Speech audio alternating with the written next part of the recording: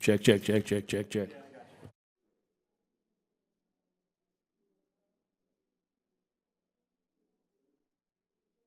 Mic check, test. 1, 2, 3, 4. Check, check, check.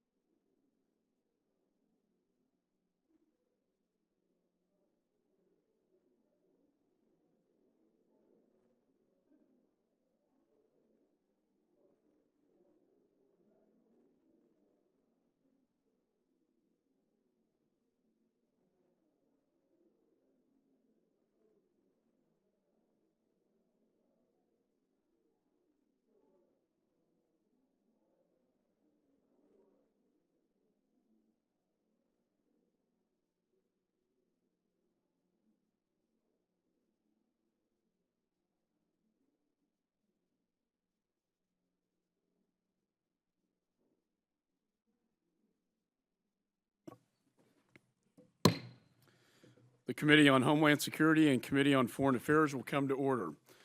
The purpose of this hearing is to examine current and evolving terrorist sanctuaries abroad and the threats they pose to the United States homeland. I now recognize myself for an opening statement. Before we begin, I'd like to have a moment of silence in memory of those who lost their lives in the attacks in Paris and in honor of those who were wounded.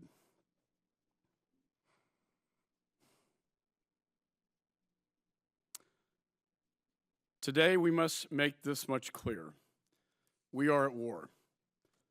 The world was reminded last week that Islamist terrorists are seeking to harm our people, destroy our way of life, and undermine the foundational principles of the free world.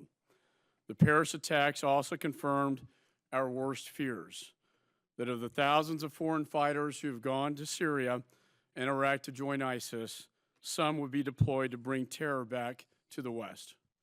For more than a year, my committee has warned of this growing threat. We launched a bipartisan congressional task force to focus on closing security gaps, both at home and abroad, to make it harder for terrorists and foreign fighters to slip across the border undetected. More than 5,000 individuals with Western passports, including Americans, have gone to fight in Syria and Iraq, and some have already returned battle-hardened and prepared to strike. After the Charlie Hebdo attacks, we traveled to Paris and met with the counterterrorism officials on the ground who have known that Europe was wide open to this danger. And we conducted site visits along the jihadi superhighway from Western Europe to Turkey and then into the conflict zone. Our findings were alarming.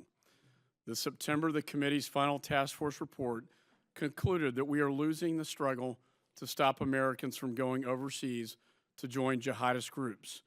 And it announced that the gaping security weaknesses overseas are putting the U.S. homeland and our allies in danger. These worries have materialized.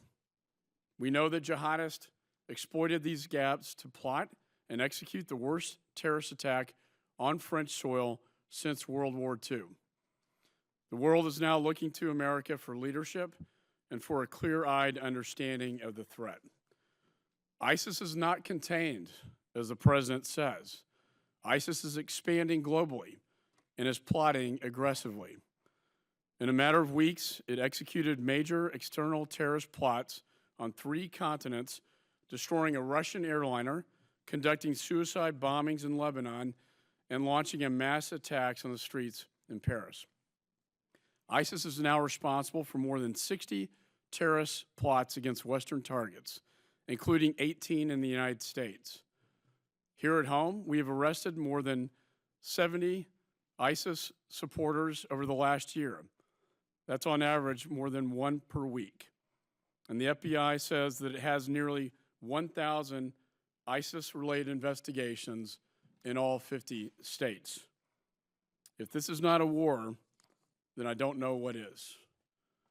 America cannot wait for terrorists to launch their next attack. The security of the free world depends on our response, and we must respond immediately. We can start by securing the homeland. Our task force report will not sit on the shelf. We are taking action to turn our recommendations into reality. Soon we will release legislation designed to help close security loopholes and keep terrorists from reaching our shores. We will also work to make sure terrorists do not infiltrate refugee flows to sneak into our country, as some apparently did to reach France. Today, we released a report laying out the preliminary findings of a nearly year-long investigation into counterterrorism challenges associated with Syrian refugee flows. The results of this review are sobering. While we are proud of our humanitarian tradition of welcoming refugees into our country, this is a special case. The President's own intelligence and law enforcement officials have warned this committee of the risk involved with the Syrian refugee program in the high-threat environment, and I have to take them at their word. I've called upon the President to temporarily suspend Syrian refugee admissions into the United States until we can improve the screening and vetting process. but we cannot wait for the President to take action. Congress will act immediately to make sure the system is more secure. Americans are worried about the terror threat level, and my promise to the American people is that we are working hard to strengthen this country's defenses. And my promise to our allies is that we stand ready to help you to do the same. But as we will discuss today, the rise of radicalism cannot be reversed without confronting the problem at its source. Terrorist sanctuaries where jihadists recruit, train, and plot against us. In Syria, we are witnessing the largest global convergence of jihadists in world history. Yet the President's plan is to contain rather than roll back the threat. And what we have seen as a policy of containment leads to a constant stream of terror. We need a strategy for victory in the war against Islamist terror, and that strategy must begin in Syria. Our enemies have said that the latest attack is just the beginning of a storm, and our message back to them must be clear. You have fired the first shot in this struggle, but rest assured, America will fire the last. I want to thank our witnesses for joining us here today. Each of you worked in different ways on our front lines in this long struggle. Look forward to your insights. And with that, the chair now recognizes the chairman of the Foreign Affairs Committee, the gentleman from California, Mr. Royce. Well, thank you, Chairman McCall. I thank my colleagues here, too, and the witnesses. I'll give you a few of my observations as we get underway with this hearing. But the first is, I think if we go back to the 9/11 Commission and we look at their core finding, what they warned us of in the future is that terrorists should be allowed no sanctuary. Because if we ever gave them sanctuary again, we would see the consequences of that in terms of attacks potentially on our homeland. Why did they say that? They said that if they have safe haven, if they have this time and space available to them where they're going to be able to go forward with their capabilities of making bombs or training with automatic weapons, we could see them attack the West again as a consequence of allowing them to have that safe haven. And in this particular case with ISIS, we have a terrorist organization that believes that anyone who does not share their worldview are apostates. In other words, when you saw their attack on civilians in Beirut, Lebanon, the argument was that those Shia in the marketplace, those women and children were apostates. The attacks on the young people in Paris, the argument there again, they're apostates. So when it comes to a philosophy like that, I think the administration is on the wrong track with this strategy of containment. You can't contain a terrorist organization like that intends to establish a state and use it to train and recruit in order to carry out its attacks overseas. You've got a second point that the 9/11 Commission, I think, would make. I think they would have been dismayed to have watched ISIS, who say in their playbook that their goal is to take over territory. I think they would have been dismayed to watch for 12 full months as ISIS took town after town, starting with Raqqa and going into Fallujah and Ramadi and all the way up to Mosul. 12 months when our air power was not allowed to take off and hit any of these ISIS targets. Over and over again, we in the Foreign Affairs Committee, members on both sides of the aisle, called for the use of our air power to stop ISIS from taking these cities and taking territory. We know that we had allies in the Pentagon, and we know that we had an ally in the ambassador in Baghdad. And yet the decision was made by the administration not to take action until finally Mosul itself had fallen. And the central bank itself of Iraq was in the hands of ISIS, close to $1 billion in the hands of this terrorist organization. So given that ISIS believed that a necessary step in undermining democracy and setting the stage for their ideology was to expand their territory. This containment strategy is a very flawed position. Now, the fighting force of ISIS itself is another issue here, because on balance, it has not shrunk, and it hasn't shrunk because of the virtual caliphate that they've set up on the internet. They have now attracted 30,000 foreign fighters into ISIS. And when you look at the more than 100 countries that they've recruited from, it's clear again that the containment strategy, far from being a disincentive, has actually allowed them to say that we are advancing in terms of our strategy and our recruitment. Young men are watching them on the advance. 4,500 hold Western passports of these ISIS fighters. 250 of them are Americans. In France's case, 1,800 of its citizens are entrenched now in jihadi networks, and this terrorist diaspora is not far from France and is a plane ride away from here. So now with this conundrum that we're in, we hear this argument from ISIS, as the FBI director so aptly summed it up: troubled soul, come to the caliphate, you will live a life of glory, and if you can't come, kill somebody where you are. Now that's the other aspect of what we're now dealing with, the ability to attack us here by recruitment through the internet. So, to hit ISIS from the air, this is a major conundrum, because we're here that 75% of the time pilots are returning without dropping ordnance. We're hearing from those pilots who tell us that they're not given the ability to target even when they have a clear sight. There won't be collateral damage. They still can't get clearance. We heard this last week. We haven't had an aircraft carrier in the region for 2 months. And frankly, now, a year after the UN Security Council acted to curb travel by foreign fighters, only 12 countries have databases allowing for quick risk assessments of travelers. So, given all of this, it is time for a broad, overarching strategy for Syria and beyond Syria. It was also the 9/11 Commission that criticized the U.S. government. They told us, you're too stovepiped. Congress isn't immune to poor communication and coordination. So it makes sense for our committees to work together on a topic like this, and I look forward to working with the other members here as chairman of the Foreign Affairs Committee to make sure that at the end of the day, we reverse what the administration is doing here and put forward a sound strategy to defeat ISIS.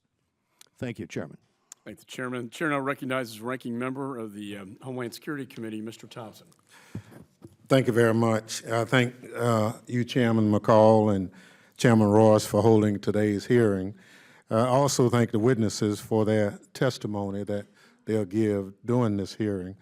I stand with my colleagues in expressing my condolence and support for the people of France.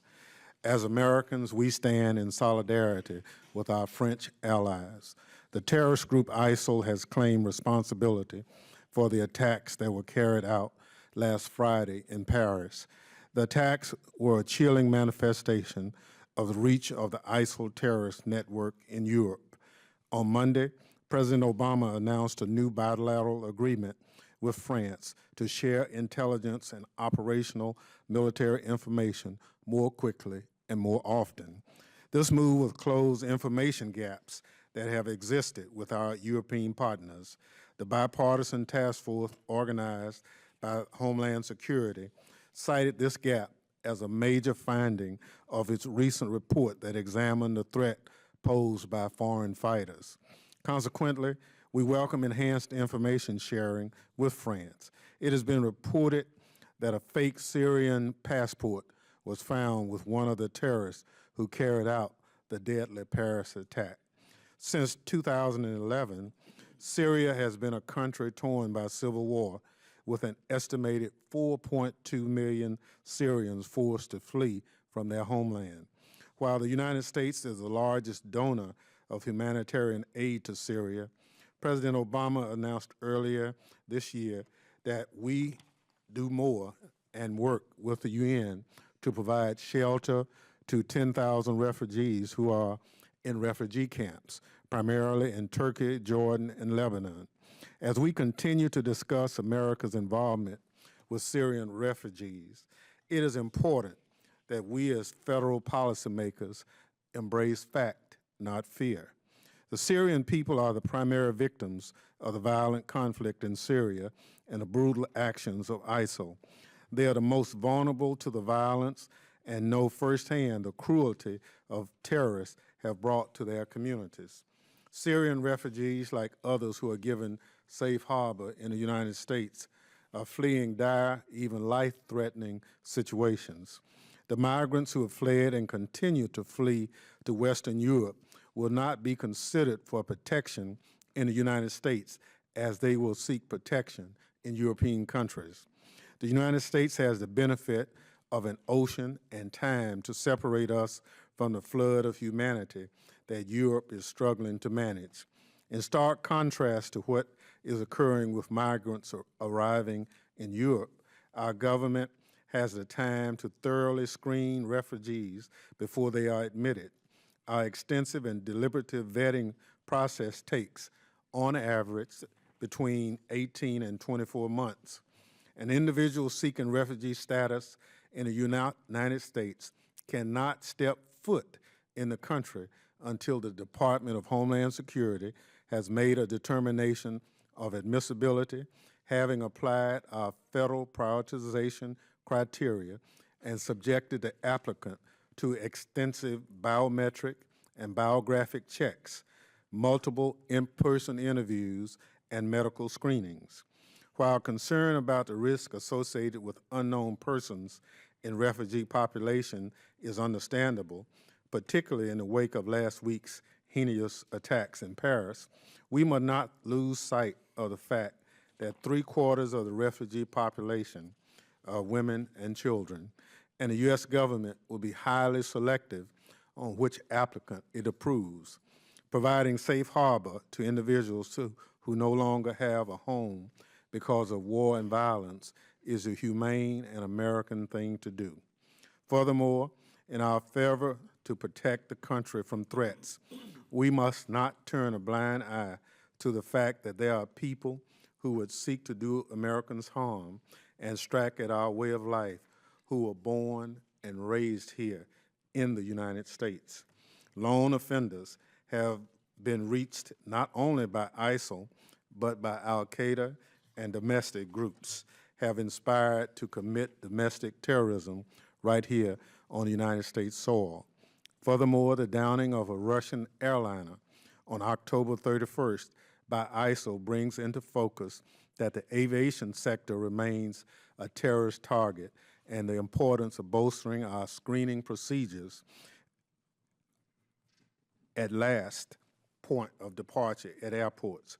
Finally, as we consider foreign terrorist threats to the homeland, we must not ignore the risks associated with the visa waiver program.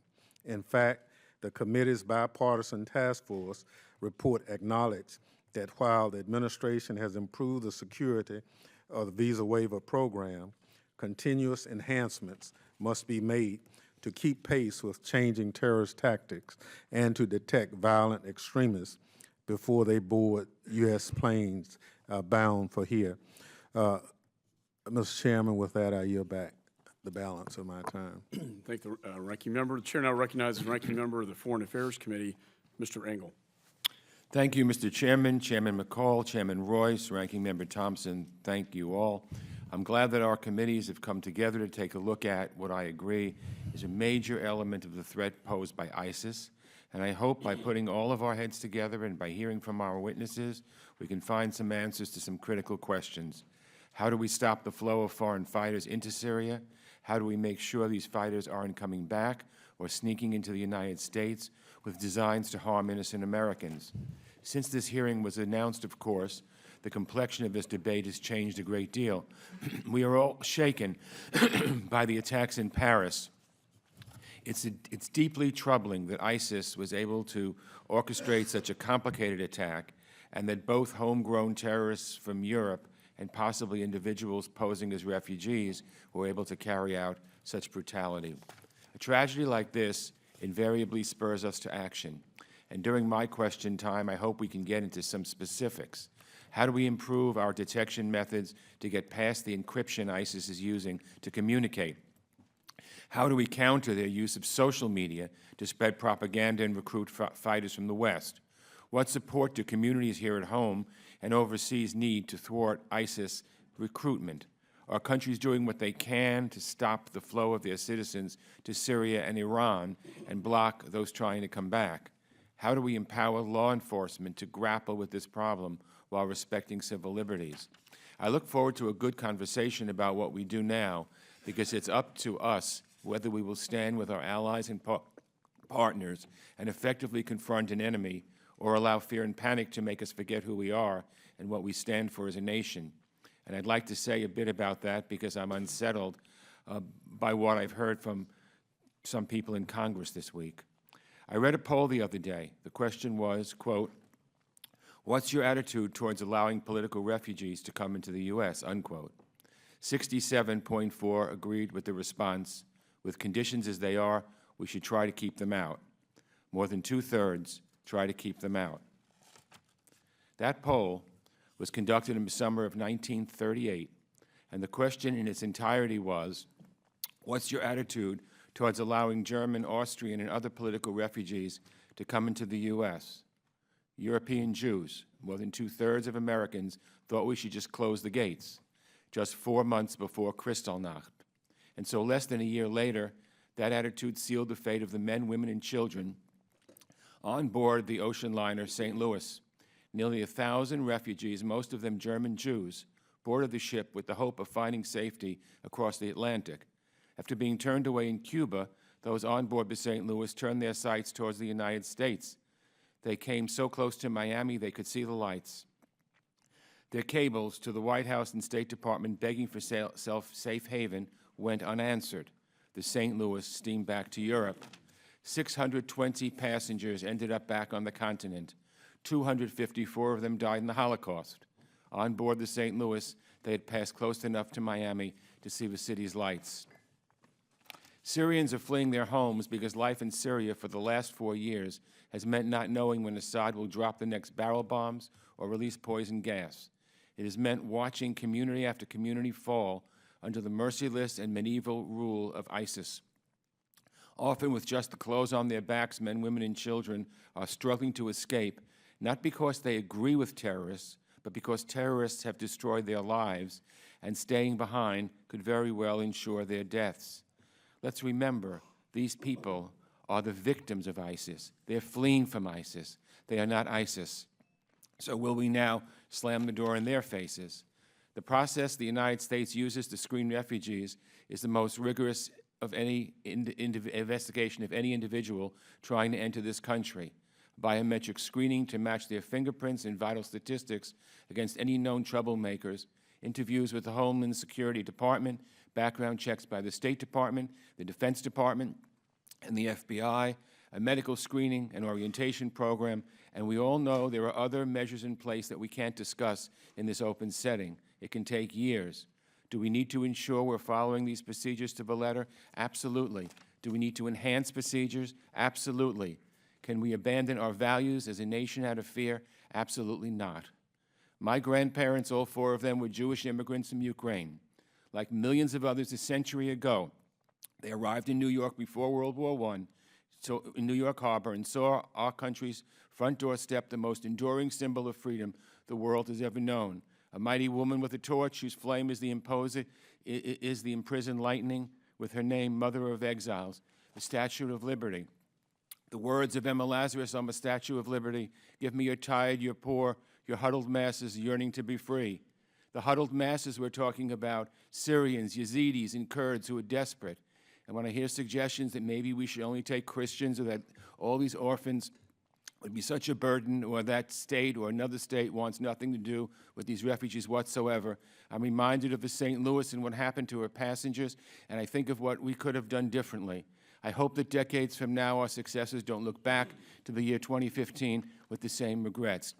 So let me say in conclusion, we can do a smart thing and the right thing at the same time. We can stop the flow of foreign fighters to ISIS and safeguard against attacks here at home without succumbing to panic and xenophobia.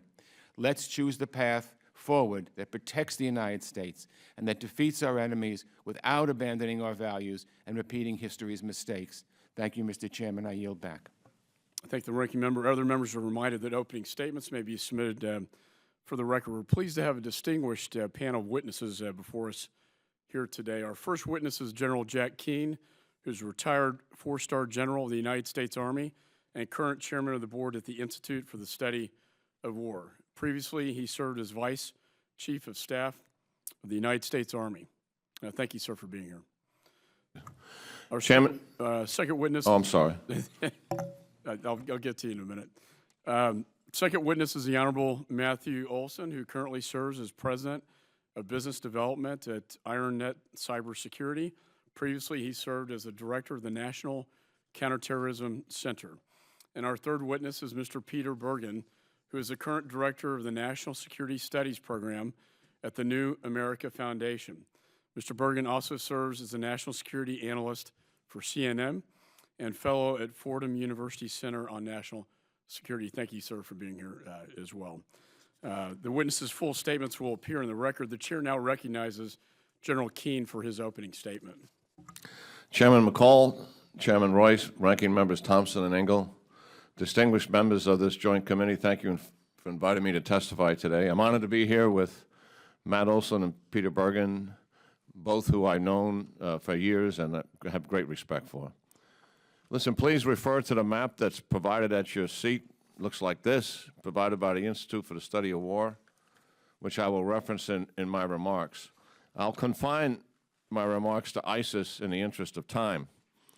ISIS is the most successful terrorist organization in modern history.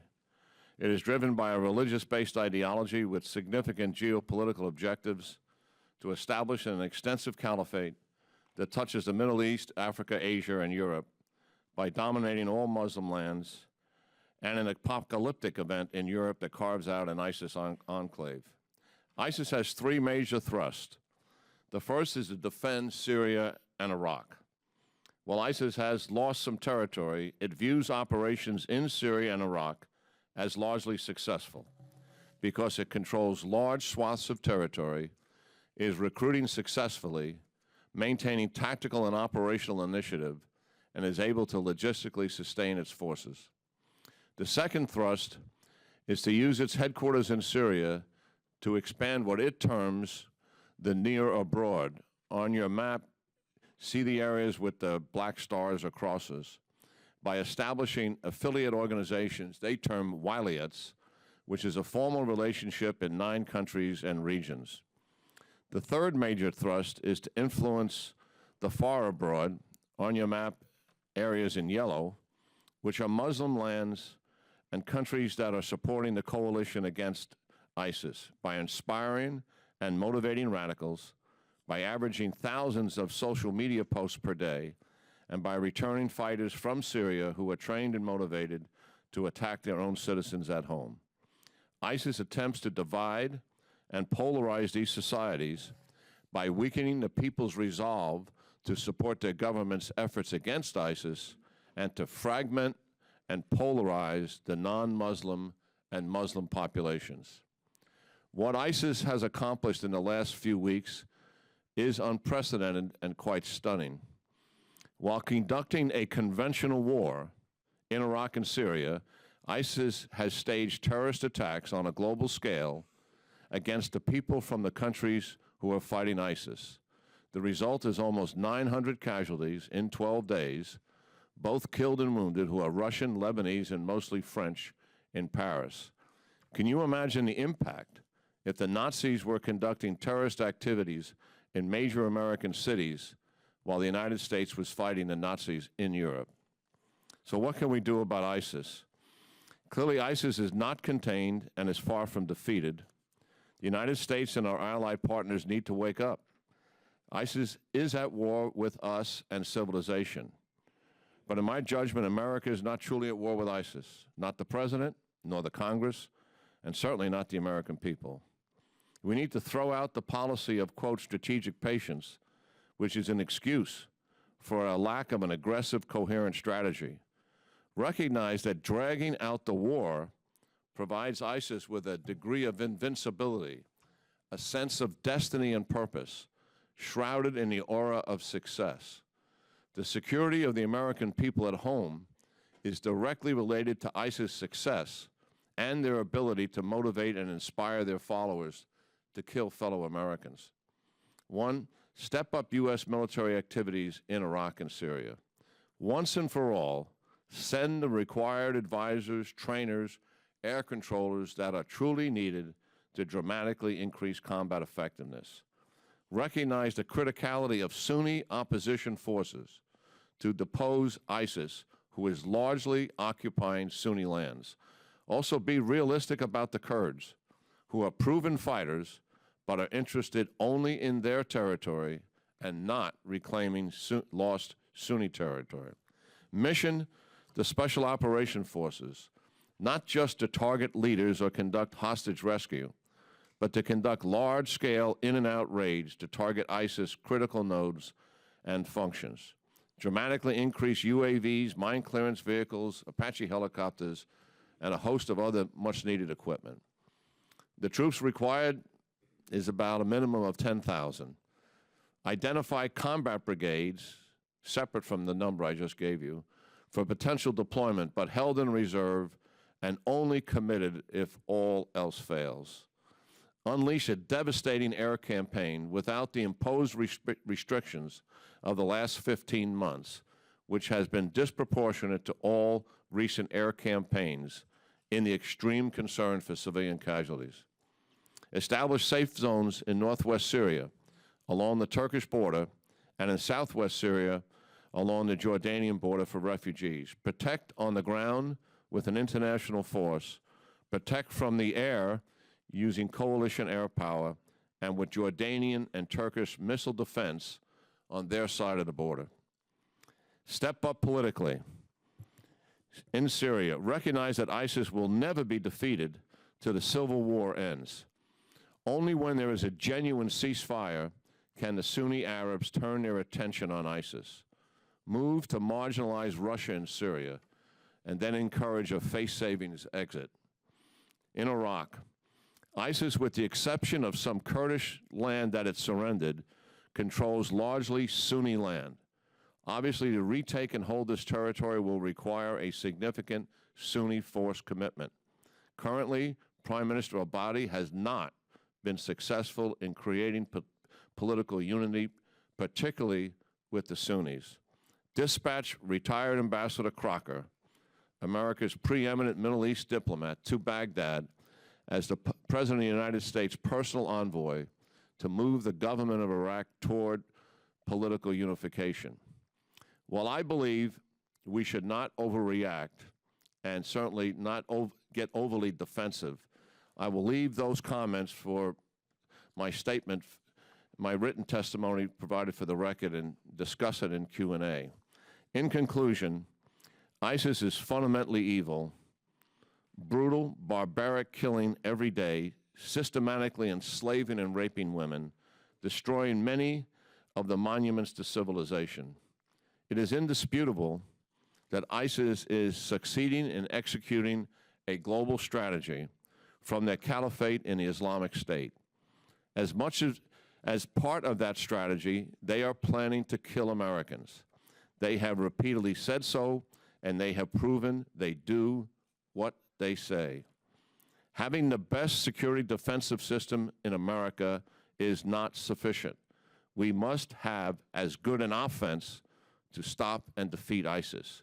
We do not. We are not even close. I can say with certainty that the current U.S.-driven coalition strategy, with its modest improvements, will fail. I believe the Congress should provide the President a bipartisan sense of the Congress that we are failing to protect the American people, and that much more must be done with urgency and resolve to defeat ISIS. The Congress should also pass the AUMF. I look forward to your questions. Thank you, General. The chair recognizes Mr. Olson. Thank you, Chairman McCall and Chairman Royce, Ranking Member Thompson, Ranking Member Engel, members of these two key committees. I appreciate the opportunity to be here this morning. with my distinguished panelists, General Keane and Peter Bergen, to discuss the threats we face from terrorism and the steps we need to take to confront those threats. Of course, we meet this morning only a few days after the horrific attacks in Paris that took the lives of 129 people and shocked the city of Paris and the rest of the world. So today our discussion of terrorism must begin, as you did, Mr. Chairman, with our expression of condolences for the victims and our declaration of solidarity with the people of France. The attacks in Paris serve both as a sobering reminder of the severity of the threats we face from terrorist groups of global reach and as a call for action in the ongoing struggle against terrorism and violent extremism. Indeed, the attacks last Friday give this hearing added urgency as you convene to examine the threat to the U.S. and the steps we need to take to counter terrorist groups both here at home and abroad. So I'll focus my very brief remarks on the terrorist landscape today, beginning with the Paris attacks.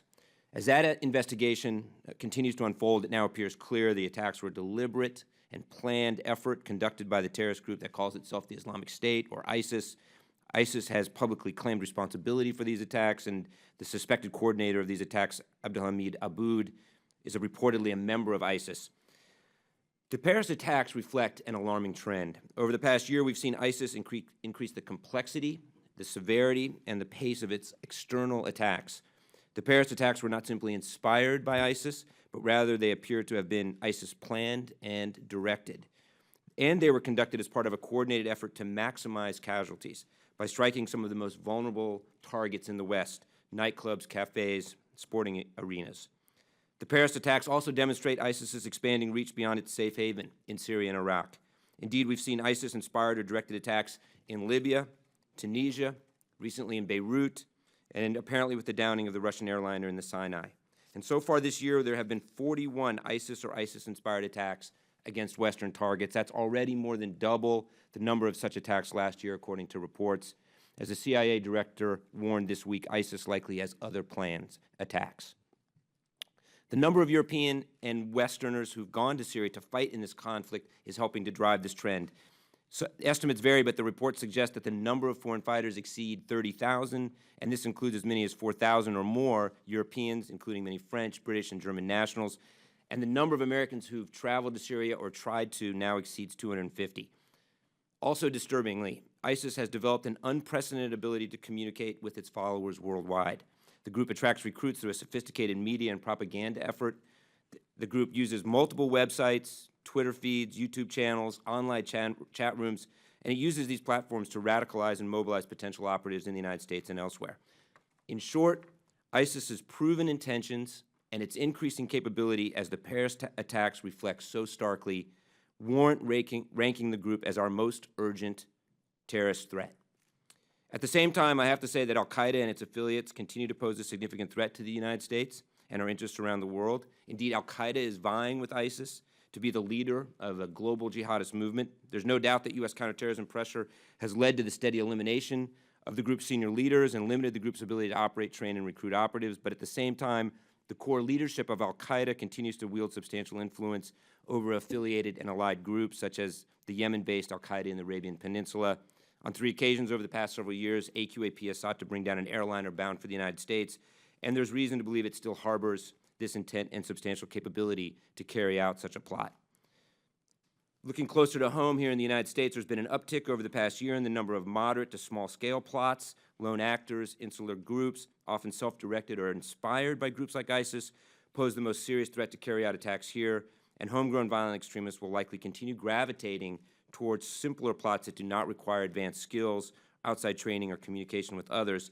And highlighting this challenge, the FBI director said earlier this year that the FBI has homegrown violent extremist cases in every state, totaling more than 900, and most of these cases reportedly are connected to ISIS. Finally, 3 broad trends that I want to identify make it much more difficult for our counterterrorism professionals to prevent attacks here in the United States. First, it is increasingly difficult for the intelligence community to collect specific intelligence on terrorist intentions and the status of developing plots. The illegal disclosure of our intelligence collection methods and techniques gave terrorists a roadmap on how to evade our intelligence, and they're taking advantage of this. Second, there's been a proliferation of rapidly evolving plots that emerged simply from an individual being urged to take action and then quickly moving to attack. ISIS has adopted this approach, and the compressed time frame for these plots to develop limits the opportunity for our intelligence and law enforcement professionals to disrupt attacks. And then third, the instability, looking more broadly, the instability and unrest in large parts of the Middle East and North Africa have led to a lack of security, border control, and effective governance. In the last few years, 4 states, Iraq, Syria, Libya, and Yemen, have effectively collapsed. In conclusion, Mr. Chairman, the rise of ISIS and the overall threat landscape present enormous challenges to our counterterrorism, law enforcement, and military professionals, and to policymakers across the government. Our strategy to defeat ISIS and other terrorist groups must use all the tools of American power. It must include military action where necessary to eliminate leaders, deny these groups territory, remove imminent threats to our citizens. The strategy must seek to broaden and strengthen the international coalition that includes our European allies and partners in the region who are on the front lines of this fight. We must redouble our efforts to collect the intelligence necessary to obtain advance warning of developing plots and to ensure that our law enforcement officers have the tools to disrupt these plots. The strategy must counter the underlying message and ideology of ISIS. And the enduring lesson of 9/11 is that American leadership is indispensable to this fight. I look forward to your questions. Thank you, Mr. Olson. The chair now recognizes Mr. Bergen for an opening statement. Thank you, Chairman McCall, Chairman Royce, Ranking Member Thompson, and Ranking Member Engel, and also all the distinguished members here today. And also, it's a great honor to be here with General Keane and Director Olson.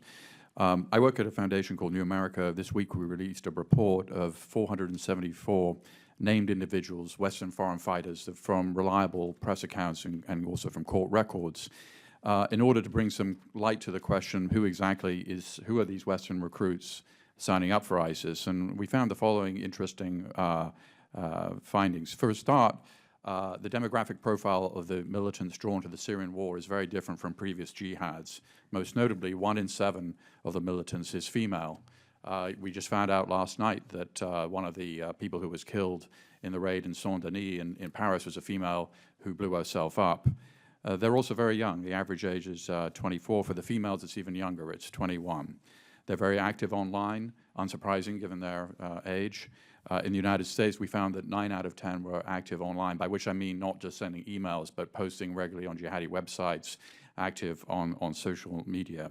Many have familial ties to jihadism. We found 1/3 of the Western fighters have a family member in some way involved in the jihad. For instance, in Paris, we found 2 brothers who were involved in the plot, one of whom is still being sought by police.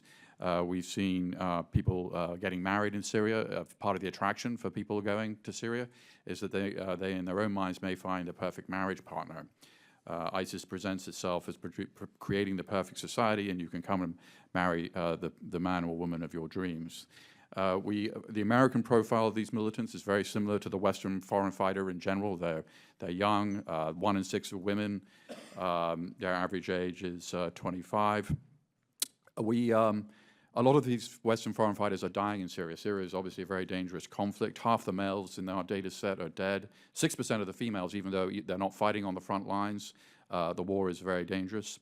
The threat to the United States from returning foreign fighters is low. We've only seen so far 1 returnee who is plotting some kind of act of violence in the United States. The threat really in the United States is much more from people inspired by ISIS, and we've seen Garland, Texas, and other cases where there were serious plots. Of course, the threat to the United States comes as the ranking member indicated from countries with a visa waiver program, and making sure that that program works as successfully as possible, of course, is vital. The threat from returning fighters to Europe is much greater than it is in the United States. The facts, what Paris speaks for itself. Few of the Western fighters who have traveled to Syria and Iraq are in government custody. Only 1/6 in our data set are in government custody. The most popular route to Syria is through Turkey. In the cases of militants, very few militants are going via any other route other than Turkey. We could find only 1 case of a fighter who went via Lebanon. And the majority are joining ISIS. Director Olson mentioned Al-Qaeda, the Nusra Front. We found only 1/10 of the foreign fighters are joining Nusra, and only 6% are joining other jihadi groups. So in the brief time I have left, what can be done? I think, reading the House report from 2015, which is obviously very thorough, I think the key recommendation is the fact that we simply don't know who these foreign fighters are. creating a global database of exactly who the foreign fighters are is absolutely key. If we don't know who they are, how can we prevent them coming into this country or anywhere else? Interpol has a list of about 4,500 fighters. As Director Olson pointed out, there are 30,000 foreign fighters. So we only know a very small percentage of the people who've gone. We should also enlist defectors to tell the real story about ISIS. There's nothing more effective than a former member of ISIS explaining that ISIS is not creating utopia here on earth, but instead hell on earth. Amplify voices such as the Syrian opposition group, Raqqa is being silently slaughtered, which is by far the most effective of the opposition groups in terms of the information coming out of Raqqa. Support the works of clerics such as Imam Muhammad Majid of Northern Virginia, who has personally persuaded at least 5 American citizens not to go to join ISIS. Nothing is more credible than a serious cleric explaining that ISIS is not an Islamic group.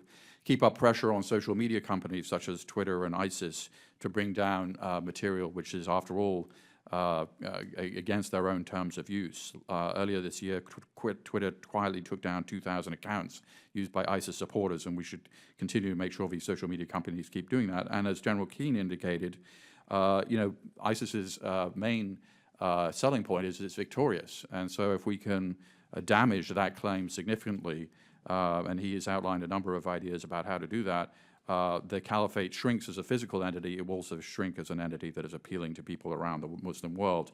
And by the way, just one quick other thought. The Turks have actually done quite a good job on foreign fighters, having been very lackadaisical initially. If you look at ISIS's own propaganda, since early 2015, the Turks are saying, do not be aware that Turkish intelligence agents are not your friends, and don't go across the border as you used to in the past. This is a whole new ballgame. So we basically encourage the Turks to continue doing the work they're doing, help them with, if they're border patrol, people need more assets. I think that's the most important thing that can be done in terms of the Western foreign fighter flow to ISIS. Thank you, Mr. Bergen. Chair now recognizes himself for 5 minutes for questions. This was a foreign fighter event, the Paris attacks. ISIS now has demonstrated great capability beyond the caliphate.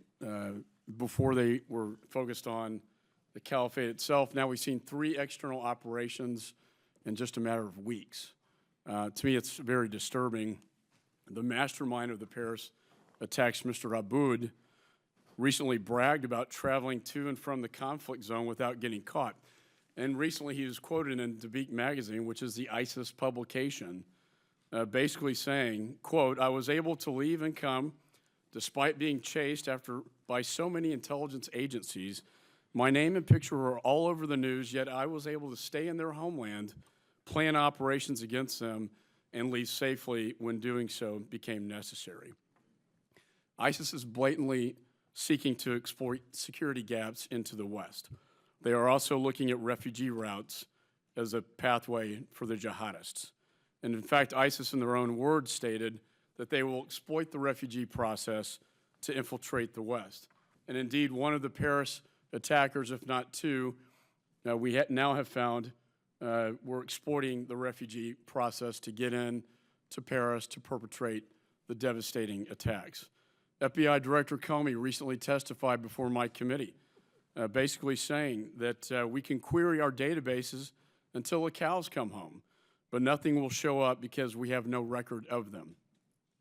Yesterday, I introduced a bill that will put the brakes on this Syrian refugee program until the FBI Director, the DNI, and Secretary of Homeland Security can demonstrate to us that these individuals can be properly vetted and that they do not pose a threat to this country. My question first, Mr. Olson, is we are a compassionate nation, but we also need to protect the lives of Americans. Do you agree that before any Syrian refugees are brought into this country, that Congress and the American people must be assured that first they can be properly vetted, and second, do not pose a national security risk to the United States? Mr. Chairman, certainly that proposition is accurate and true, and I agree with it. In other words, that the vetting process that is in place for any individual coming here through the refugee program needs to be as stringent as possible. and all possible assurances need to be in place that the person doesn't pose a threat. I think the longer answer to your question, Mr. Chairman, is that any process is going to include some risk. So it is impossible to eliminate all risk for every single person coming into this country. That's just a fact of any process like this. But the process that's in place for these refugees is quite extensive, and as you pointed out earlier during the opening statements, involves multiple layers. Well, you know, in the briefings that we've had, we have, if you don't have information on the individuals, and you don't know who they are, it's difficult to vet them. I think we would like better assurances. General Keane, do you have any thoughts on that? I don't know how the United States of America can possibly say no to people who are pouring out of that country, given the horror of what's taken place and given our contribution to that horror, frankly, when we had significant opportunities to create some huge momentum against the Assad regime. And for 4+ years, he's been marauding over that population, killing 250,000, creating 11 million displaced. And some of those obviously have the opportunity to come here. I'm absolutely convinced that you're doing the right thing by pausing and making certain that the Congress takes a look at the executive branch's plans and make certain that it's reasonable what we're doing in terms of the vetting process. We have had 3 million people come here since the 70s. We've had 1 million come here since 9/11, all seeking political asylum. This is who we are. We can manage this thing. And listen, some of the voices that are out there about this are playing right into ISIS' hands. When we talk about, let's only take Christians, I mean, that's a horrific statement. That is playing right into ISIS. This is what ISIS wants. ISIS wants fragmentation between Muslims and non-Muslims. And that's an irresponsible statement to make. We are a country with Muslims in it. And why wouldn't we welcome Muslims and others from around the world like we've always done who are being persecuted? We didn't care about their religion or their nationality. What we cared about is they were humans running from suffering and death. And there was a home for people like that in America. Come on, this is America. I mean, we can do this, right? We're smart enough to figure out how to bring thousands of people into this country and make sure they're not going to hurt us. Anyway. Let me, and we will continue to have this refugee crisis until the root problem is resolved, and that is a conflict in Syria.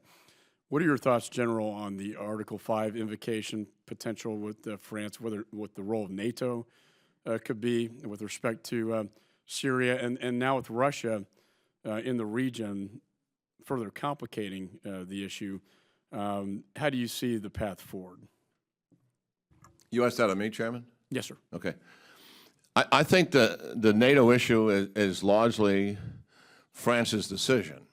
I don't think we should have an advocacy for it except to support it if they make the case for it. I mean, clearly, what we have looked at terrorism in the past, and particularly in NATO countries in Europe, it has grown out of their own countries by their own citizens largely.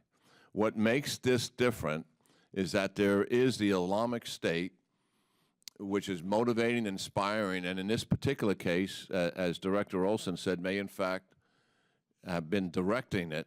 That does change it, I believe, in terms of Article 5, and they certainly have the right to invoke it. I don't expect much from the Europeans, to be quite frankly, about this. I mean, I think the Europeans have lost national will, even to fight for themselves, much less for somebody else. And I think the French will stand up and do what they need to do. Just our British friends, for example, just think about this. The Islamic State has declared itself, and it's the border between Syria and Iraq does not exist anymore. And the Brits are attacking in Iraq but not attacking in Syria. I mean, what an absurdity that is. And not going after the enemy that's declared itself the Islamic State. I'm not hopeful that NATO will do much of anything here, frankly. Quick question and a short answer. The administration seems to be taking its eye off the ball in Syria, and now we're in a mess right now. To what extent do you think the Iran negotiations had any influence on our inability to deal with Assad and the Syrian situation? I think they have everything to deal with perpetuating the civil war in Syria. I think it has always been the elephant in the room. When many of the moderate rebels came here in 2011, that's when they began, when the war began, and they were seeking assistance, and the administration was saying no. They met, probably some of you, they may even met with me. That's how desperate they were. And then in 2012, remember this, Clinton, Panetta, Petraeus, and Dempsey recommend to the administration that we need to arm the Syrian moderate rebels robustly and train them. The president said no. And that is a competent security team making that recommendation, in my judgment.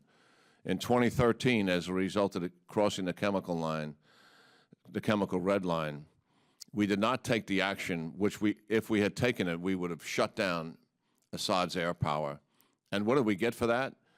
Syria still has chemical production capability. Syria still has chemical weapons. Admittedly, nothing on the scale that they did have, but we said they would never get rid of all of that.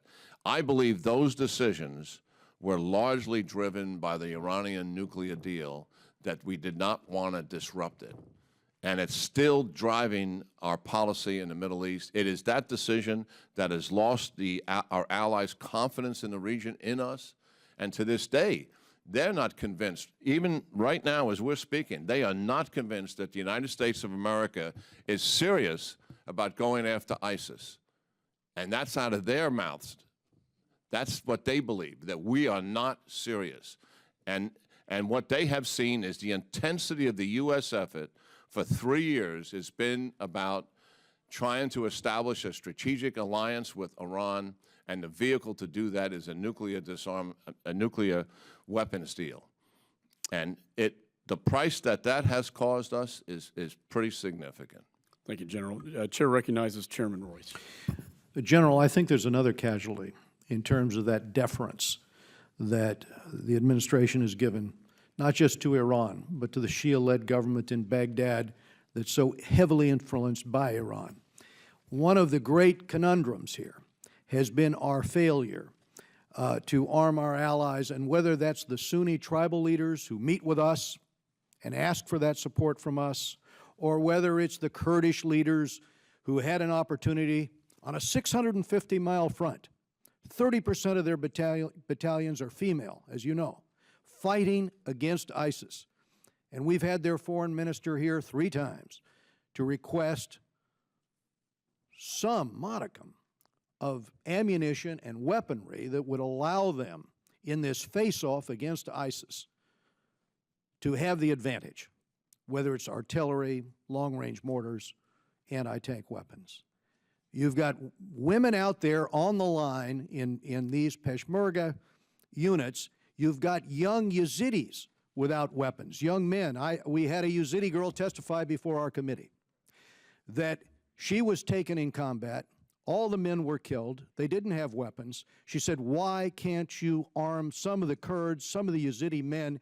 She said she herself was taken captive and sold to an American who was recruited, he told her, 4 years ago to ISIS. He thought ISIS was invincible. He was watching ISIS on the internet.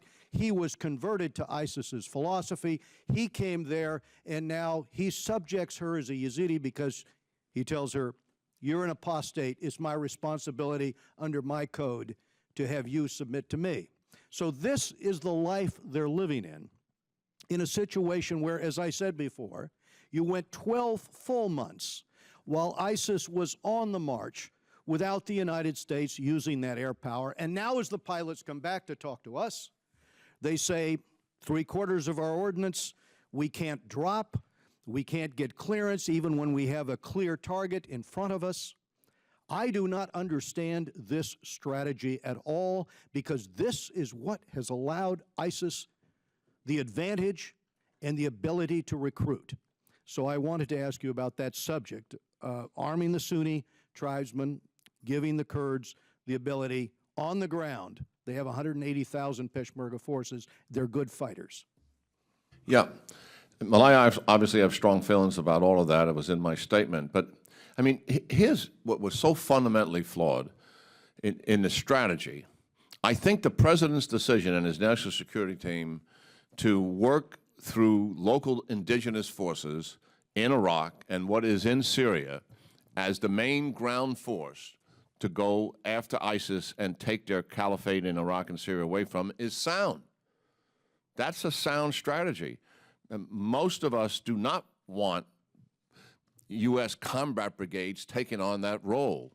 Then why not arm them, and why not give them the effective air support? That's what I'm trying to answer. And so if you believe that's the strategy, and you're trying to avoid the very thing that you don't want to do, and that is eventually have to commit U.S. combat brigades, that's what you don't want to do.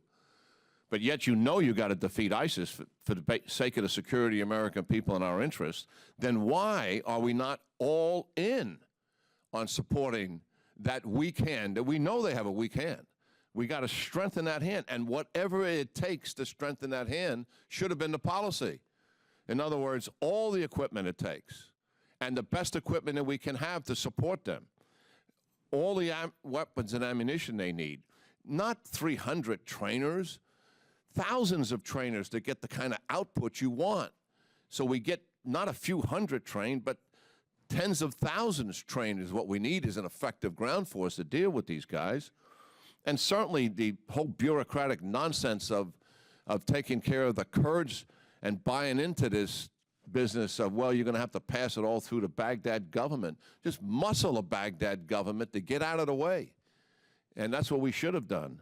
The Iranians muscle them every day, and we should certainly have done that. Now, I have talked to two Kurdish officials recently, one KDP and one PUK, all within the last 10 days, and there has been some improvement in this area. But believe me, it's still not where it should be. That's your point. And the other thing is, on the air power, this has been an absurdity from the beginning. The president personally made a statement that has driven air power from the inception. When we agreed we were going to do air power, and the military said this is how it would work, he said, no, I do not want any civilian casualties. And the response is, but there's always some civilian casualties. We have the best capability in the world to protect from civilian casualties, better than any nation in the world, and we have the results to prove it. He said, no, you don't understand. I want no civilian casualties, zero. So that has driven our so-called rules of engagement to a degree that we have never had in any previous air campaign from Desert Storm to the present. And that is why you made reference to 75% of the ordnance coming back was a CENTCOM revelation, which I think surprised all of us to that degree, that ordnance not being used. Now, we have a new chairman of the Joint Chiefs of Staff, smart, and he's got some spine.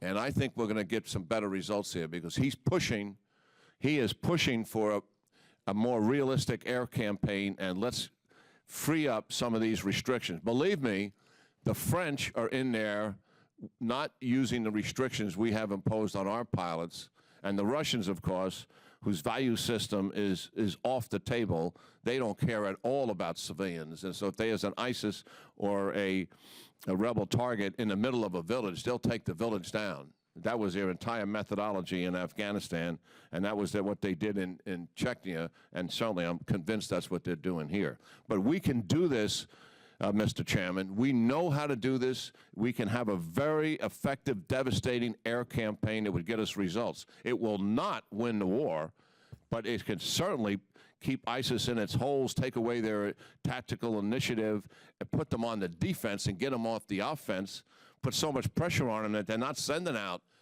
they're not hitting 20,000 media sites per day with 15 to 20 new pitches per day. Why? Because they're worried about being bombed. General, if I could just respond to your one observation about the Kurds finally getting some of the weaponry.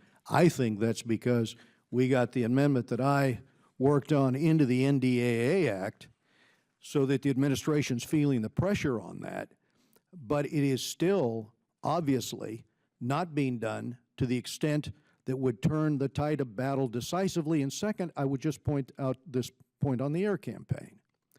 To have gone 12 months without any ordnance being dropped on Fallujah, on Ramadi. Now, I'm talking about open columns on the open desert in pickup trucks with black flags flying. And the concern about not having collateral damage, that we cannot hit those columns, as they took 12 major cities across Syria and Iraq before we even began, after the fall of Mosul, to do anything.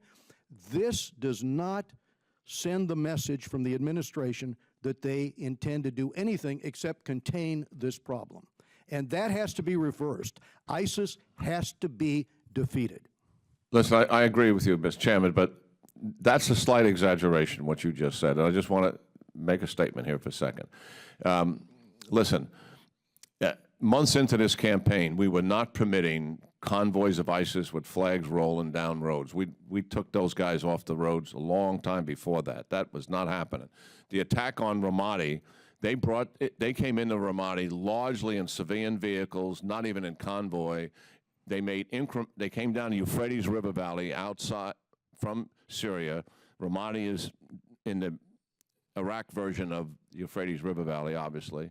And they infiltrated, is the military term we would use, to create the kind of combat power that they needed. There are no convoys of ISIS running around the battlefield today. Not today, but remember, until the Yazidis were on the mountainside and until they were attacked on that mountainside, that was the first effective use of air power or commitment to use air power that I saw in this entire endeavor, despite our efforts continuously to deploy it. But my time's expired, but thank you very, very much, General. Chair recognizes Mr. Thompson. Thank you very much. Mr. Olson, in response to the chairman's question, you made a statement that it's virtually impossible to eliminate all the risk in a refugee program. Can you talk a little bit about that? Sure, absolutely. I mean, first of all, I think the critical point here is that when it comes to the refugee program, the ones we've used in the past, and certainly what we're applying with regard to Syrian refugees, there's really no program in the world as extensive as what the United States does in terms of looking at the background information, the intelligence, the biographic information. It includes interviews of each potential refugee. It includes gathering biometric information. The process itself takes 18 to 24 months, all told. And then finally a decision will be made at that time before anyone's let in. And in terms of the populations that are being considered, remember that it's the most vulnerable populations in Syria. It's the women, children, families. And from what I've seen in terms of the individuals let in so far, it's only a very, very small percentage, a small fraction that are middle-aged, military-aged men. So I would fully endorse the remarks of General Keane in terms of who we are as a people and that we can do this in terms of managing this problem. But to answer your question directly, no process can eliminate 100% every bit of risk associated with it. Well, that's the point I'm trying to get to. So if I said that we would require the FBI director and the director of national intelligence to certify to Congress that each individual refugee to be admitted is not a threat to security of the United States, what would your response to that be? Well, I think that any process needs to include, it needs to be reasonable. In other words, there needs to be some way of looking at any individual as policymakers and understand that the process must be reasonable in order to work. So it can't be unequivocal or absolute, it seems to me, to be an effective process. Yeah. General, you raised a point that I had actually made note of. You said that if we stop the opportunity of refugees from coming to this country, that would potentially play into the hands of ISIL. Can you talk a little bit about that? Yes. ISIS in all their writings, I mean, this has grown into be a fairly sophisticated organization. Yeah, it is actually amazing, just to give you 1 second on this. Baghdadi had a relatively small terrorist organization. He was trying to rebuild what we had defeated, the Al-Qaeda in 2008, in Iraq. And because of the Syrian civil war stalemate, he made the most significant strategic decision of his movement, and that was to take his Iraqi-based, relatively small terrorist organization and go to northeast Syria because of the stalemated civil war and build a terrorist army and be able to recruit and train in the accomplishment of that, build up supplies, etc., have the time and introspection, not hiding in the shadows in Iraq trying to avoid government troops and police, operating openly in a vast swath of territory and building a degree of sophistication and publishing articles and eventually something like an annual report that we've seen. It's about that thick, in color, with pictures and the rest of it. And what he advocates is for them to be successful, they must fragment and polarize Muslim and non-Muslims. It is a key objective for their success, to grow the movement and also to isolate Muslims in the world from non-Muslims. They believe that will leverage them so they can actually grow an enclave in Europe, as an example, out of that struggle that's taking place. So yes, if we had a policy here now that would shut down, obviously, Muslims who are running from the horror of what's taking place in Syria, and shut them down because they're Muslims or because there may actually be a threat there, that plays right into his hands. That they will use that. They're already, I guarantee you that they have picked up on some of the statements that have been made in this town in the last few days, and those things are running all over their social media nets because it is exactly what they want, the polarization and fragmentation between Muslims and non-Muslims. Mr. Bergen, do you agree with the General's analysis of that? Yes. Thank you very much. Chair recognizes Mr. Engel. Thank you, Mr. Chairman. General, I have long advocated years ago helping the Free Syria Army when that proposal was put forward. I supported it. I put in a bill 3 years ago to do it, and I think the fact that we didn't do it was a major mistake. So I do agree with your analysis. But I wanted to ask you. Reports have shown that that ISIS wants to try to lure the United States into a ground war, into a war that they can fight. After our experience in Iraq, I'm not sure that we are ready to get bogged down into another ground war. It seems that every time we intervene, things seem to wind up worse than they were before. I never thought we would long for the good old days of Saddam Hussein, and he was certainly a bad player, but you look at what's happening now and you wonder if this is any better, and I would think it's not. And you can say the same thing about intervention in Libya and other places as well. So how can we be sure that we just don't get sucked in again and bogged down in another ground war like Iraq, which I don't think the American people really want or are ready for?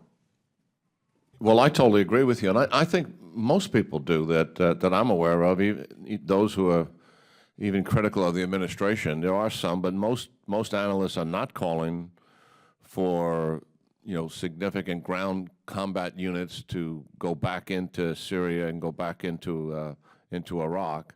Yes, you're right.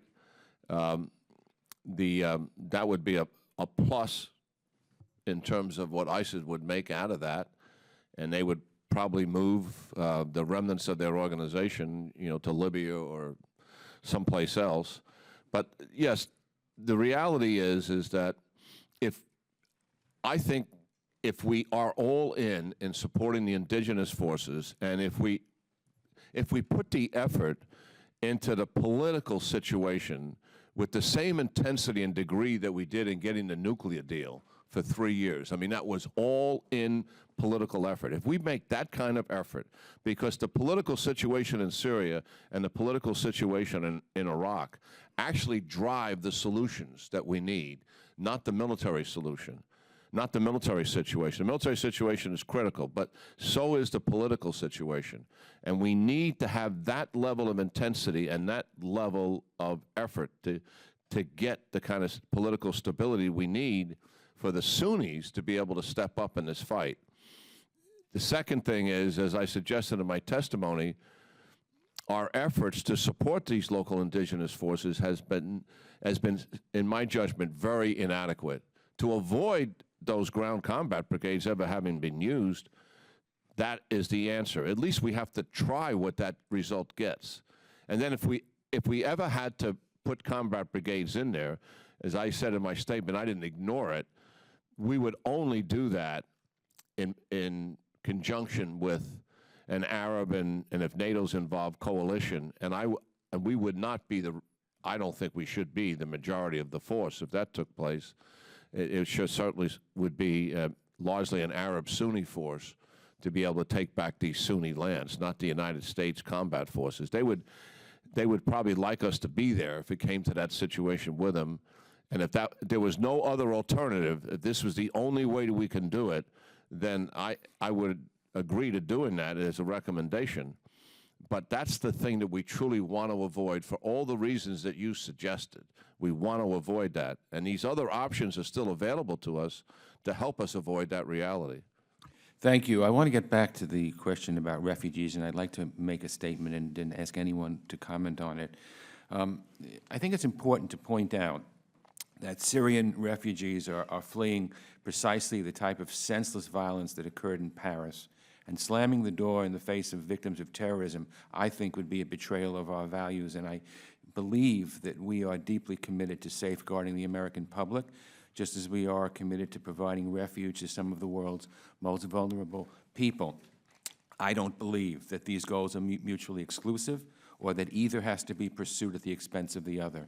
I'd like anyone who cares to comment on that. Please do so. I mean, I couldn't agree with you more so. We've looked at every jihadi terrorism case in the United States since 9/11, of which there were 330. And in only 2 cases is it clear that refugees were involved, and they were Iraqi refugees who slipped through a process which is nothing like the process that has been described by Director Olson and Ranking Member Thompson, which is much, much more rigorous. And of course, we can't say we're going to just eliminate all risk because we don't live in that kind of world. On the other hand, you know, imagine the argument when the great wave of Italian immigration came to this country, of which there were millions of people, that we would take no Italians because there was a tiny, tiny chance that one of them was a member of the mafia. You know, this country would be substantially different. So I endorse everything you've had to say. I think your analogy about the St. Louis is right on point. Thank you. Thank you, Mr. Chairman. Chair recognizes Mr. King. Thank you, Mr. Chairman. I would just like to say, though, on the refugee issue, and I'm saying this as somebody who in 1993 visited Muslim refugee camps in the Balkans, and I strongly supported the admission of Muslim refugees to this country at the time. This was not something we as a committee went looking for. We had the professionals in the field tell us the concern that they had, that they did not feel that the vetting was being done sufficient. And that, I think, is the issue the Chairman is raising, which I have raised, is that this was not something we went looking for. We were told by high-ranking people that they believed that the vetting process was not sufficient. And even though, for instance, it's more rigorous as regards Iraq, it's more rigorous in method, but there was far more materials to work with as far as the refugees coming from Iraq. There's virtually no database or materials dealing with Syria. So, and I think in the last 2 years of vetting, there's been a total of 2,000 refugees have been vetted, with the President calling for that number to be increased to 10,000 in a compressed period of time. If it took that long to vet 2,000, how can we get 10,000 or more done in a brief period of time? That's the concern we have. No one wants to shut the door on anyone. I understand the gentleman from New York, his concern specifically with the USS St. Louis, what happened, which was a stain on America's image and legacy. But having said that, I think there are real issues here. How they're raised is significant, but I will say that this is certainly, from my perspective, is not in any anti-Muslim or any anti-refugee issue. It's the question of the extent of the vetting and the fact that it appears that there's a rush to judgment by the administration to step up and advance the vetting process. And again, it was people, even just the public comments of Director Comey, for instance, I think are significant enough. But what I'd like to do, again, unless somebody wants to comment on that, I'd just like to ask General Keane, and well, let me thank all of you for service. It's great to see Matt Olson back. When he was director of NCTC, it was an absolute privilege. I was chairman of the committee at the time, and be able to work with you, the cooperation was absolutely tremendous, and I want to thank you for that. Peter Bergen, we always read and listen to what you have to say, and General Keane, I just wish you were running the whole operation. But in any event, the day after the French became involved, I guess it was Saturday, Sunday, when they carried out the first bombing mission. They took out a command and control center and a training camp. Why, after 15 months of U.S. bombing, were those two sites still available for the French to take out on day one?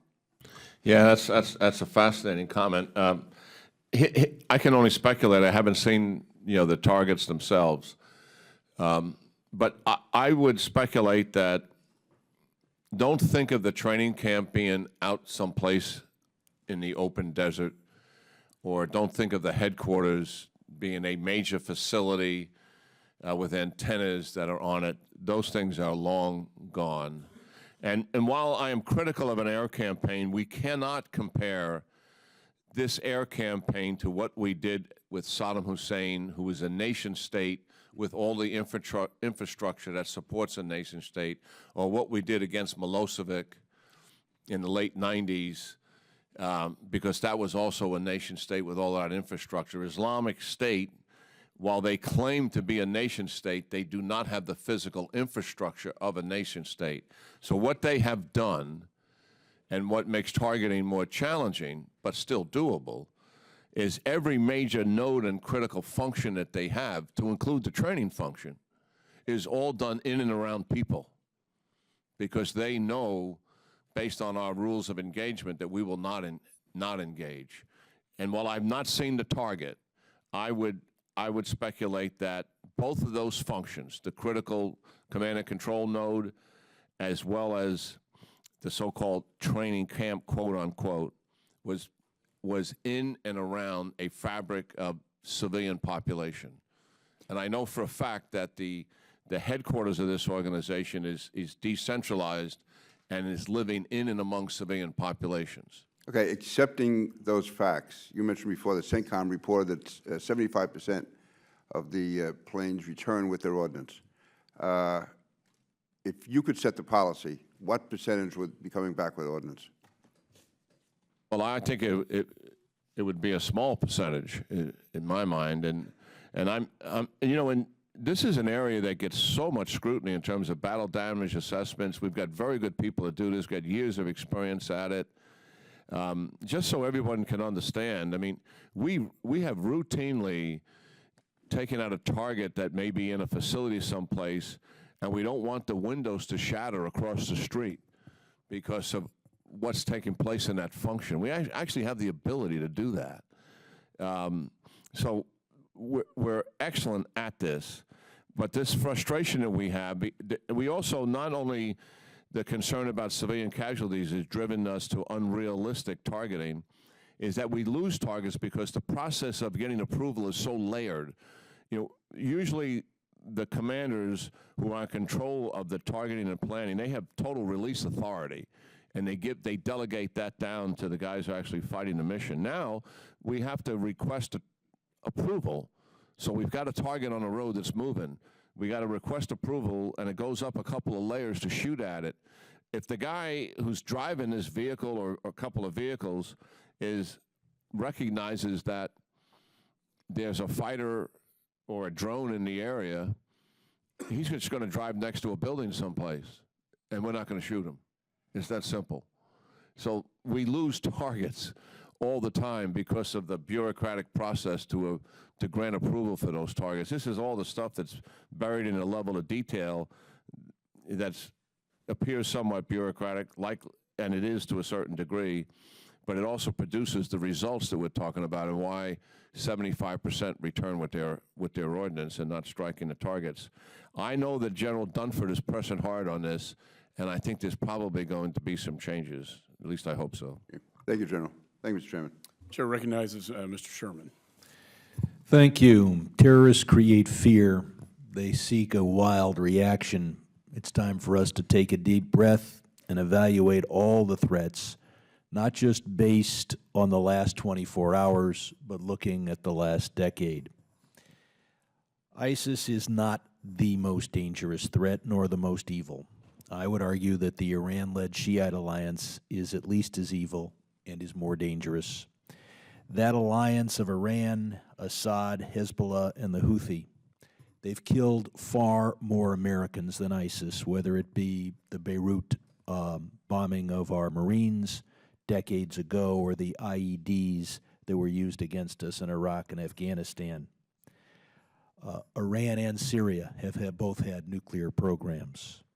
Iran and Syria, that is to say Assad, have killed tens of thousands of hundreds of thousands of innocent people, while ISIS has killed tens of thousands. But ISIS has bad taste, and Assad has good taste. ISIS will glorify in the deaths of 50 people. Assad will barrel bomb and kill 1,000 people and then have the good taste to deny it. It is said that the enemy of your enemy is your friend, as Netanyahu mentioned when he spoke to us in the Middle East. The enemy of your enemy may be your enemy. Part of our effort against ISIS and in the world is to show compassion, demonstrate that compassion to our friends in Europe and the Middle East. And 99% of that compassion, at least, is helping refugees who are in the Middle East. That's where there are millions of people. And we have been the most generous country. The solution to this problem is not to depopulate Syria of all but its 15% Alawite minority. The solution is to allow Syrians to live in a reasonable and peaceful country. And while maybe 0.1% of the displaced will come here as refugees, and that is the big controversy, it is the rest of Syria that we need to focus on. Many of us in the Foreign Affairs Committee have tried to help those Syrian moderates. For years, the administration wouldn't do it, and then they failed at it, and one element of that failure is they insisted that those they arm swear that they wouldn't wage war against Assad. What reasonable Syrian wouldn't wage war against Assad? If I was a Syrian, I would be waging war against Assad. So this vetting process has gone crazy and has failed. Of course, we focus on the refugees. We may take a few hundred a month. Let's look at the risks and compare it to the other risks that we do take. Refugees, yes, have Syrian passports. Let's look at other passports.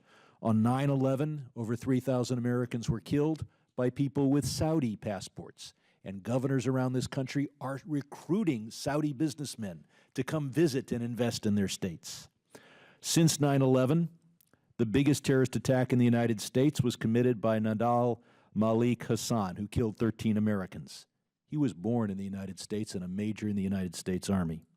And in Paris, most of those committing these crimes held European passports. They can come to the United States with a visa waiver program, and those same governors have tourist office in Europe showing them pictures of iconic sites in America they may want to come and visit. So we have 320 million Americans here who could be radicalized. We've got 13 million a year European visitors who come here with no vetting.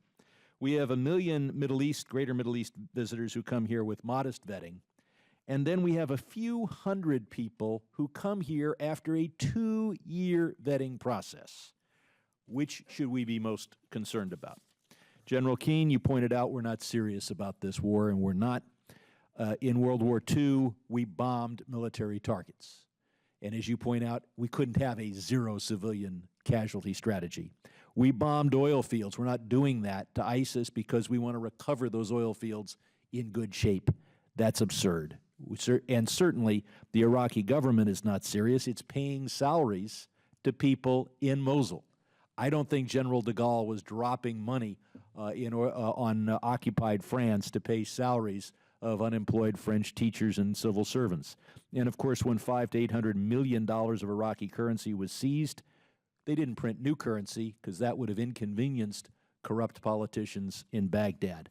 The Iraqi government was installed by the United States. That doesn't mean it's not part of the problem.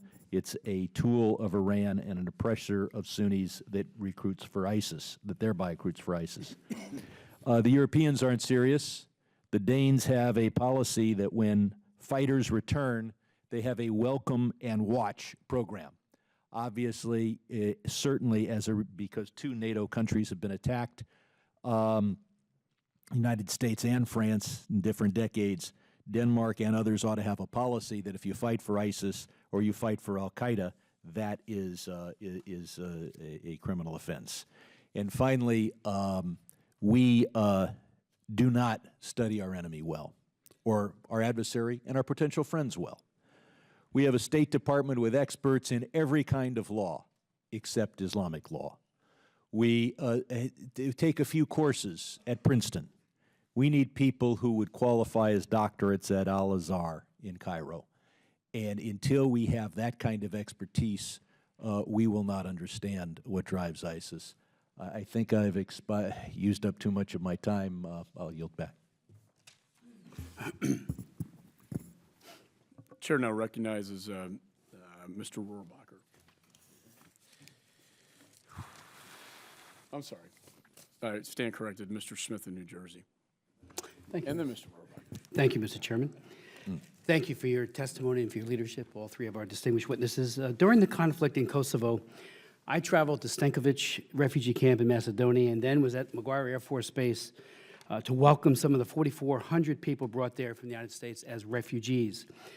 One of those refugees airlifted to McGuire was Argan Abdullahu, who was apprehended and sent to jail in 2008 for supplying guns and ammunition to the Fort Dix Five, a group of terrorists who were also sent to prison for plotting to kill American soldiers at the Fort Dix military installation.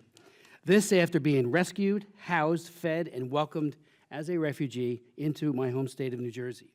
And then he worked with these other radical Islamists.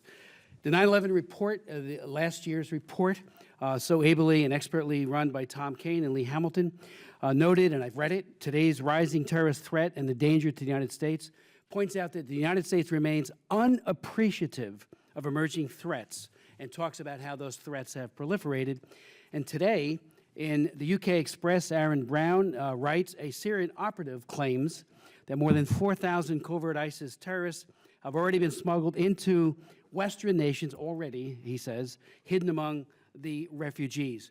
He also points out that this is the beginning, not the middle, not the end, the beginning of a larger plot to carry out attacks. First question, more than 4,000 covert ISIS terrorists embedded with refugees. Is that a credible number? Is it more or less? What's your thoughts on that? Secondly, on October 20th, I chaired a hearing on the crisis. I chaired the Helsinki Commission.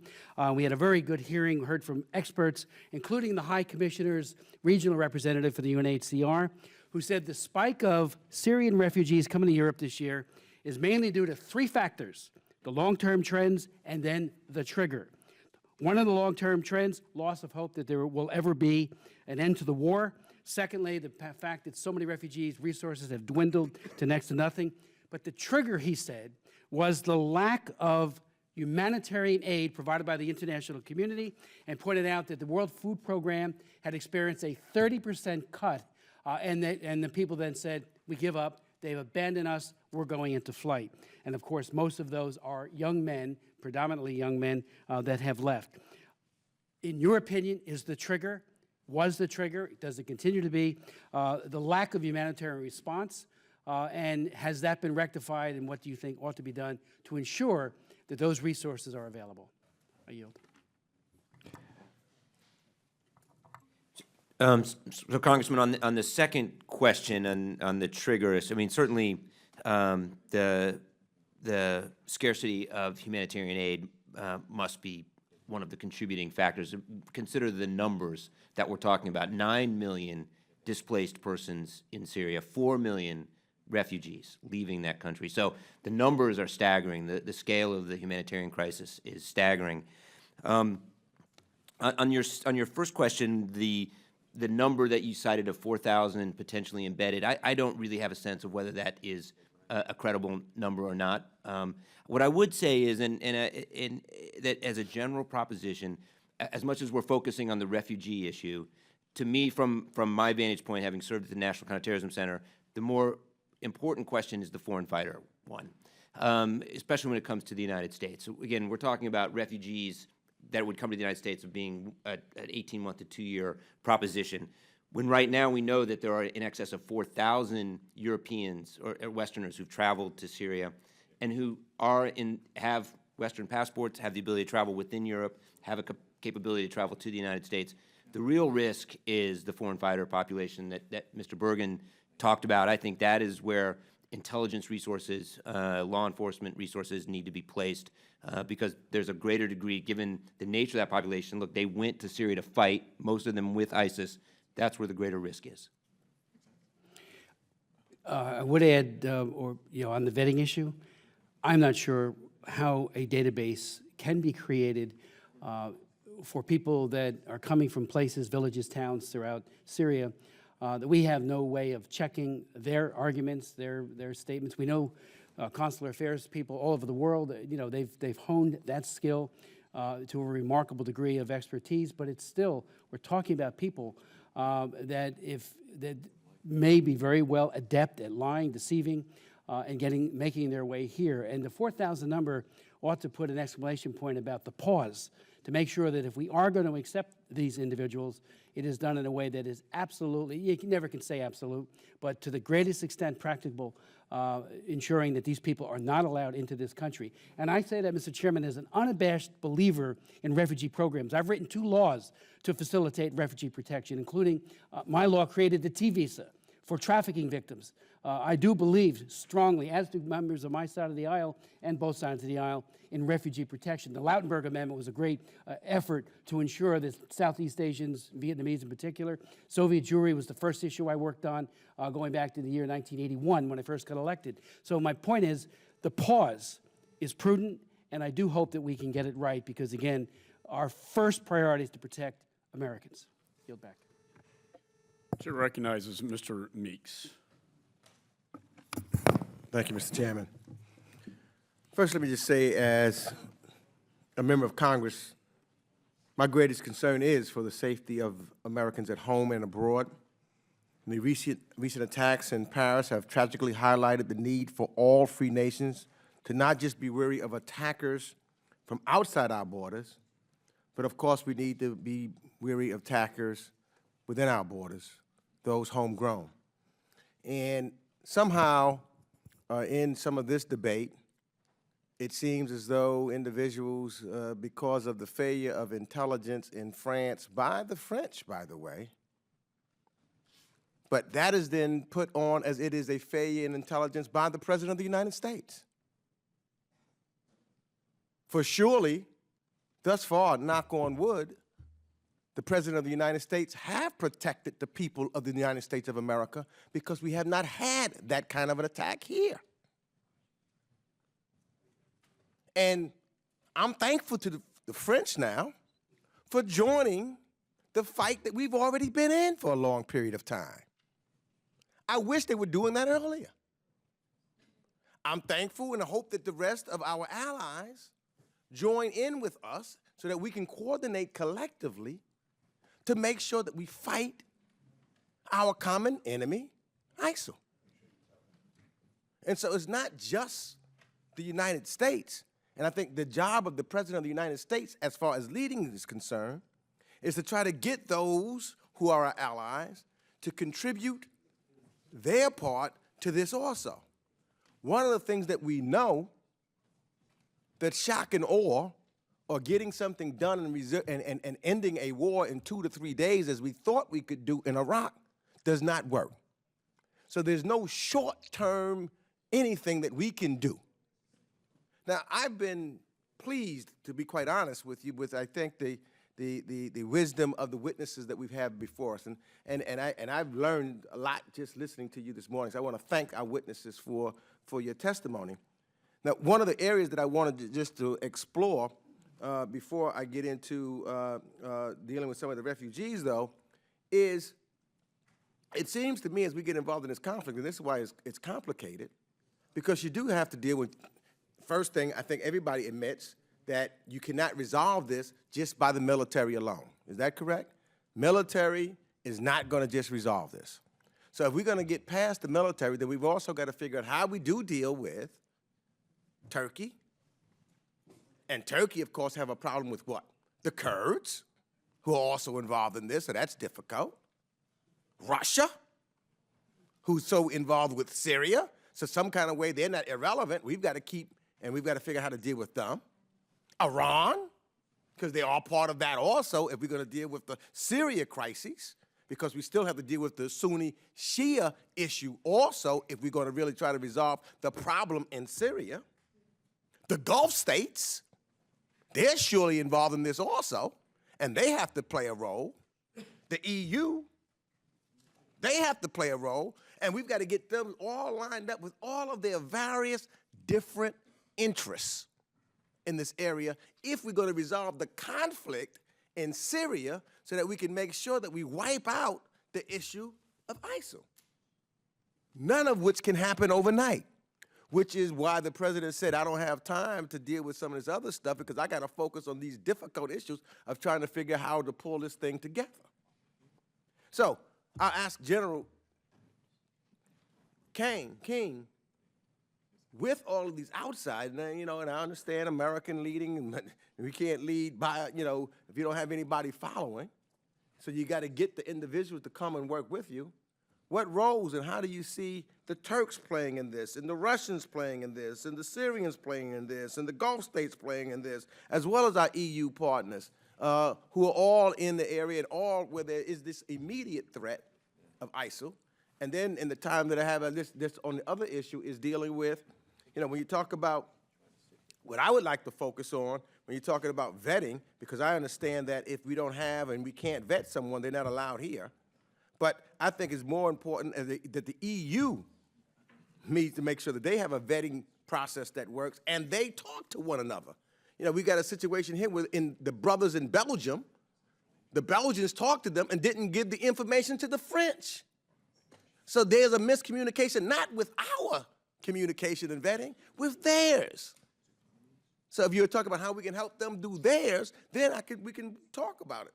And so, that's something that we should be talking about. So I'd like to get your opinion on that in the time that I have left. Well, when you look at the problems we're facing with ISIS in Syria and Iraq, and particularly in Syria, I mean, there can be very thoughtful arguments made on both sides of what to deal with this thing. And when you look at the whole spectrum of it, I mean, it makes your head hurt, frankly. It is a very, very complicated situation. All that said, there are things that we can do, and we got to work on pieces of the problem with a sense of where the strategic outcome should be. And by that I mean, the issue really in Syria is the civil war, which must be stopped so we can deal with ISIS. All the Sunnis that we need to deal with ISIS are fighting the civil war.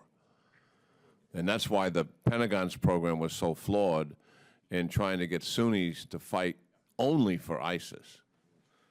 The CIA program of arming and training the Syrian moderates, which the president can't talk about because it is classified, is a very successful program.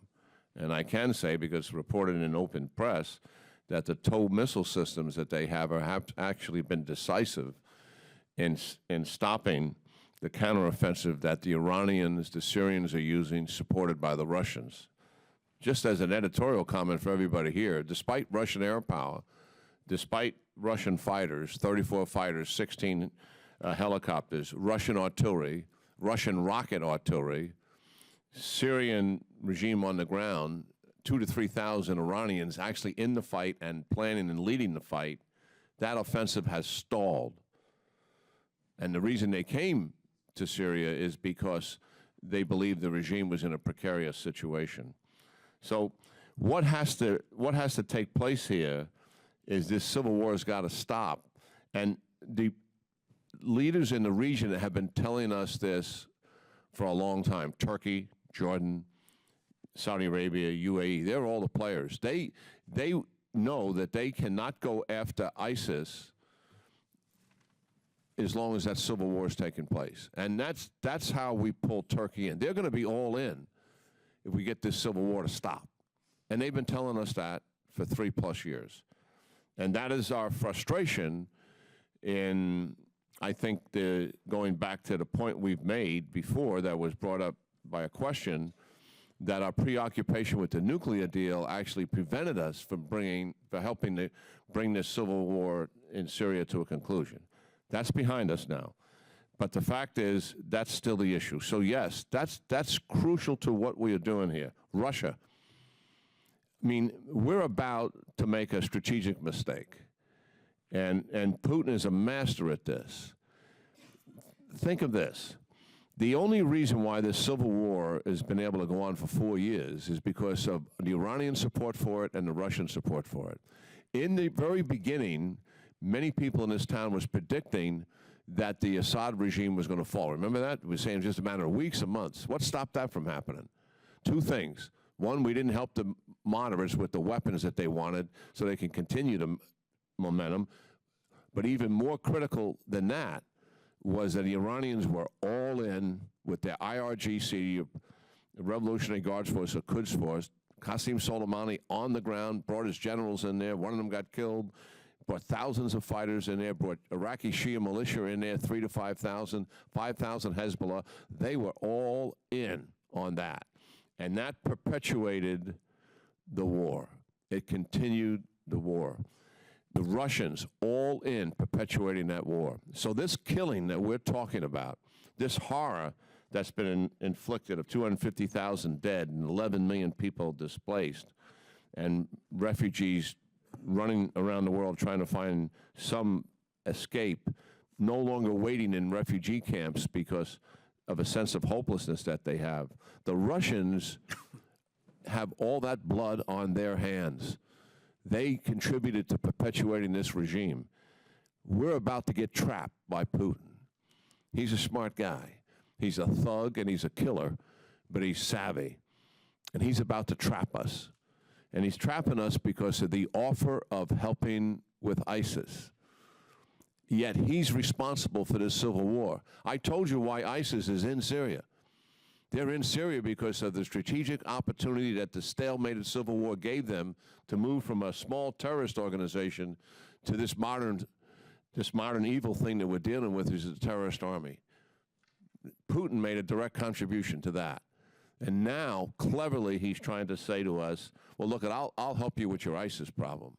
And what he wants to do is have the pressure taken off of him so that the Alawite regime stays in power. That's his goal. And if I can help you with ISIS and you get off my back about that, that's the direction he's moving. We're about to get trapped by it. And it's a moral absurdity to work with Putin over ISIS, given that he and the Iranians provided a denominator for this war to be extended into its 5th year.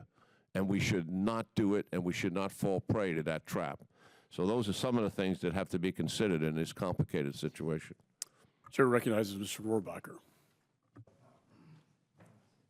Thank you very much. And General, while I have deep respect for you, and we've known each other for over the years, and I've paid attention to your testimony here on various issues, I couldn't disagree with you more in the number of points that you've made today. But first, let me just note, if ISIL is not being hit by the administration. I was in Erbil a week ago, and I talked to people on the front lines, and there are truckloads of military supplies on the freeway and are not being hit by the United States military, by our drones or by military aircraft. I don't know where you get your information, but I can tell you that information came straight from people on the front lines. Also, we haven't been helping. This administration also hasn't been even helping our friends. We haven't been directly supplying the Kurds. We've been hearing over and over again for the last year, we got to help the Kurds, and this administration's been dragging its feet, just like it dragged its feet trying even to give any type of help to General Sisi, who saved his country from being taken over by the Muslim Brotherhood. And then this administration was angry with him for that and actually made Egypt vulnerable to being taken over by the radical Islamic forces that now threaten the entire region. So I don't believe that, no, we are not doing militarily what needs to be done. But where do we go in terms of what the issue is today? American citizens, first of all, we say we want to handle. There's a problem at home. There are some American citizens who have been engaged in terrorist activity, joining these people. That's the number one issue that we've heard about today. Let us declare that any American citizen who joins any Islamic terrorist organization, that when that person is arrested, of course they should be arrested immediately when we find that out, that person should be tried for treason for joining that organization. Treason is when you join a company that is out to kill Americans. We need to arrest and try any American who joins a terrorist organization as a traitor, and thus he should be found guilty or not guilty, but if found guilty, he should be executed as a traitor. In terms of people that we want to bring into our country, in terms of refugee camps, here again, General, I totally disagree with what you have to say. The bottom line is our policy should be based on what will make America the most secure from any type of terrorist attack. Our fellow Americans' lives are the number one priority, not whether it's going to be sensitive or not to whether how Islamic people or radicals or whoever they are in other parts of the world are going to think about the United States. Yes, right now Christians, for example, are being targeted throughout the Middle East. They're targets of genocide, and for us not to prioritize would put us in the same spot that Mr. Elliot Engel was talking about in pushing away Jews because it might upset the Germans or somebody else if we let Jews in at a time when they were being targeted by Adolf Hitler. What your policy is well, no, let's not prioritize these Christians because it might upset some Muslims someplace, is very equivalent of pushing those Jews right into those death camps that Elliot Engel just talked about. If we're going to be serious here, let's, number one, if Christians are the people who are the most targeted in that region, and everybody I know says that, they're targeted for genocide, they should have the priority when we're trying to give safe haven to people, and I don't care if that touches on somebody's sensitivity overseas. Number two, we have to be concerned about the safety of the people of the United States. If we're going to bring in people here, at least these Christians wouldn't be potential terrorists and joining up groups that want to commit genocide against them. And finally, let's just say that when we do bring in these, if we bring in people, we have to be absolutely certain that nobody is going to be committing acts of violence against the people of the United States. And I think that by prioritizing and say we're going to put a hold on this for a while, and as far as I'm concerned, your attitude earlier on, General, was frivolous about this. We're going to put a hold on it for a while. We're going to find out what we have to do to ensure that these people coming into our country don't commit the type of acts against Americans the way these terrorists did against the French just a week ago. That's number one. And if it means prioritizing and making sure that we do differentiate and say the Christians who are now the most vulnerable are going to be the ones who have priority for safe haven here, let's go for it. And so I'm sorry, General, and I respect you, and I know you're a patriot, and I just disagree with you very strongly on these points. Do I get a chance to respond? I hope so. Yes, sir. Well, we have this conversation every time you and I talk here in full view of the American people. We always start out by, "I respect you, but," and then we get it. So this is a pattern of behavior between the two of us. That's okay. But listen, I'm not defending the administration here. I'm trying to present an alternative strategy that would be helpful. But I am saying that when it comes to the Kurds, things have improved. Talking to them myself, are they satisfactory? No, is what I said. I am saying that the convoys, those long convoys with flags waving in the air that we saw on all of our television screens at the beginning of the conflict, a lot of that has gone away. Has something possibly slipped through because of some mission that day that didn't detect it or whatever? Sure. But as a pattern of behavior, that has improved. I am saying the air campaign is unsatisfactory, and I have strong feelings about it. And with the refugees, I don't think any one of us is disagreeing with the chairman's proposal at the outset, which was, let's bring the executive branch in, let's take a look at their plan, and make certain that this plan is reasonable and will protect the American people. I think we're all in agreement on that. And you're reacting to my emotion, and this is good, over the fact that we shouldn't be saying the only people we're going to take in are Christians. I mean, if there are Christians here who are coming to America, and I suggest there are, certainly they're welcome. There are Muslims here, which will make up the majority of it, because that's what the population pool is. Certainly, they should be welcomed as well.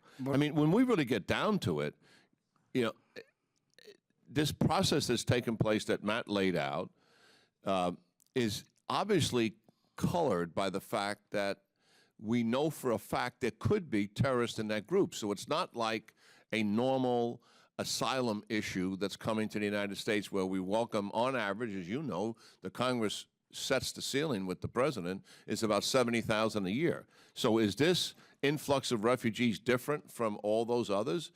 Yes. I think we're all saying that. Yes, it is. And if it actually got down to it, I think we know women and children and families probably are less likely to be terrorists if they're undocumented. If you got an undocumented 22-year-old standing in front of you, and you don't know who he is or where he's from, why would you let him in? Just because he wants to come in? I would assume the process would say he's at risk. We're not going to accept that risk. But nobody is saying to hold all the Muslims back. Nobody's saying that. It's Christians deserve priority if they are the ones who are most vulnerable and under genocidal threat. And to give them priority, say we shouldn't do that. Those women and children, if there happen to be Christians who we know are targeted, that we can't take that into consideration. That is being, frankly, heartless towards Christians in order to curry favor with Muslims, and that's wrong. I thank the gentleman, and we're going to move to the next. The chair recognizes the gentleman from Rhode Island, Mr. Langevin. Thank you, Madam Chair, and I want to thank our witnesses for your testimony here today. You've raised some incredibly important points about how we start to develop a better strategy for confronting ISIL going forward. Clearly, this is a significant national security threat and challenge, and we have got our work cut out for us to turn the situation around, because right now I don't assess that we are winning this war against ISIL, and we've got to develop a much more effective strategy than what we have right now. My fear is it's going to get worse before it gets better. General Keane, in your testimony, you reference that one of ISIL's major threats is the far abroad, in quotes. However, until very recently, ISIL seemed content to focus on inspiring attacks rather than directing them. So for the panel, why the change? And is this the result of the maturing of ISIL, the end of the beginning, as Mr. Bergen has described it? Or is it a response to external pressures like ISIL's stalled efforts at expansion in the Levant? All of this they've written about from the beginning in terms of their intent in the far abroad to to fragment and polarize the population there by acts of terror, acts of violence. They actually welcome an overreaction by police forces that would certainly aggravate and alienate the Muslim population even more. As you know, in some of these countries, Muslims live in enclaves, and they're not assimilated into society the way they are in the United States of America, just based on meritocracy. This has always been part of the plan. And ISIS is still a young organization. I mean, Baghdadi moved into Syria in 2012. He spent most of that year consolidating the territory that he had and recruiting and training an organization. And then in 2014, he developed the large part of his effort to the invasion into Iraq. He had 2 years to build that force and did that very successfully. And he's consolidated that territory in Iraq and also in Syria, largely on the Sunni lands. He's surrendered the territory that the Kurds own, mainly because the Kurds had the wherewithal to take it back from him.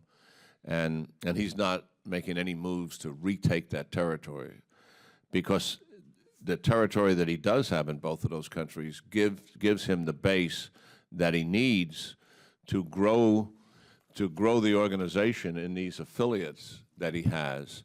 And in some of these countries, he's providing direct resources, he's providing training assistance in those countries, something that he couldn't do given the invasion in Iraq and the other activities that it was surrounded building his organization. So I think yes, it has to do, as you suggested, with the maturing of the organization.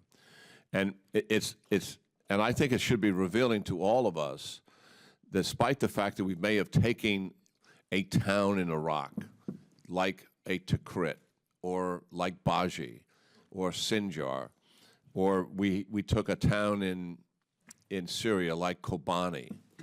It's not that strategically important to ISIS for them to be able to do what?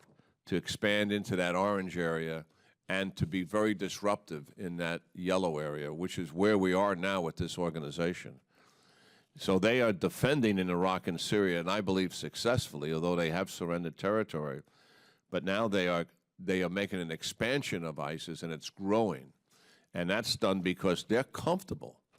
They're comfortable with this caliphate and that they have, and they're comfortable with the base of their operations in Syria to be able to project that kind of power. So we have ISIS right in the face of us, is growing as a global organization. It has a global strategy, and we're seeing the execution of it.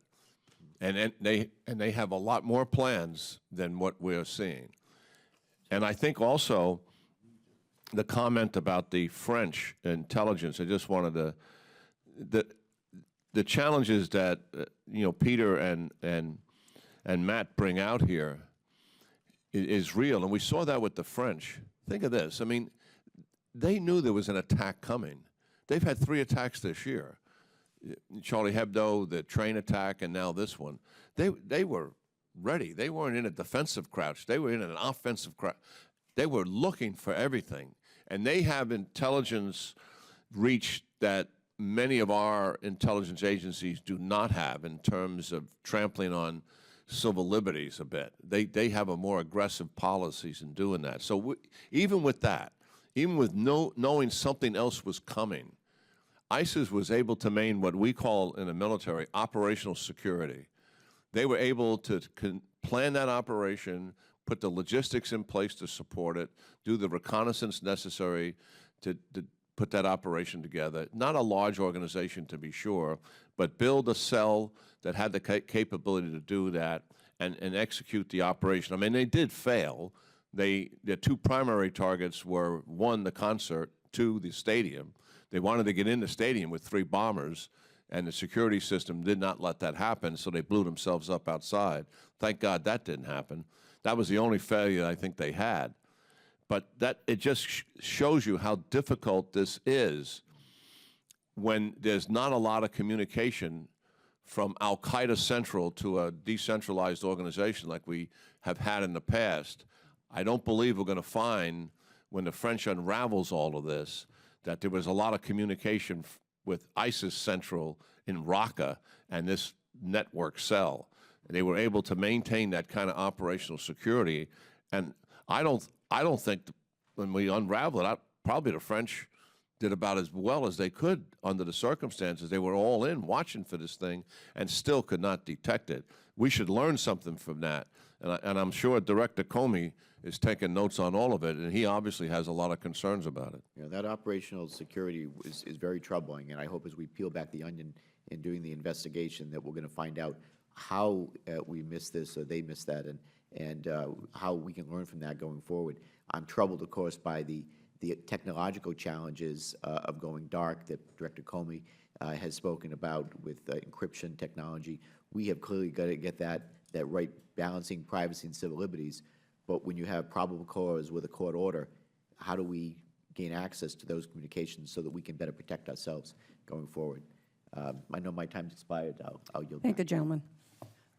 First of all, the chair will now recognize herself. It's my turn in the queue here. But first of all, just a comment about the truck convoys, particularly those that are coming out of eastern Syria, taking the crude oil out, talking about the money for the terrorists. Just on Sunday, there was an attack, a very effective attack on some of those truck convoys. And I would just point out, because the Air Force has been misguided, in my opinion, on trying to retire the A-10 aircraft, attacked aircraft. And there have been a number of us that have been pushing back very hard on that. We've been successful so far. I would just point out that the aircraft that is being utilized very effectively in theater are A-10s that are taking those truck convoys out. And I also would like to make a comment. I don't know that I have a question, but I do have a question, but not on this issue, in regards to the refugees. Because I've sat here this morning, I've listened to a lot of comments about American compassion and how we need to be more compassionate. We can't possibly put a pause on this program. And I would just remind, talking about American compassion, the story of two brothers that came to this country, refugees. They came with their families to escape their homeland, the ravages of their homeland, and cute little boys, just darling little boys. They couldn't have possibly been a threat to the United States. They couldn't be anybody that would, would look at radicalization or what have you. They were here. They were reaping the awards of the American taxpayer dollars. They were here as we were supporting them. They were here due to the compassion, taking advantage of the compassion of the American people. And how did they repay us for those dollars and that support and that compassion? They placed 2 pressure cooker bombers at the end of the Boston Marathon and blew up innocents there, including an 8-year-old boy who was blown to bits. So I would just mention that, talking about American compassion. And I also think, now regarding the refugees, as we look, I was very interested to hear about the average age of the fighters, foreign fighters, et cetera. But really, as I sort of look at the media, looking at all of these refugees who are leaving of Syria, and believe me, I have compassion. But for the young people that are leaving their homeland, literally, isn't America enabling what should be there, an age group, a demographic that should be in Syria, hopefully in a safe area, a safe zone, paid for by compassionate countries, including the Saudis and the Gulf states, et cetera, to leave them there? That is a demographic that should be in that country to help protect their own homeland. Instead of that, we're helping to get them to leave that. So I think that we certainly should have a pause on the refugee program. And I also will just make one other note on that. Back in January, myself, Chairman McCall, and Peter King sent a letter to Susan Rice in which we said, I'll just read one, we said, the resettlement of such a high number of Syrian refugees raises serious national security concerns. We said we're concerned about the possibility of groups like ISIS and ISIL exploiting the refugee resettlement process to mass the deployment of operatives into the West. Then we got a response in February from the administration, basically patting us on the head, saying, don't worry about that. We've got it covered. We have a very extensive, rigorous system that they said, multi-layered biometric and biographic screening, which is obviously impossible. I don't know how you are going to have biographic and biometric screening available to do. And without objection, I will place those 2 letters into the record. My question to the witnesses is regarding the visa waiver program. of which I have a bill, and I'm hopeful that we're going to take that up as soon as we can.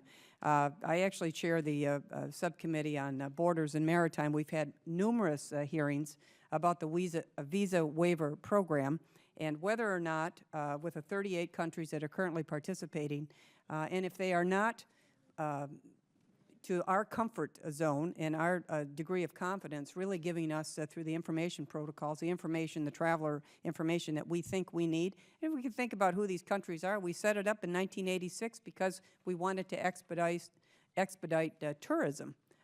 Well, this is not 1986, and as you think really about the outer ring of border security now and the kinds of things we should be doing, whether that's pre-clearance or certainly with the visa waiver, 38 countries, France, Germany, Belgium, etc.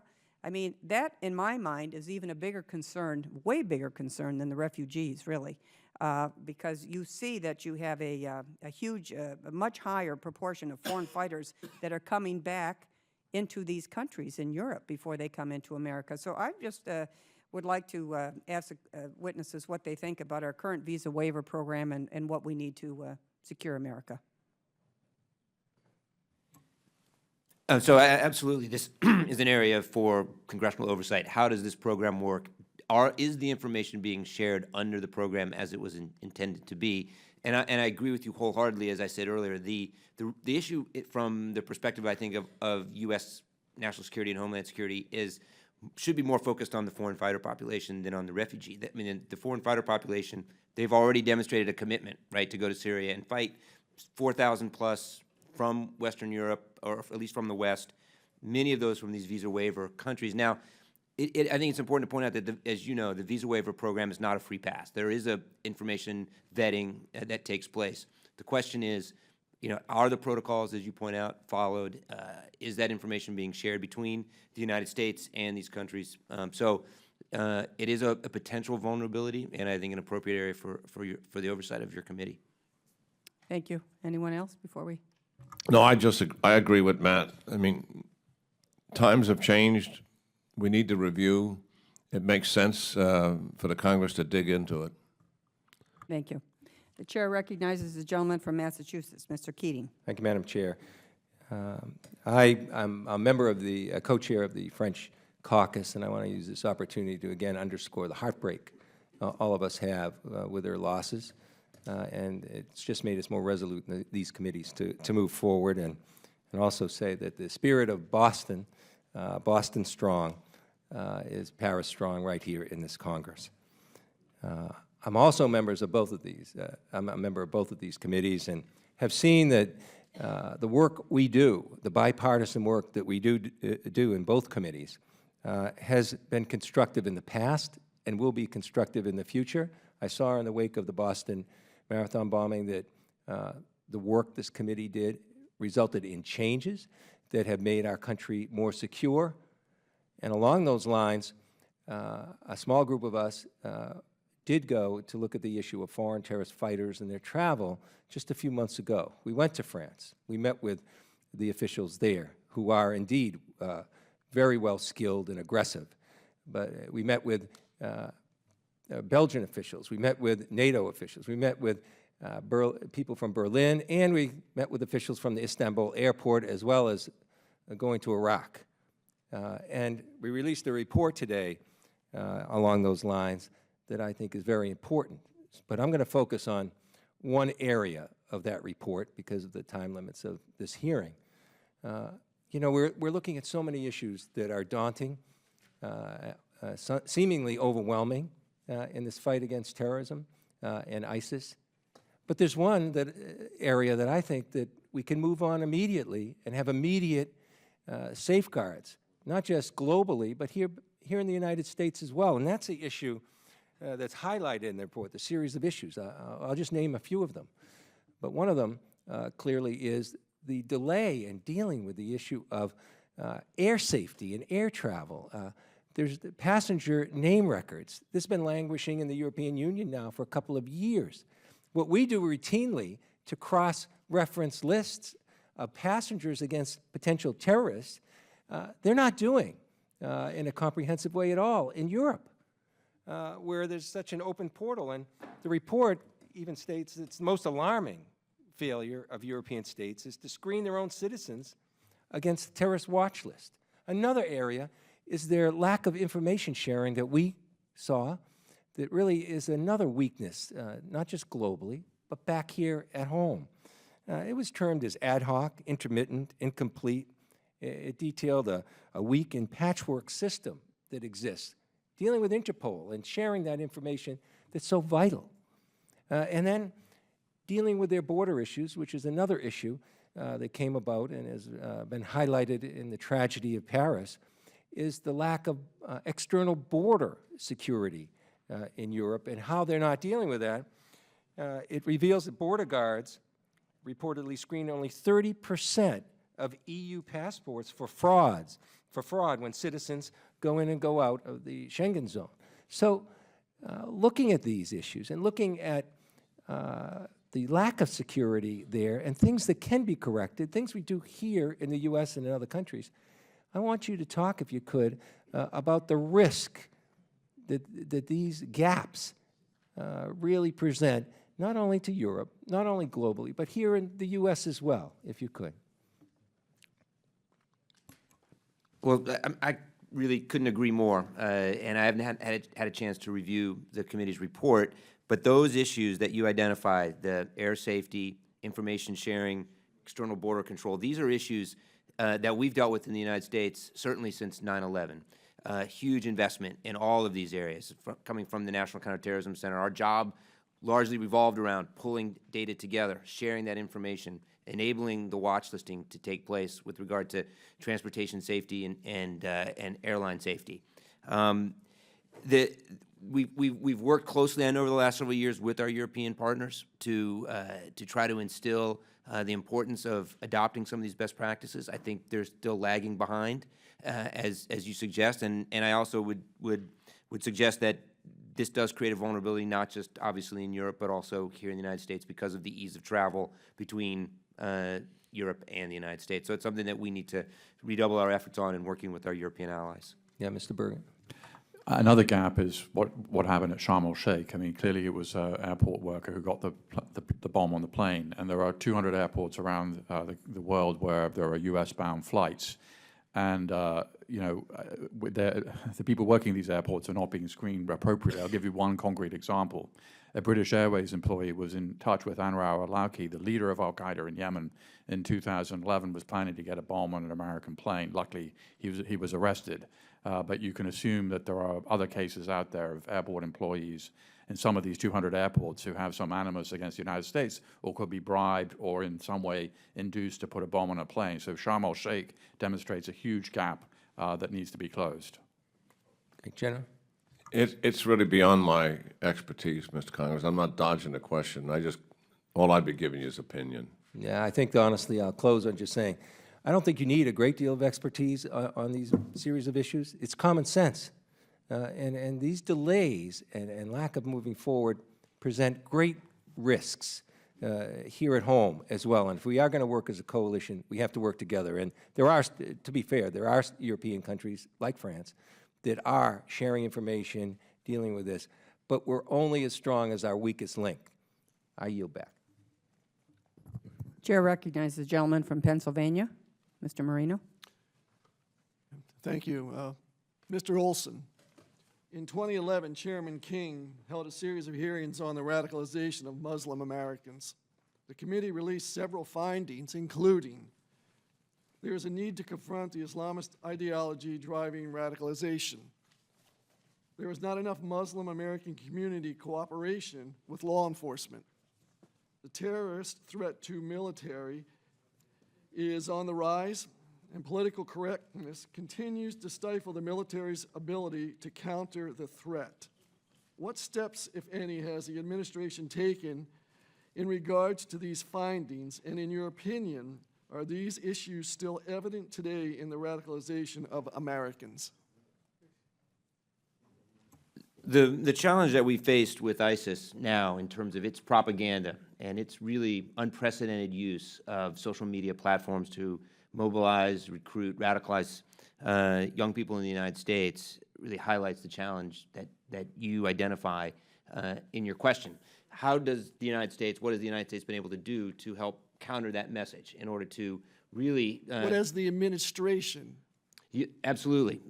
So over the last several years, and we were part of this effort at the National Counterterrorism Center, working closely with the FBI, working with the Department of Homeland Security, the State Department, taking a number of steps to counter this message. But one of the key parts of it is to work closely with neighborhoods and communities to make sure that they have the information to inform their own families about the dangers of online radicalization.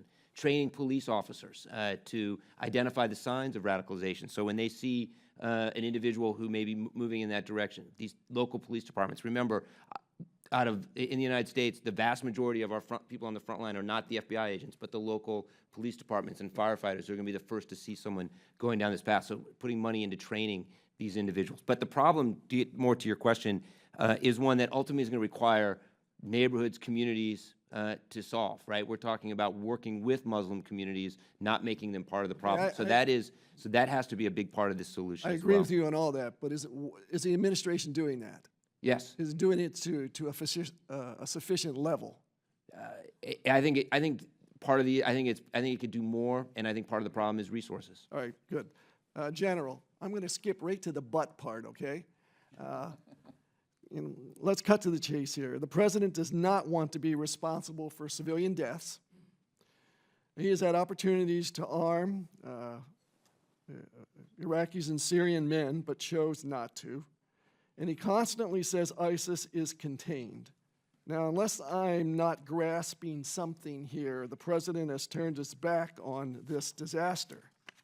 Do you truly believe that one person, i.e. the chairman of the Joint Chiefs, can influence the president to change his position and reverse his policies when his inept foreign policy advisors have controlled the president since day one?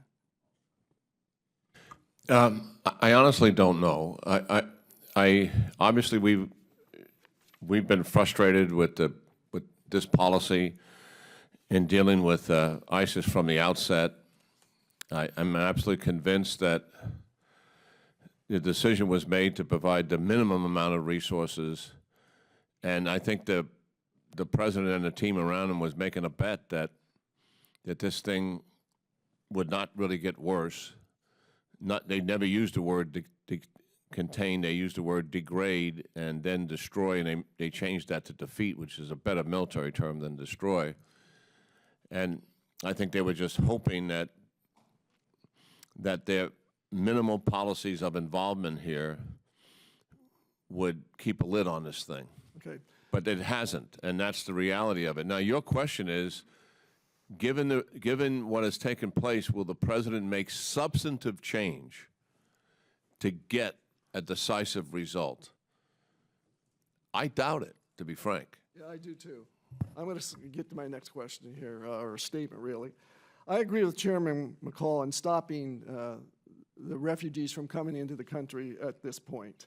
But nevertheless, and I agree with the chairwoman wholeheartedly, if that comes to be, why would we not stop men, physically healthy men from 18 years of age to 50, to say, you go back and you defend your country? Now, we have to make some changes as far as what we supply them with before we have Americans do it. Can you give me a response, anyone, on that? Do you have an opinion about that? Well, I do believe that, at least when it pertains to Syria, when I saw a lot of the who was part of the migration, I'm assuming a certain percentage of that is Syrians, all the films that we've all seen. I think the experts who were trying to determine what that pool is think Syrians represent about 30% of it. And there are a lot of young people there. I do know for a fact, because we track the Syrian military. The Syrian military used to be about 220,000. Now it's about 100,000. They have a high desertion rate. They have low morale. The equipment isn't very good. So some of those young people don't want to join the Syrian military, and they're leaving because they want a better way of life. I would rather have them join the Syrian opposition force to deal with that. And going back to the basic question, we've said this before. I mean, if we have an undocumented youngster in front of us, and and he's part of this pool that we're looking at, and we have no evidence that would assure us that he's not involved somehow, then I don't know why we would take him. I mean, I'll leave that up to the experts who are dealing with it, but on the surface of it, just using some common sense, I think that's the kind of common sense we have to have in working through this thing. Yeah, but times have changed to this point, and we just cannot have our doors open under these circumstances. I'd rather protect Americans before anybody else. And with that, I yield back. Thank you, Chairman. Chair recognizes the gentleman from Rhode Island, Mr. Cicilline. Thank you, Madam Chair, and thank the chairman and the ranking members for calling this very timely hearing, and I thank the witnesses for their very useful testimony. I want to begin with, I think I appreciate the witnesses, in particular your attention to our refugee policy and how it reflects our values, and frankly what a change in that policy would mean in terms of ISIS's ability to recruit and to continue to engage in terror around the world. So I want to first ask whether or not any of the witnesses think that there are improvements or adjustments that should be made to the existing sort of new policy that you mentioned, Mr. Olson. Are there things that we should do in addition to this very comprehensive vetting, multi-agency, multi-layered process that you think are worth considering at this point? I don't know of anything offhand, to be perfectly frank. I assume that the professionals that are responsible for this program are doing everything that they think is prudent. The one issue, and this has been highlighted before, and it actually cuts against the program, which is the lack of intelligence in some cases about these individuals, and that's an issue as you look at somebody. If you don't have good intelligence coming out of Syria, it's going to be harder to make some of these judgments. So the one thing I would say in response to your question is, the more we can do to collect intelligence, the better our vetting process is going to be.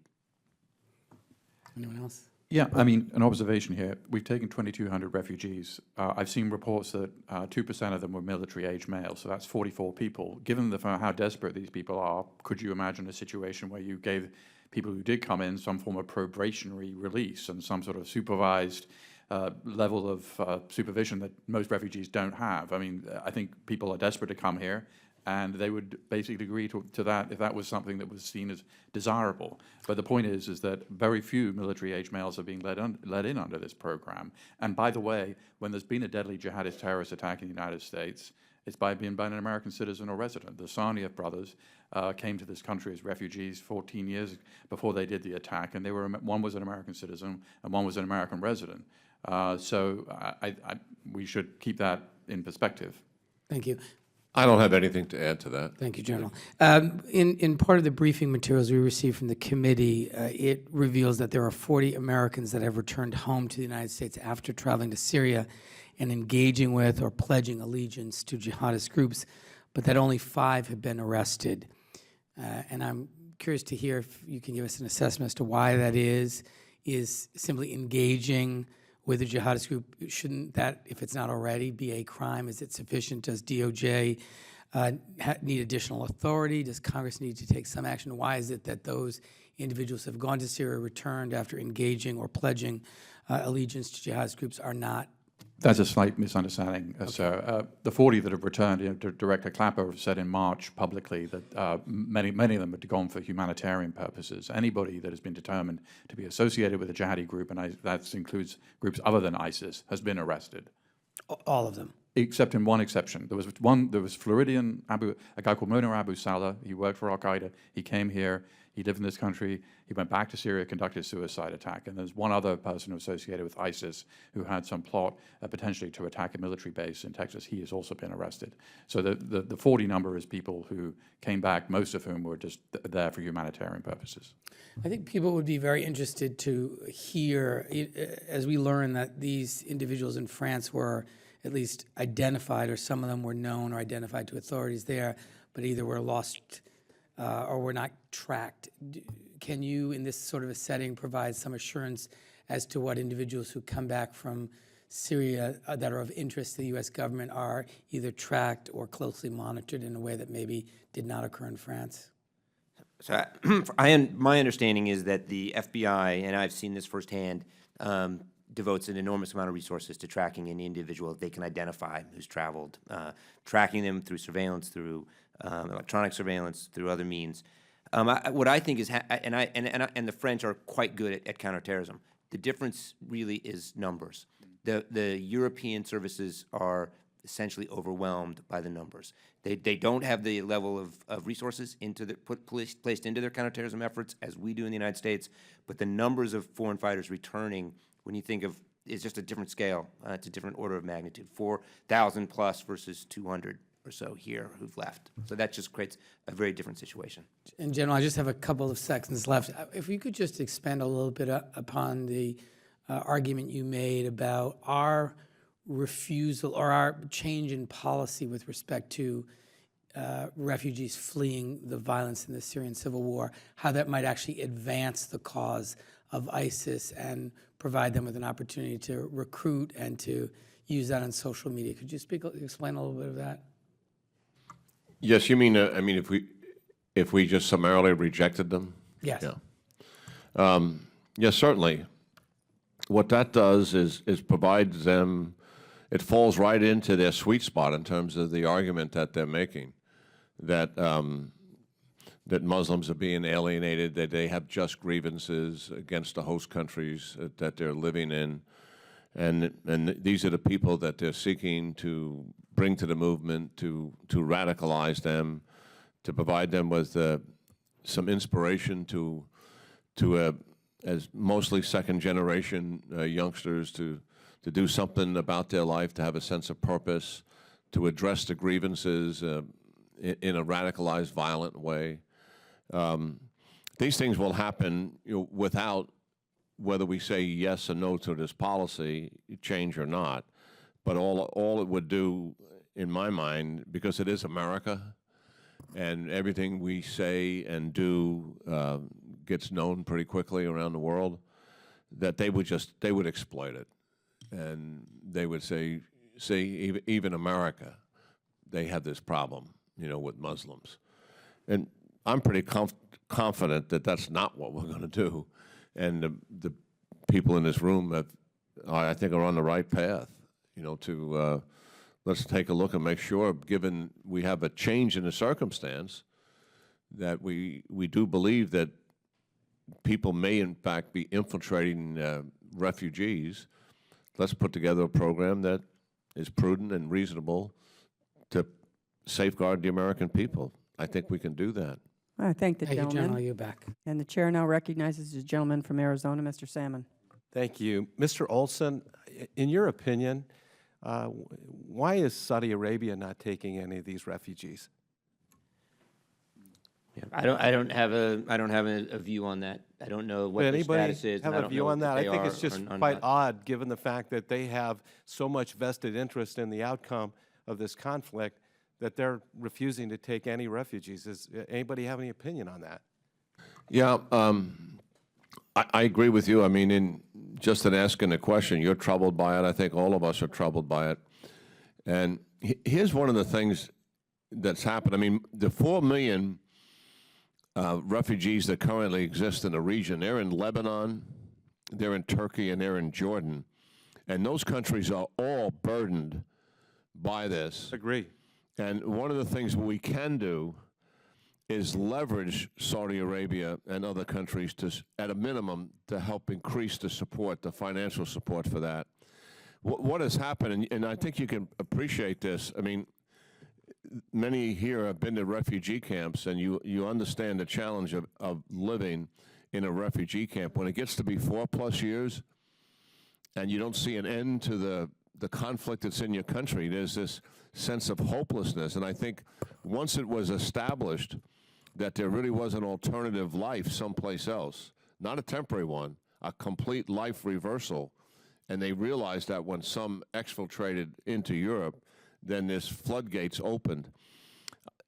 We have lost a lot of our influence with our Sunni allies in the region over this nuclear deal. And we have two issues. One, what that did, and two, in terms of losing leverage with them. And secondly, they don't believe that we're prosecuting this war properly, Right. and that's the second reason. And let me give you another example of how far this has gone. There are 4 countries that are buying arms from Russia now, and I've talked to 2 of the officials in those 4 countries. And this is Saudi Arabia, Kuwait, the UAE, and Egypt. And in Egypt, the Russians actually have training their sisters working against ISIS, helping them do it, a role that we have traditionally had for 30 years. So I asked the officials, why are you buying Russian equipment? Do you have some fascination about Russian equipment? I sort of knew what the answer was, but I wanted him to tell me. He said, no, we normally buy American. We normally buy selected European military equipment. We're buying Russian equipment not because we want the equipment, but because we want the relationship. You know, I agree. I So think that's what's happened to us. The influence we had in that region among those Sunni states was considerable. They do not find us reliable. They actually do not trust us, and that's a difficult word to say, but that's a word that they use. And we don't have the leverage to do some of the things that we want them to do humanitarian-wise. Well, I agree that I think a lot of it is because we bungled this this thing from the get-go in the region with ISIS. And I have 3 questions, General. I'm going to address them all to you, and I'm going to get them out there. First of all, by not going all in, as you've suggested, and by the way, I agree exactly with you that the Congress needs to weigh in a lot more on this issue, and that we should address an AUMF. I agree with you on both counts.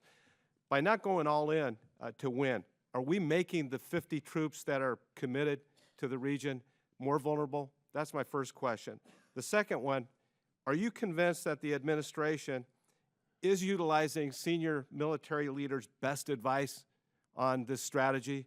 And then finally, are we losing a valuable asset by bombing ISIS individuals and targets instead of capturing ISIS leadership in order to gain intelligence? Those are my 3 questions. Yeah. In terms of our soft guys that you're talking about in Syria, no, I think they'll be fine. Not that there's not a risk associated with that. I don't know what's happening and why we made this announcement. These guys have been there doing this kind of work for some time. Maybe we just want to take credit for something that in the past had been classified, but obviously it's no longer.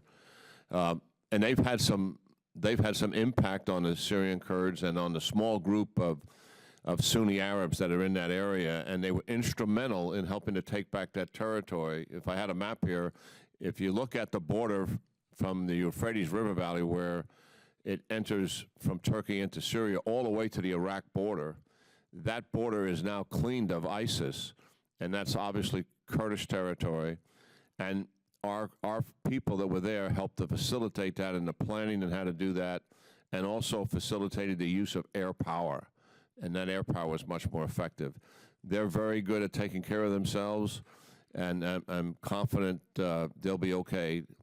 What we need is a lot more, and obviously that number is a very small number, regardless of what the mission is.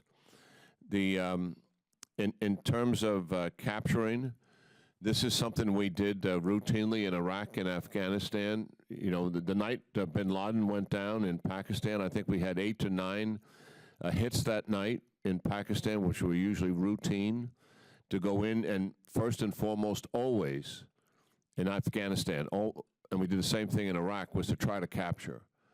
And if we couldn't capture, then because there was a threat, you know, to the people that were conducting the attack, then they had to kill. But in most of those operations, we got so good at it that on 85% of those operations in the last couple of years of it, no shots were ever fired because we were able to achieve so much surprise. And what that does for us, it was an explosion of intelligence value, because you're talking about leaders, and they have huge value, what they have on them, but more importantly, what we can get from their head when we start talking to them. It was incredibly valuable to us, and largely we're not doing that here. And I think I think they have some of the, we got to take the gloves off of it. I think they're shackled because of the increased risk of the operation, et cetera.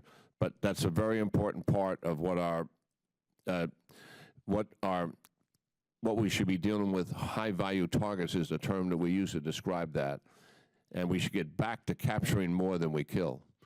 The problem we have here, and I think you know it, is the administration has held back our special operation forces from doing operations where they're on the ground, routinely doing these kind of missions. So to capture somebody, you got to be in the building to capture them. If you know there's bad guys in a building, you can use a drone to kill them. That's what we're doing. Or if they're in a car, we're hitting them with a drone. That has become the preferable way to deal with a high-value target in Syria or Iraq. That was not the preferable way we dealt with it in Afghanistan or Iraq when we were there the first time. The way we dealt with it is to try to capture them. That Thank you. should change. The chair recognizes the gentleman from California, Mr. Barra. Thank you, Madam Chairwoman. As with everyone on this committee and throughout the country, our thoughts and prayers go to the victims of these heinous attacks in Paris. But it is that reminder that we are in this long conflict and war against terror. And this is, make no underestimation, this is a long haul fighting against these terrorists who want to hurt us and want to kill us. My question is going to be directed to Mr. Bergen. This is much more than just a traditional ground war or ground operation. This is counterintelligence, counterterrorism. We can and have been successful killing ISIS fighters in Syria. I believe the number is we've killed over 10,000 fighters, but the problem is we're losing the recruitment war. We're losing the propaganda war. It is my belief, and I brought this up in committee previously, that they are using the tools of the internet, social media, et cetera, to recruit foreigners to continue to replace these individuals. And if we don't win that battle on the front end, we can kill them in Syria, but if they can continue to replace these fighters, that is a bigger threat. Because once they're there, if they're U.S. citizens, if they're European citizens, it is a very time-consuming, difficult task to prevent them from coming back. Mr. Bergen, what would your recommendations be, your assessment on that propaganda war, on whether we are doing enough on the front end to prevent these recruits, and so we don't have to fight them on the back end? I agree with that assessment, because if CENTCOM's figures are correct of 10,000 fighters being killed and the estimates of 1,000 foreign fighters coming in every month, I mean, it's sort of a stalemate in terms of recruitment.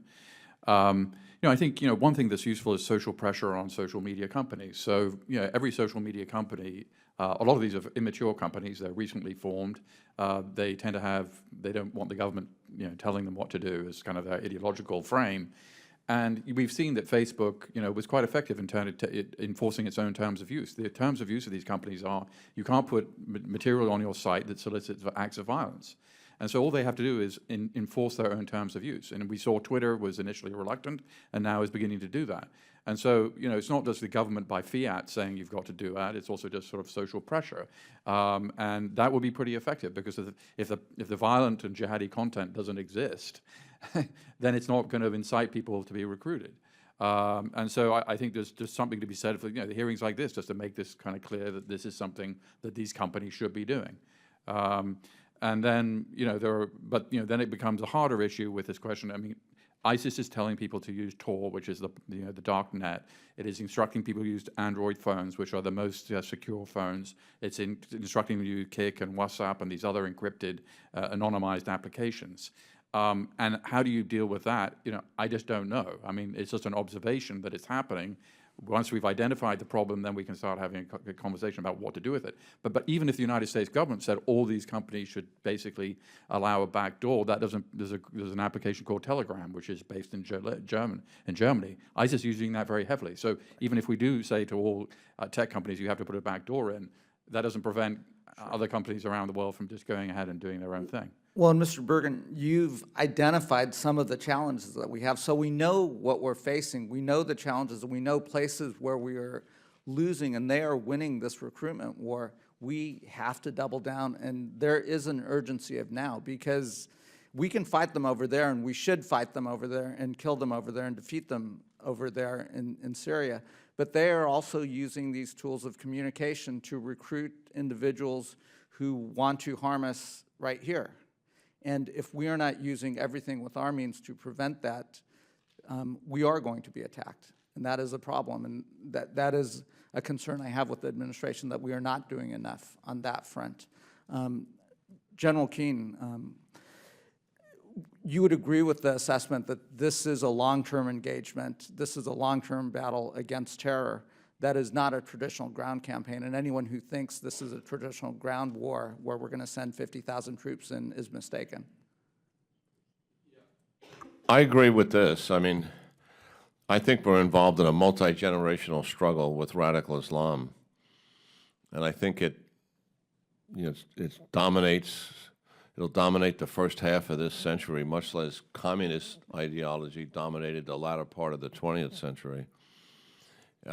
And you know what's sad, in my judgment, is that, and frustrating. You know, we're 14 years from 9/11, and we've never had a comprehensive strategy to deal with the entire rubric of what radical Islam is, and it's far too long after 9/11 to still, through two presidents, a Republican and a Democratic one, that we've not formed the kind of political and military alliances that we did to deal with communist ideology. And we should have regional and global alliances to deal with this. In terms of the long-term nature of radical Islam, its ideology, et cetera, this is not something we can do from America. This is the people who are dealing with this directly have to be a part of all of that. ISIS, however, in what it represents in Syria and Iraq, that is a problem we can handle much more in the near term. There'll be another ISIS, to be sure, if we don't do the big issue. Right. But that is something that we can deal with and should deal with and move with a sense of urgency and a sense of resolve and commitment to do that. And don't get trapped into the fact that, and I believe this is an error the President has made, that, well, this is going to take multi-years to solve. Right. The fact of the matter, think of it this way. ISIS is, what differentiates ISIS from any other terrorist organization we've dealt with is that they own territory. Right. And from that territory, they're able to do all these other things that we're concerned about. But the fact that they own territory is also their greatest vulnerability. Absolutely. Owning territory for ISIS is no different than Germans owning territory, the Japanese, the Koreans. You can physically take it away from them. Absolutely. Thank you. And the chair will advise, before I recognize the next member, we are going to be voting in about 10 minutes, and we still have several people to ask questions here. So if we could stay to the 5-minute rule as closely as we can, Chair would recognize the gentleman from Pennsylvania, Mr. Barletta. Thank you, Madam Chair. The 9/11 Commission report, which I talk about often, usually carry it with me to Homeland security meetings. That report and those recommendations, the Congress, they made it very clear. And by the way, Congress passed those recommendations and the President signed them. And I think we've ignored a lot of those recommendations that were in there. But it made it very clear that terrorists want two things. They want to enter the United States, and they want to be able to remain there until they carry out their mission. And they're not going to hesitate to take advantage of any distinct weaknesses that we have in our immigration system to get here, which is why I've always called for a full implementation of the biometric entry and exit, which was a recommendation in that report, so that we know not only who came into the country, but we know whether or not they've left or not. This committee in Homeland, we've heard from national security experts who have testified that we have no ability to screen individuals in Syria. We have no credible partners. There's no system in place to gather credible evidence. We also have to look into fixing our visa waiver program. There's 38 countries that are members of the visa waiver program. Citizens of those 38 countries can visit for up to 90 days. They don't have to obtain a visa. They don't have to undergo an in-person interview. Again, remembering that terrorists want to enter and then they want to be able to stay. Couple this with the visa overstay situation. I see that we have a real problem. Nearly 50% of people who are in the country illegally didn't cross a border illegally. They come on a visa and disappear. We can't find them. The Islamic State has promised to attack us. They said American blood is the best blood and that they will taste it soon. I believe them.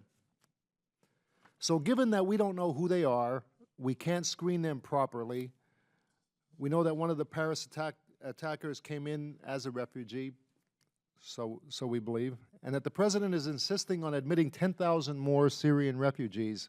I'd like each of you to answer, how can we be assured and assure the American people that there won't be ISIS fighters hidden among the refugees coming into this country? How do we separate salt from sugar?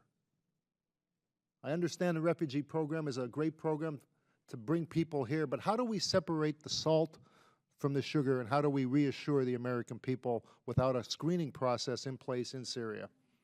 General Keane? Well, I think Director Olson gave us the best explanation of that entire process. You may not have been here for that, but he took us through what that is, and an 18-month process of screening, which gives you, I think, reasonable assurances that someone is not here for the wrong reason, but doesn't give you perfect assurances, and that I think is likely impossible. Excuse me, but isn't it different in Syria than it is in other? Where are the records? Assad's not going to share any information with us. So the screening process in Syria, I wasn't here for that, so maybe you can enlighten me. Would the process be the same in Syria as it is somewhere else when we don't have a credible system in place, we don't have a partner in place to share information? Where would we be getting the records from? Yes, well, the process is the same. In fact, the process has been augmented since over the last several years, and we learned a lot from the process of vetting Iraqi refugees. So the process now does include all the database checks from the intelligence community, the FBI, the Department of Defense.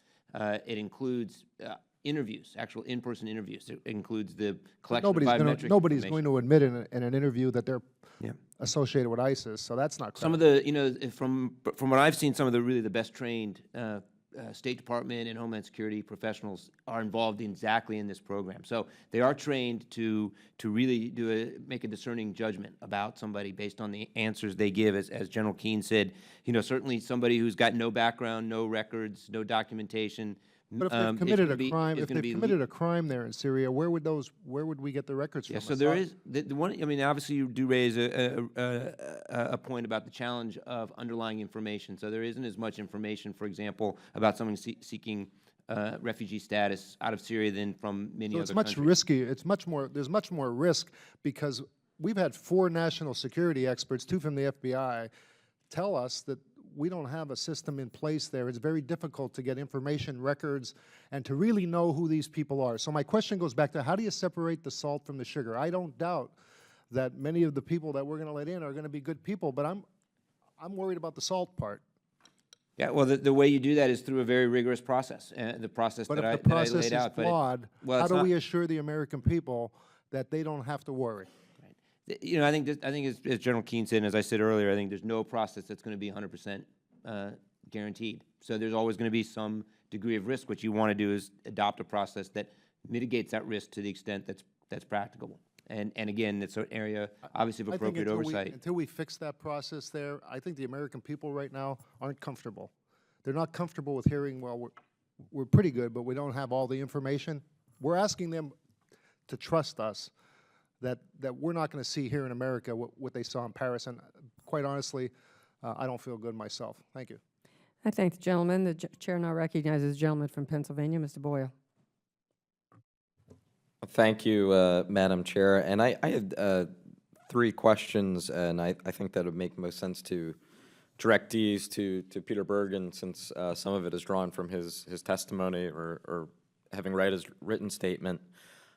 First is I find it ironic that not just here at this hearing, but in the mass media ever since Friday, so much focus has been on the 2,200 refugees that were coming from Syria, when actually it seems to me that the much more acute problem is the problem of homegrown terrorism in Europe.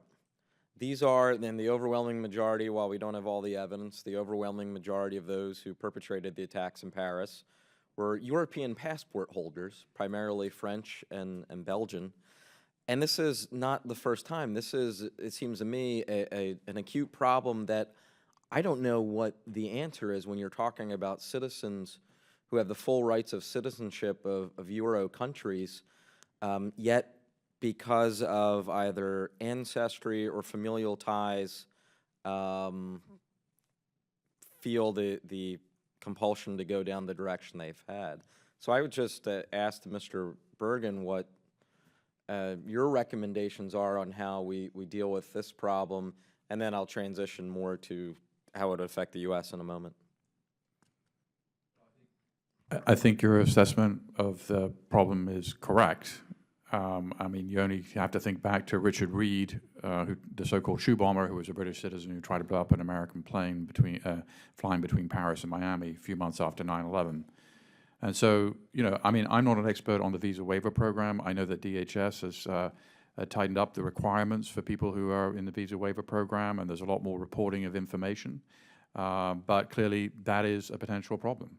But on the other hand, you know, we the United States benefit tremendously from having tourists from around the West coming here, and business people coming here, and being able to travel easily ourselves to these countries without ourselves encountering a very elaborate visa kind of process.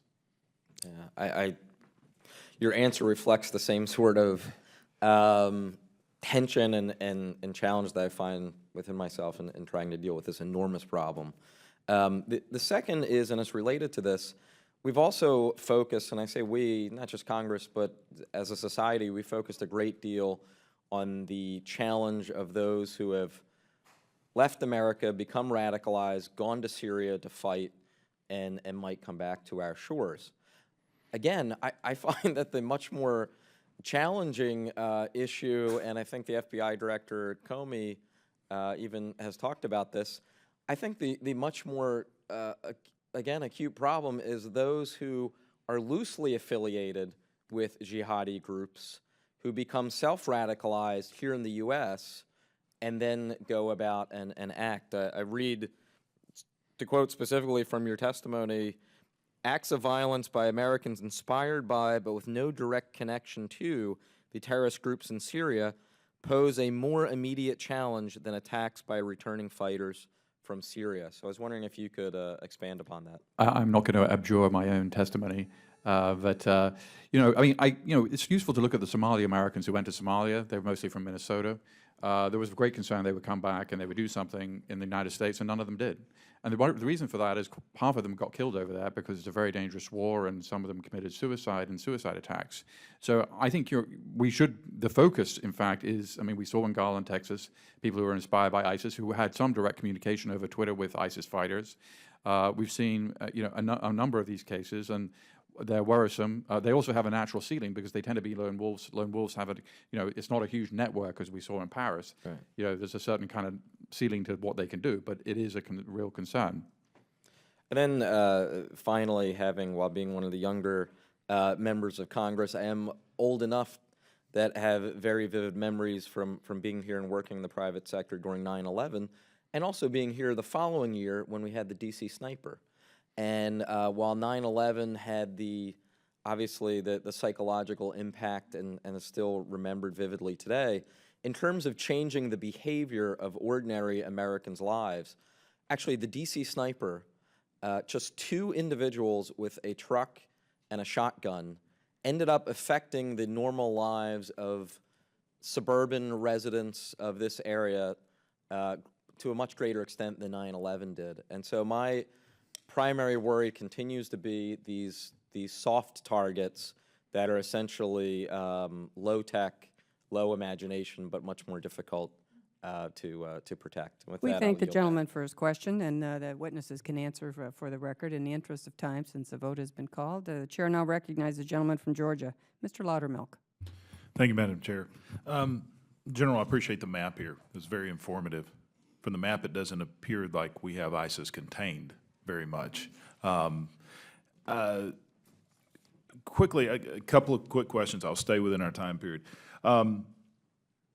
What type of planning, logistics, communications, C3I, would it have taken to plan and execute the Paris attack for ISIS? It appears to me it's much more than just a lone wolf attack that we usually see from like a CVE, radicalization locally. I mean, how much logistics and planning and training did that attack, in your opinion, take? Yeah, well, certainly it begins with somebody who's in charge, and then target selection based on reconnaissance. How much damage that do they want to incur? Certainly, there's obviously also some training involved. People have to know how to use the weapons that they have, and most significantly, I think what we saw there for the first time was the introduction of suicide vests. I mean, I think the French police will determine, how that was done, who made those bombs that turned that into a suicide vest, which is a skill set all of its own. So obviously there's a lot of planning that took place in here, and coordination. They tried to do these attacks, near simultaneous, and that's a level of detail also to do something like that. It is, as I mentioned before, very significant that they were able to maintain operational security, or OPSEC as we call it, particularly when you knew the French police and intelligence services were expecting something after 2 previous attacks. So there was an element of command and control, training, logistics. All of that, all of the elements of actually a much larger campaign are there in a very small way, but all in a very critical way to be able to do that. All of these people, I mean, they obviously have lives that they're trying to live as well. I would assume some of them had jobs or whatever, and they had, connections to others.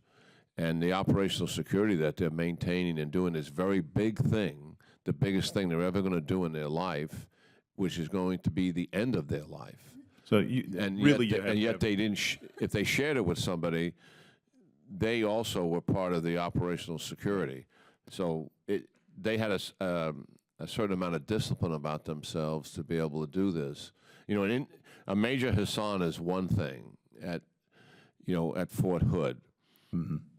And more of a lone wolf, because radicalized, he's by himself. local, takes something on himself. This is a cell that had to work together as a team, that I'm sure cell members had various functions that they had to perform and put together, a complex operation, which what this was. It took operatives in country that were skilled, trained. Well, I don't know where they got their training. I will leave that to the French intelligence services. I'm sure they'll get all of this at some point. It'll be revealed to us in terms, because they've captured some people. Right. I think we'll understand a lot more about it than we know today. But the basic elements had to be there for this operation to be successful. The question I want to get to is, because of the resources it took, the command and control element, the training, the coordination, and everything. If you go back to the onset of World War II, we saw an expansion by Japan until Jimmy Doolittle went in and he bombed Tokyo, which caused the Japanese to be concerned about their own territory, and they retracted. They weren't able to link up with the Nazis. Would we see the same thing happen if we were causing ISIS to be busy defending its own territory? Would we see a retraction to where they have to realign their resources to take care of their own back home?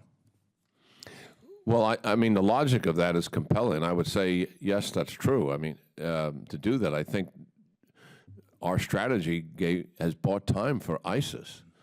And I think that's why that map is revealing, in terms of that has always been there. Now they're executing it, despite the fact that we said we intended to defeat them. And the other thing is, and it's an important point to understand, the United States and the powers of the world are standing up against this organization and saying we're going to defeat it. And they're standing right there in the face of all of that and defying it, and are successfully executing their global strategy out of defiance in the face of that. What that gets in terms of additional recruiting is significant, because of this sense of invincibility that they're portraying to the world, and a sense of destiny that they have about themselves, that for people who already are having identity problems and grievance issues and a sense of isolation and wanting to do something purposeful and meaningful in their life, albeit as misguided as they are attracted to something like this. And they can communicate with it on a regular basis. They can understand what it's thinking, what it's trying to accomplish, almost daily. Every single day they put out 15 to 20 graphic photos that are very well done. This is daily, plus all the narrative that goes with what they're trying to do. And if you're plugged into ISIS or have some interest in it, you get a daily pollution of what it's about. Thank you, Madam Chair. Yield back. Thank you. Because a vote has been called, and it's my understanding it's only one vote, we're going to take a brief recess. Chairman McCall will be returning, as well as the witnesses, probably in about 30 minutes at the outside. So it's my understanding, as I say, a vote has been called on the House floor, and without objection, the committee stands in recess, subject to the call of the chair.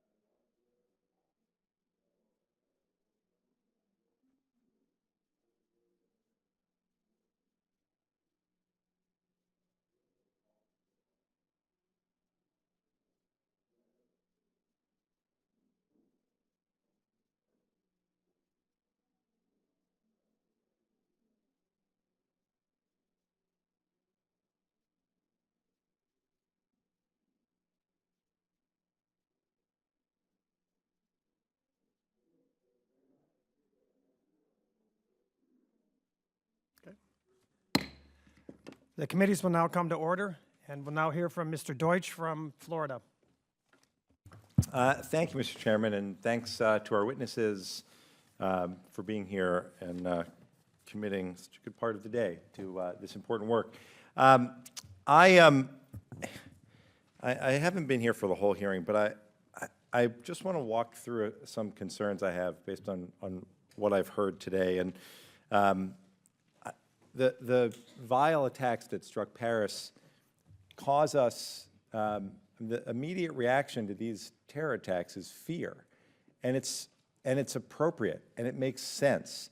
And when my constituents call the office and their immediate reaction is to want to know what the government is doing to keep us safe, they're right to feel that way. And when they know that one of the people involved, one of the attackers, one of the terrorists, looks like he may have been a Syrian refugee, I understand that their initial thought is that that same thing could happen here. And I understand why there would be a need to want to reevaluate the program, and we should. But we have to be thoughtful about this. And so much of what's gone on in this debate, I think, is not up to what Congress should be doing. The fact is, when we're trying to look at a program, a refugee program, that I know some of this we've gone through already, where the UN High Commission for Refugees refers people to the U.S., and if it's in the U.S., then they're vetted by the Counterterrorism Center and the FBI's Terrorist Screening Center and State and Defense and Homeland Security and fingerprints and biometrics and all the rest. It's a very extensive process, but people are right if they're concerned that they want to be sure that it's perfect. And so, yes, I think it's appropriate for us to pause.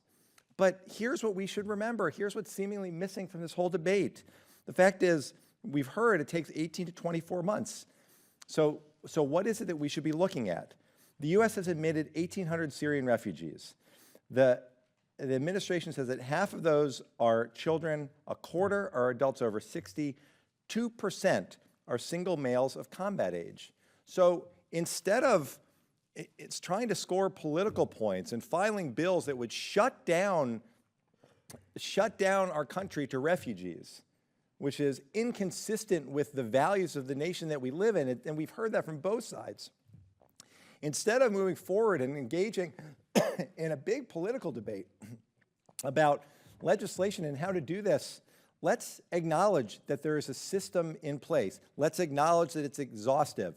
Let's also acknowledge that it deserves to be reviewed. And so let's start by taking the 2% of the single males of combat age and look at every one of those cases. And let us have the benefit of the input from all the people who have done the screening to determine whether it's been done correctly.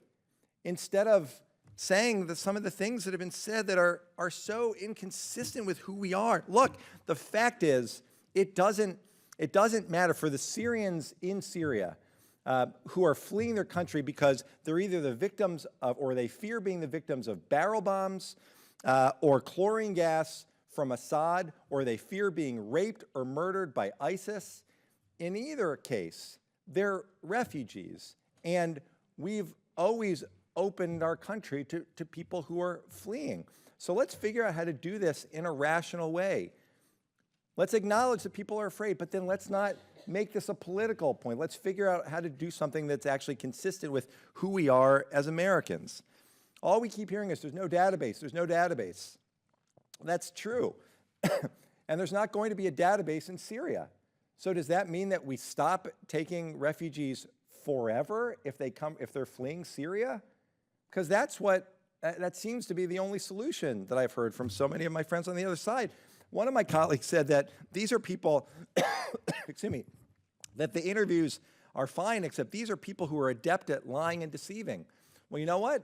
Let's start again by looking at single males that we're worried about. But let's acknowledge that a 5-year-old kid and his mother who are fleeing, perhaps having lost their father, that we're not going to go into that thinking, well, unless there's a database that can show that this innocent child isn't somehow involved with terrorism, they can't come into our country. That's absurd.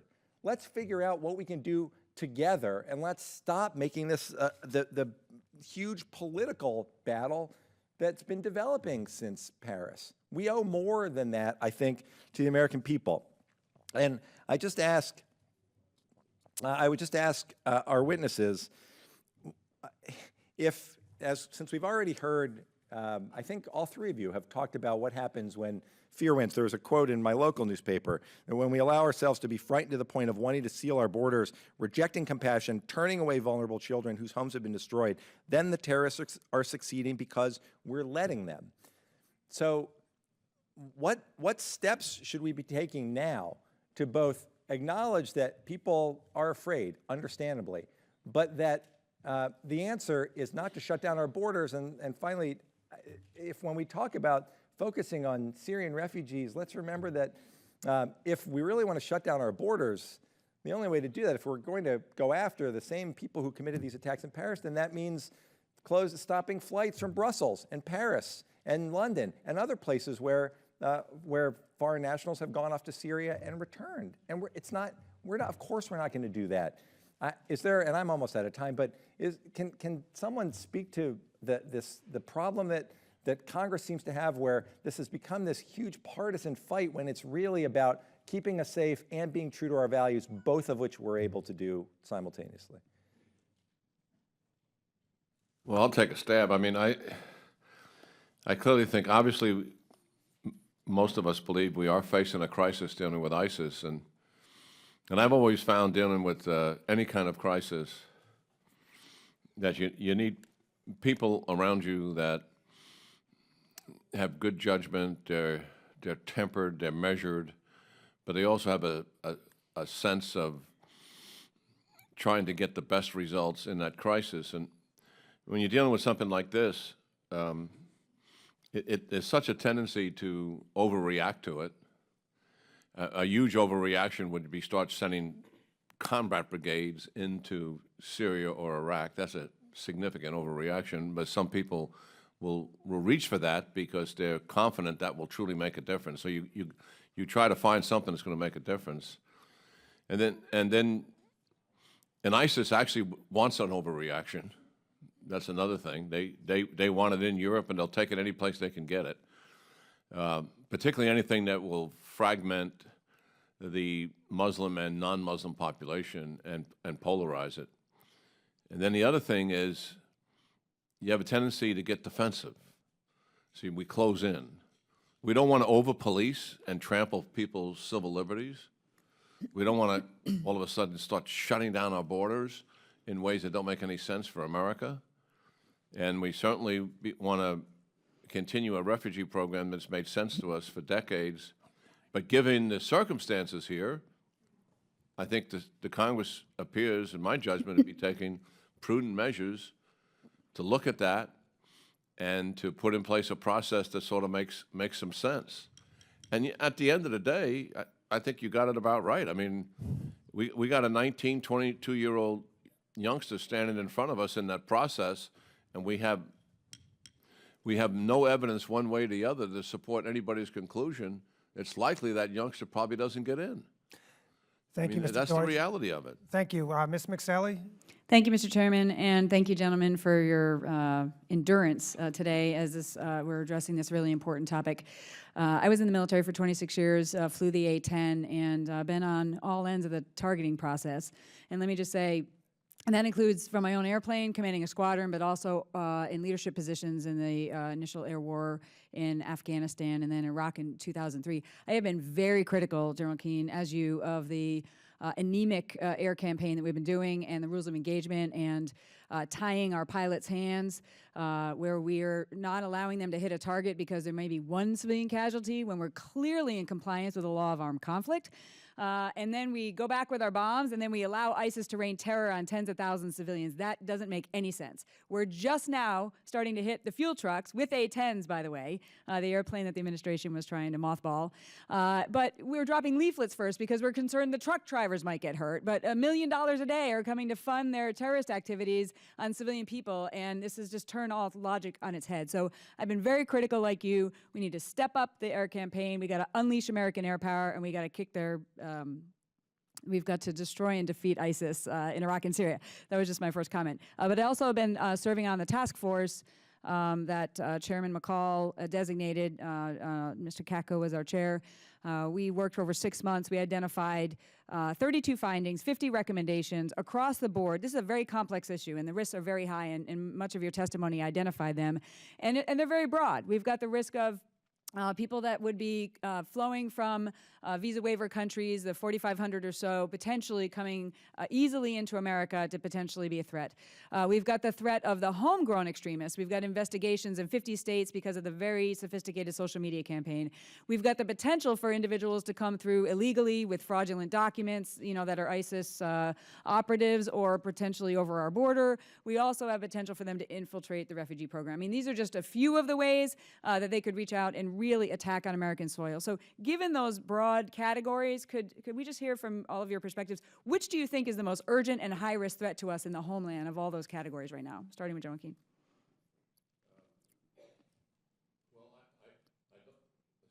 I don't think it's the infiltration of the refugee program. I clearly believe it's ISIS motivating and inspiring people in our country to take action against our country, and I think the evidence of what has happened in the past already supports that.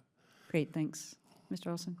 Yeah, and I agree with General Keane. In fact, if there's one risk of the focus on the refugee program is it takes the eye off the more significant risk, which is inspired attacks here, which we've seen, and the possibility of more significant attacks like what we saw in Paris occurring here because potentially an operative is able to get here and care. But these attacks, as coordinated and synchronized and to a degree complex as Paris was, it is not that hard, particularly when you particularly when you consider the vulnerability of the targets that were chosen. Exactly. Mr. Bergen, any additions? I concur, and I think the insider threat, I mean, if you want to kill a lot of people, the best way to do that is put a bomb on a plane. And so that's a vulnerability that Sharm el-Sheikh has underlined. I agree, and thanks for concurring with that. And I think we as a body need to be addressing all of these threats. We're addressing maybe one of them this week, but we got to address all these threats because countering that violent extremism and making sure we're closing other gaps and loopholes is very important, in addition to our military campaign. My next question is, if we do step up our air campaign in Iraq and Syria, and if we do actually squeeze ISIS in the territory that they own, as we look at their near area of influence in the rest of the region, what areas do you think? I mean, I think Sinai and potentially Libya would become their next destination of choice for expanding their operations and training individuals. That's my perspective, but I really want to hear from all of you where you think the next threat may be. In my view, it would clearly be Libya. They have 3 different all ISIS-affiliated organizations in Libya. There's also really not an effective host country security situation in Libya. I mean, while Wiley at Sinai obviously had tremendous impact in being able to blow up a Russian airliner, there is an effective security force in Egypt that is pushing against that capability. In Libya, there's nobody pushing against ISIS's capability. So I think that is really fertile ground. They have put people on the ground there to assist them because of that potential. Great, thanks. And Mr. Olson, I'm assuming you concur. I agree, and if you can really map the growth of ISIS to those areas where there is a lack of governance, the 4 countries which are essentially failed states, Syria, Iraq, Yemen, and Libya, are places where we've seen ISIS and other groups make inroads. Great, thanks. And my time is over, but I do want to say, Mr. Bergen, I look forward to talking to you offline about the recruitment of girls and women. And I appreciate the statistics in your report related to this unprecedented phenomena where you have young girls and women that somehow think they're going to go find the man of their dreams, and instead they're subjected to 7th century Sharia law, sexual slavery, gang rape, and everything that goes with that. And this is very much something I want to continue to figure out how we can try and stop here. So I appreciate your comments on that, and we'll talk more offline. Thanks, Mr. Chairman. Thank you, Ms. McSally. We're all shocked to hear you mention the A10 in your questioning here today. The chair now we'll hear from Ms. Torres. Thank you, Mr. Chairman, and thank you to the panel for your patience today. I know it's been a long morning and lack of food and a little bit of stress, but I very much appreciate you sharing your knowledge with all of us. Would like to get your input, General King. As you know, the U.S. has joined the French in bombing ISIS in Syria. In your opinion, is an air campaign like this an effective strategy for dealing with the threats that we have? Air campaign clearly has a role to play. Normally what an air campaign can do, if it's effective and you're able to have good targeting, you begin to contain an adversary. You begin to take their, we call it in the military, freedom of movement. You begin to take away their tactical and operational initiative, but you can't defeat them with that. Do you think U.S. ground forces are necessary in order to defeat? I don't think U.S. ground combat brigades are necessary at this point. They may be at some future point, and I hope it doesn't come to that. But I do think we need U.S. training advisors, air controllers on the ground, and I do believe there's an absolute role, a critical role, for Special Operation Forces on a limited basis to conduct some large-scale raids where they have good intelligence. This would be combat, but it would be very limited combat. It would be in and out, lasting maybe a few hours at the most, maybe a day. Time is essence. I do have one more question. I would like for you to comment. A recent incident in Afghanistan in October where U.S. forces unfortunately hit a hospital that was run by Doctors Without Borders. Is that collateral damage? Is that something that could be avoided? Just your opinion, sir, on that. Well, we got to wait for the investigation, but clearly it's a significant mistake. We don't target hospitals, but obviously somebody targeted that building, whether they knew it was a hospital or not, and there was some potential justification for it. We don't know the answer to that. But that, in my judgment, was a significant mistake. We'll get to the bottom of it. The American people will know about it. And certainly, so the organization itself deserves to get all the truth, as do the Afghan people. We have made mistakes like this before in Afghanistan where we've hit the wrong target. We have always, and I've watched this closely, have been very transparent in getting to the bottom of it and revealing exactly what we did right and what we did wrong in this case. And Is that what we're lack gonna do to fix of intelligence on the ground? Say again? Is that due to lack of intelligence on the ground? It was it's more complicated than that. This is a very dynamic situation. They were in firefights for hours dealing with that. Radio transmissions are going back and forth. Where are they? What are we going to do about it? People are making very quick, dynamic decisions on what to deal with it. So it's not a case where people are sitting back trying to figure out what is the intelligence.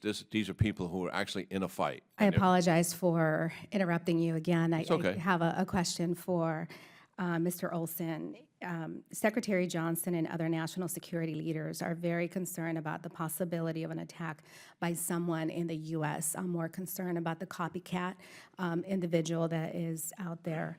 Our local law enforcement work very closely with our communities and are truly the first responders. And our first line of defense when it comes to protecting us from a domestic attack. How does the NCTC, which is the primary organization in the federal government for integrating and analyzing terrorism intelligence, work with our local law enforcement to ensure that they get the intelligence, classified intelligence that they need to protect us? Right, so there's a number of ways in which the federal government, NCTC being a key component, but including the FBI and DHS work with local law enforcement. And much of those relationships are relationships that the FBI and DHS are on the front lines of working with police departments around the country. But one way is fusion centers that can handle classified information that are in many cities around the country that have both federal law enforcement, also local law enforcement as part of those fusion centers. There are products that are put out that are classified, that are designed specifically for local law enforcement. So they identify issues that local law enforcement particularly will confront. And then there are unclassified products as well that NCTC puts out. So there's a number of ways. It's a continuing challenge to make sure that local law enforcement has the information tools to understand information that's typically coming from overseas and is often classified. So it's a continuing challenge. It is a continuing challenge and is equally important for the people in the intelligence community to understand our diverse communities. Thank you all very much. I'm out of time. I will yield back my time. Chair recognizes Mr. Yoho. Thank you, Mr. Chairman. Gentlemen, I appreciate your persistence. I've got two short narratives, and one is to build on what Chairman Royce said about the procession or the convoy of the trucks that we saw on the news over and over again. I just hope if we see that again, the immediate picture after that, and this is dependent on the media, is a scorched line there where they're not moving with our vehicles. I think that would do well for the American people to see that. The other thing is the talk about keeping Muslims out. This is not about keeping Muslims out. It's about keeping terrorists out. You know, being in a constitutional free republic like we have, we respect religious freedom, and that's something we always have to, you know, remind the homeland that if we believe in our Constitution, we believe in freedom of religion. We just want to make sure the people coming over here are who they say they are. With that, have any of you seen any coordination yet of any of the groups like Al-Qaeda, al-Nusra, ISIS, all ganging up together or coming together as a single force, or do you anticipate that, General Keane? Clearly, there certainly is potential for that. What has happened certainly is this fundamental disagreement between Al-Qaeda and ISIS, and it centers around actually how they deal with people. Jabhat al-Nusra, who's a Syrian-based al-Qaeda organization, it's fighting in Syria, actually largely has the support of the people that in the area that they're fighting, because of their reach-out programs to that. You know, they're not brutalizing, terrorizing, and intimidating the people as ISIS does, and that was part of the reason for the breakup. But listen, they're both radical Islamist organizations, and we always have to be concerned and have a watchful eye about it. They do have common objectives, and certainly it's within anybody's reason that at certain times they could get together for near-term objectives. Certainly ISIS is opposed to the Assad regime and is fighting it at times, and so is Jabhat al-Nusra. Right. And they have a common objective there, but they're not fighting and coordinating their activities together. Well, I just see this as this escalates, that they come together because they're saying, you know what, we don't have anything to lose and we need to join forces. Mr. Olson, you were saying how that so many of the recruiting tools are over the internet. What can be done to shut down their social media in those areas? I mean, if we know they're doing that, can we shut it down? Can we pinpoint where it's coming from and just say, all right, if we shut this down, I know they're going to go around it and find somewhere else, but if we can keep pinpointing stuff like that, is that a possibility? I think there's probably two things to consider. One is really going after the source of the information, so going after the communication centers that are in places like Syria, in Raqqa, for example, where the media is produced. So airstrikes, military action to take out those locations, take out the individuals who are responsible for the media. That's probably the most direct way.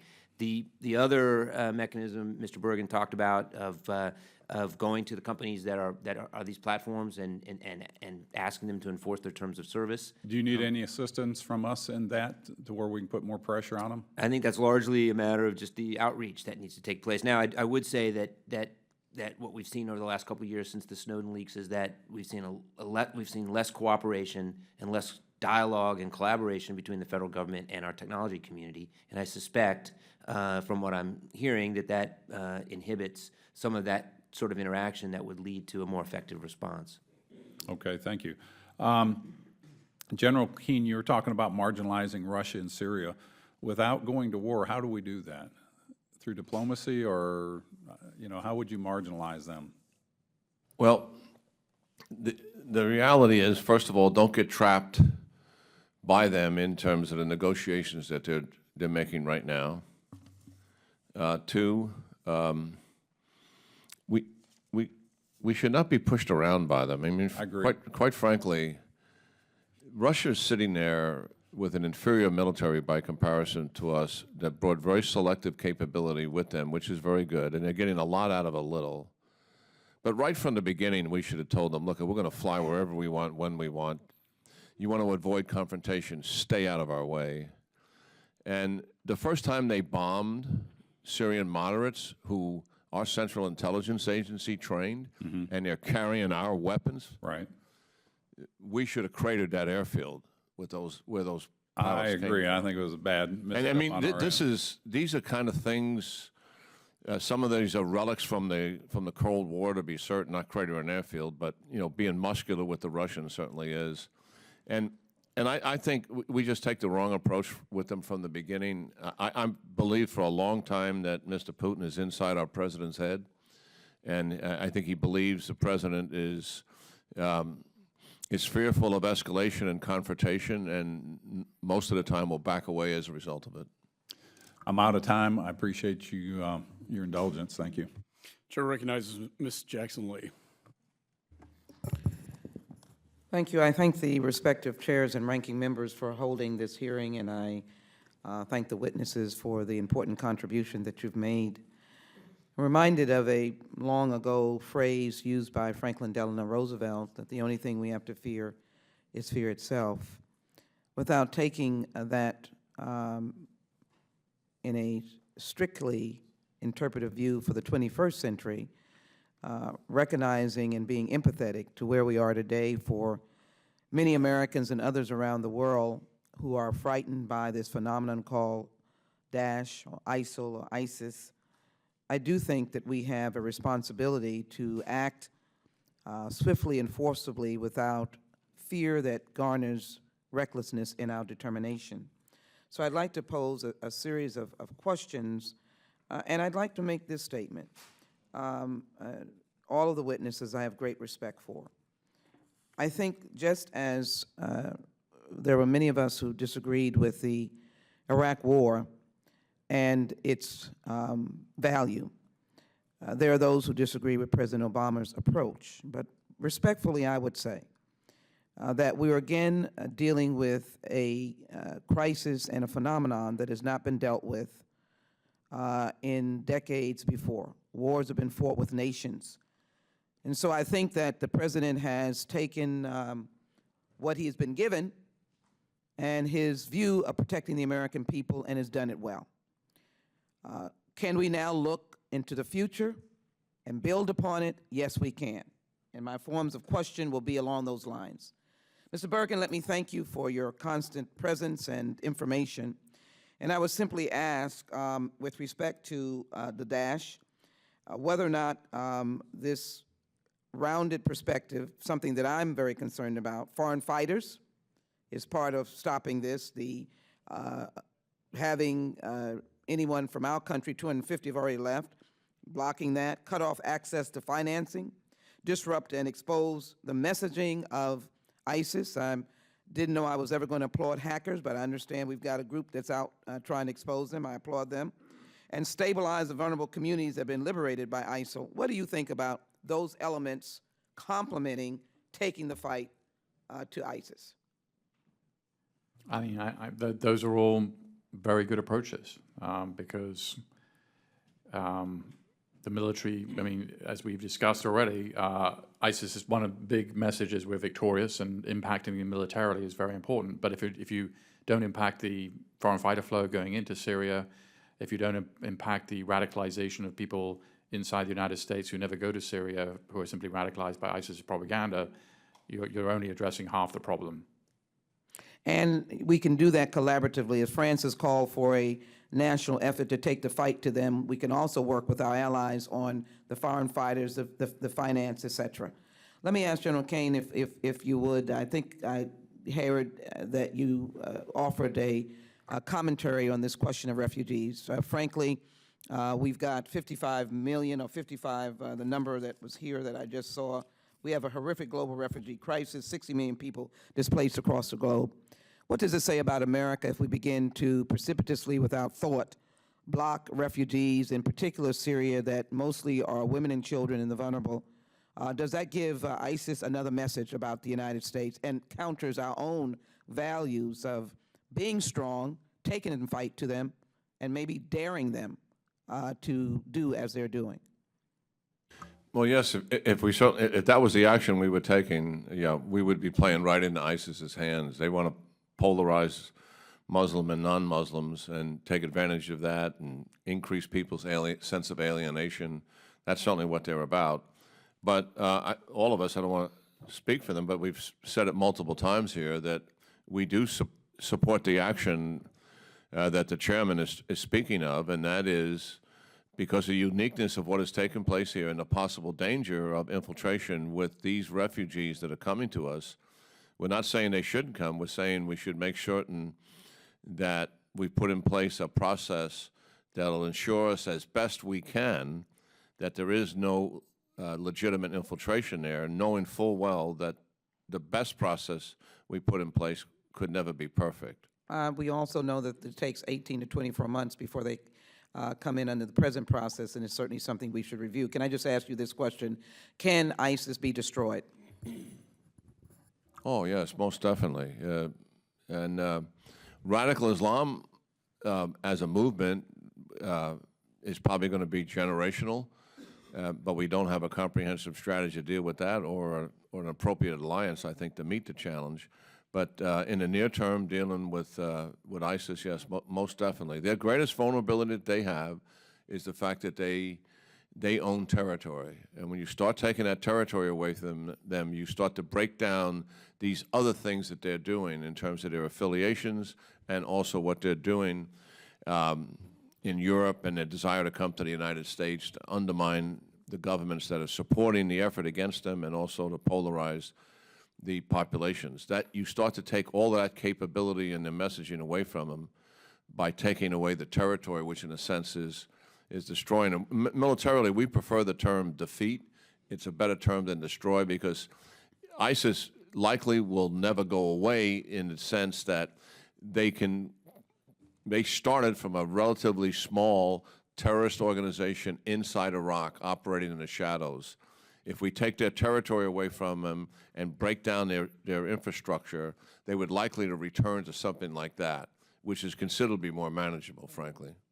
And we can do that with the collaboration of our European neighbors who I think themselves have awakened to the heinousness of what ISIS is all about. France, for example, doing the air war that my colleague talked about intensely, obviously, because they have been penetrated in on their own soil.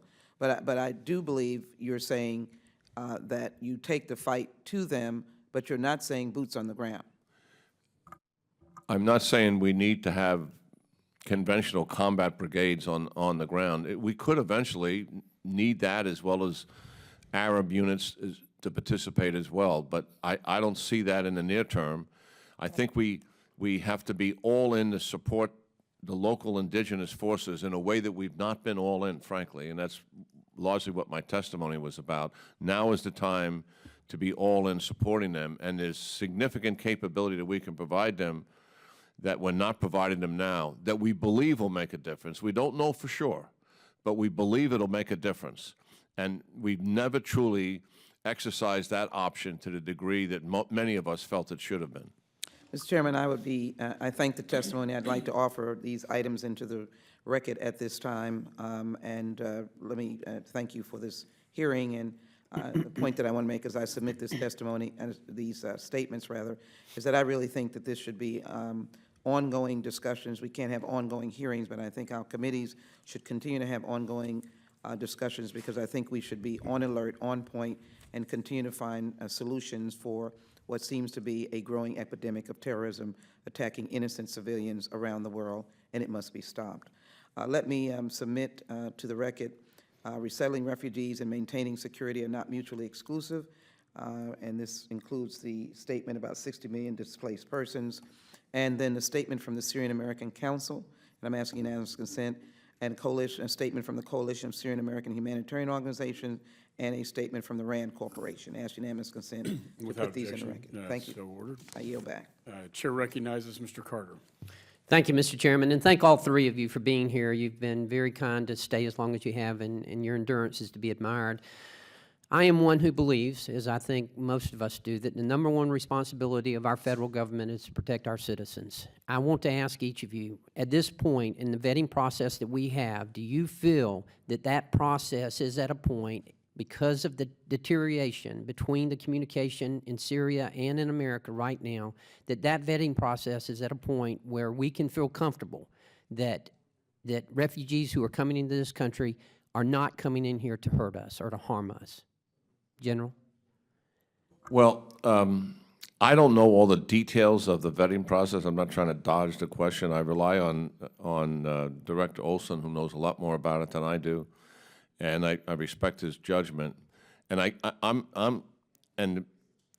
I'm comfortable with the agencies that are involved in this, and the spotlight it has. Certainly, the congressional concern, the concern of governors, the concern of American people.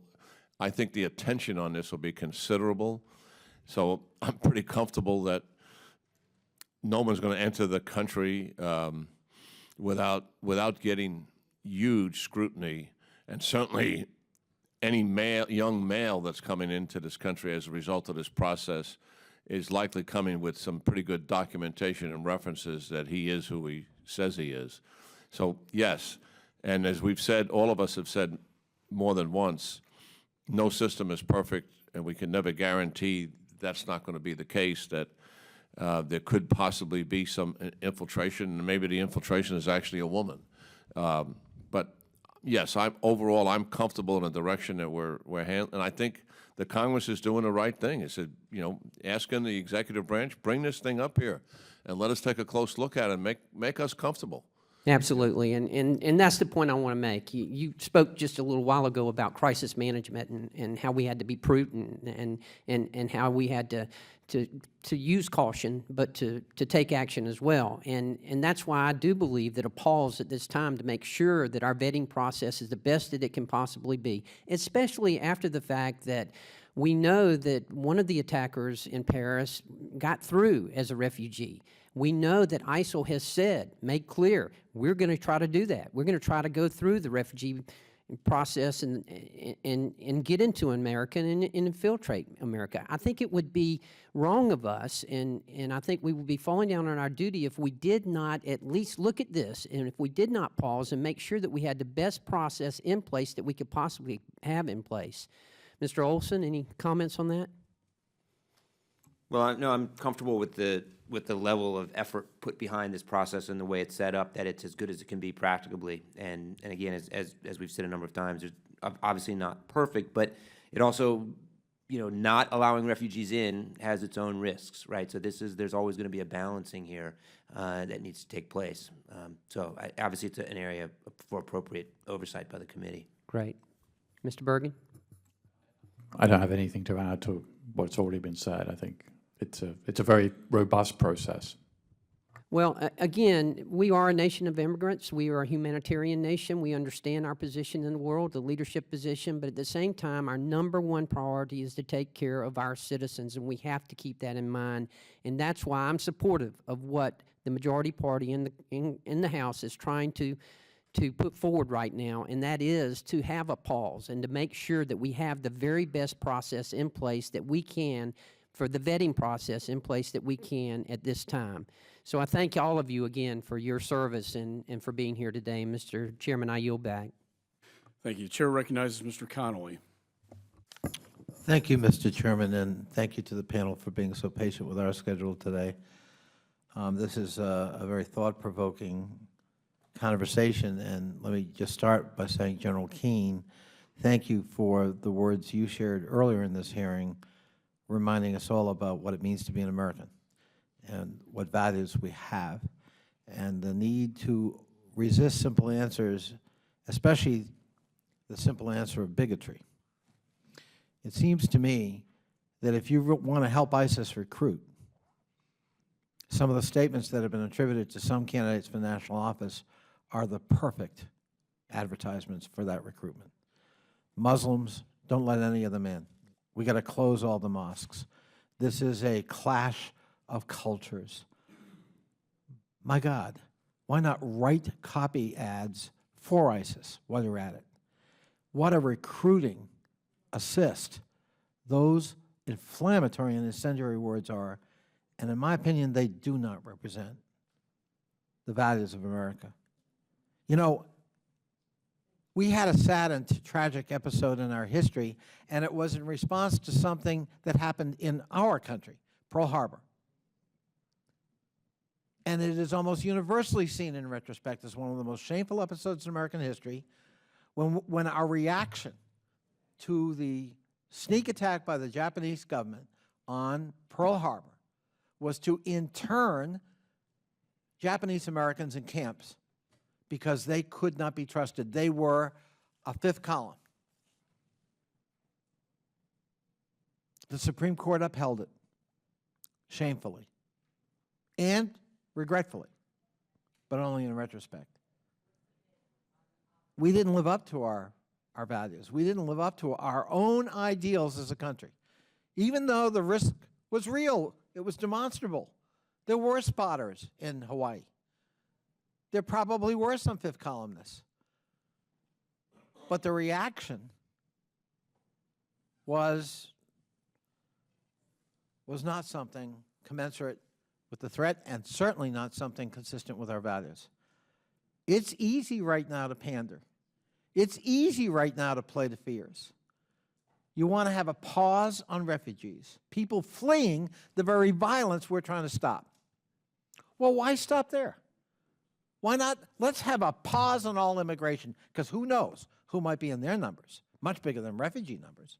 And while we're at it, student visas, tourists. God only knows how many people could sneak in as tourists. Let's pause on all of that. And you could make a case for it. Wouldn't be very consistent with who we are as an open society. And I'm not sure it's a practical solution to a very real problem and a set of real concerns and fears. We as elected officials, it seems to me, have a responsibility to calm fears, to call Americans to confidence and to the values General Keane referred to earlier in this hearing, not to exploit those fears, not to build upon them, not to demonize any group of human beings, however popular it might be at the moment to do so. I wanted to say that, Mr. Chairman, because we all look for easy answers, and all of us, I guess, are open to the temptation to exploit something at the moment, but it doesn't serve us well. And that's not our finest moment. And that's not, as Lincoln said, appealing to the better angels of our nation. Any of you are welcome to comment. One comment I would have, and I think it follows up on your remarks, is as counterterrorism professionals, you look for opportunities to align your limited resources on targeted ways of going after individuals, not sort of broadly precluding, for example, all refugees or the examples you gave. And one example, and I know the committee has previously considered this, is that there are fewer than 1,000 Americans on the no-fly list. They can't get on an airplane. There's no restriction now in law for those individuals to purchase guns. The gun laws preclude people who are prior felons and other categories of people to not be able to buy guns.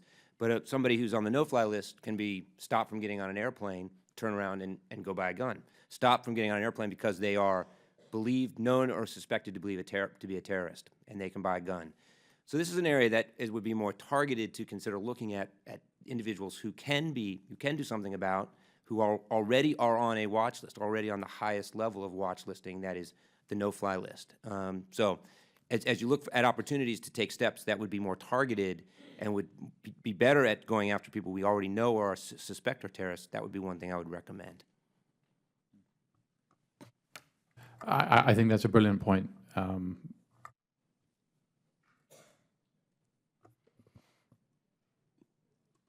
Well, I agree with the sentiments that are here. I mean, I always said to myself, after what happened to the French, if I was running a meeting in the White House, I would have said, listen, I want us to look through the prism of this is 127 dead Americans and 300 wounded, and then how do we approach this crisis and do what's necessary to fix our strategy in terms of what's working and what's not working. And also, let's remind ourselves that we're not going to overreact and we're not going to hunker down in this country and get defensive. And I really think that's what leadership does.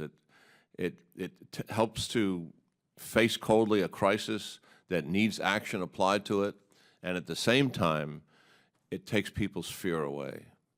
And so we're right in the middle of this in trying to support our strategy, and I think we're we're trying to be honest that there's really some significant shortfalls that need to be fixed.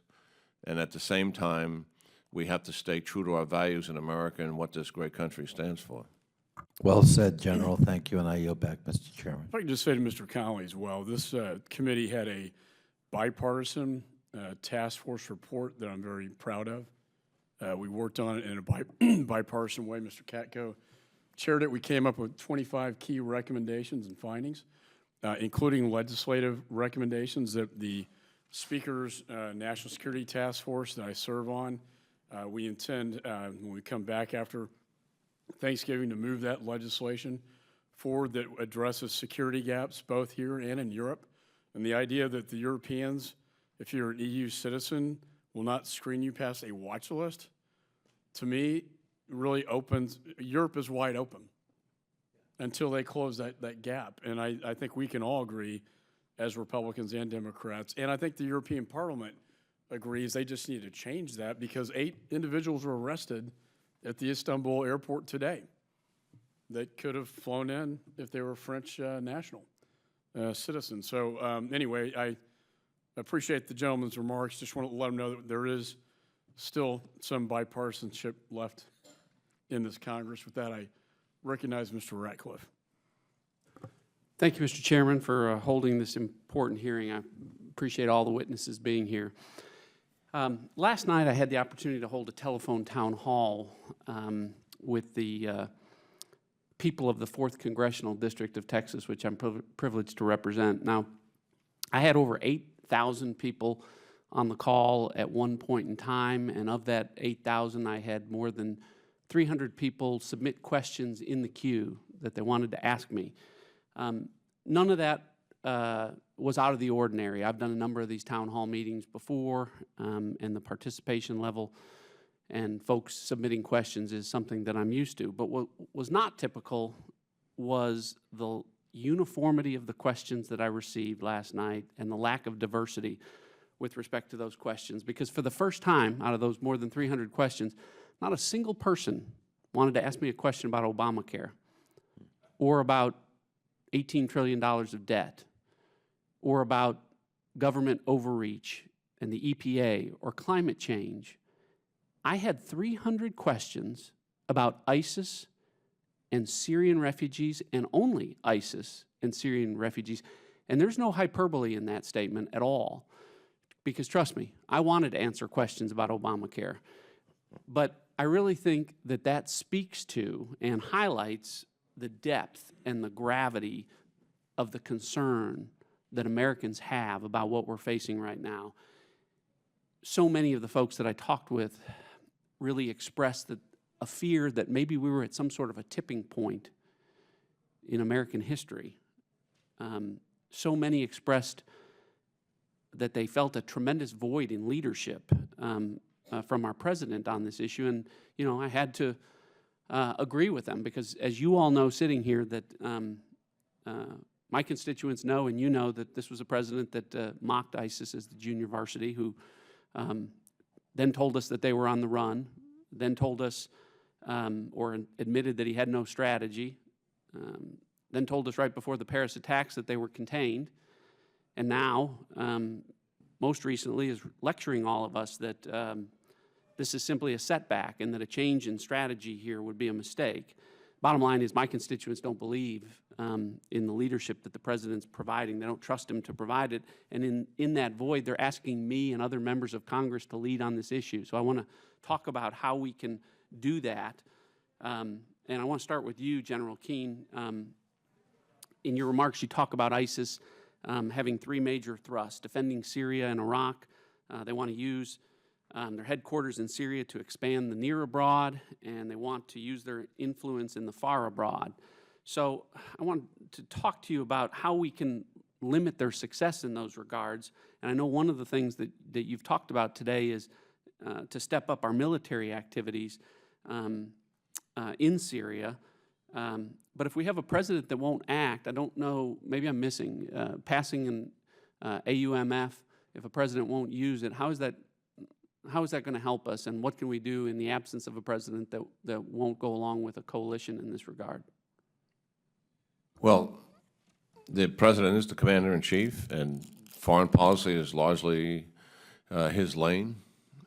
He doesn't need much legislative approval to do what he wants to do in that, and that's the trust that we have in a president of the United States. I think it's served us well, you know, since the development of the republic itself. So I don't have any problems with the powers that the president has. I just happen to disagree with him on this, as do others. I think we'll probably see some more incremental change, some modest improvement to what we already have been doing.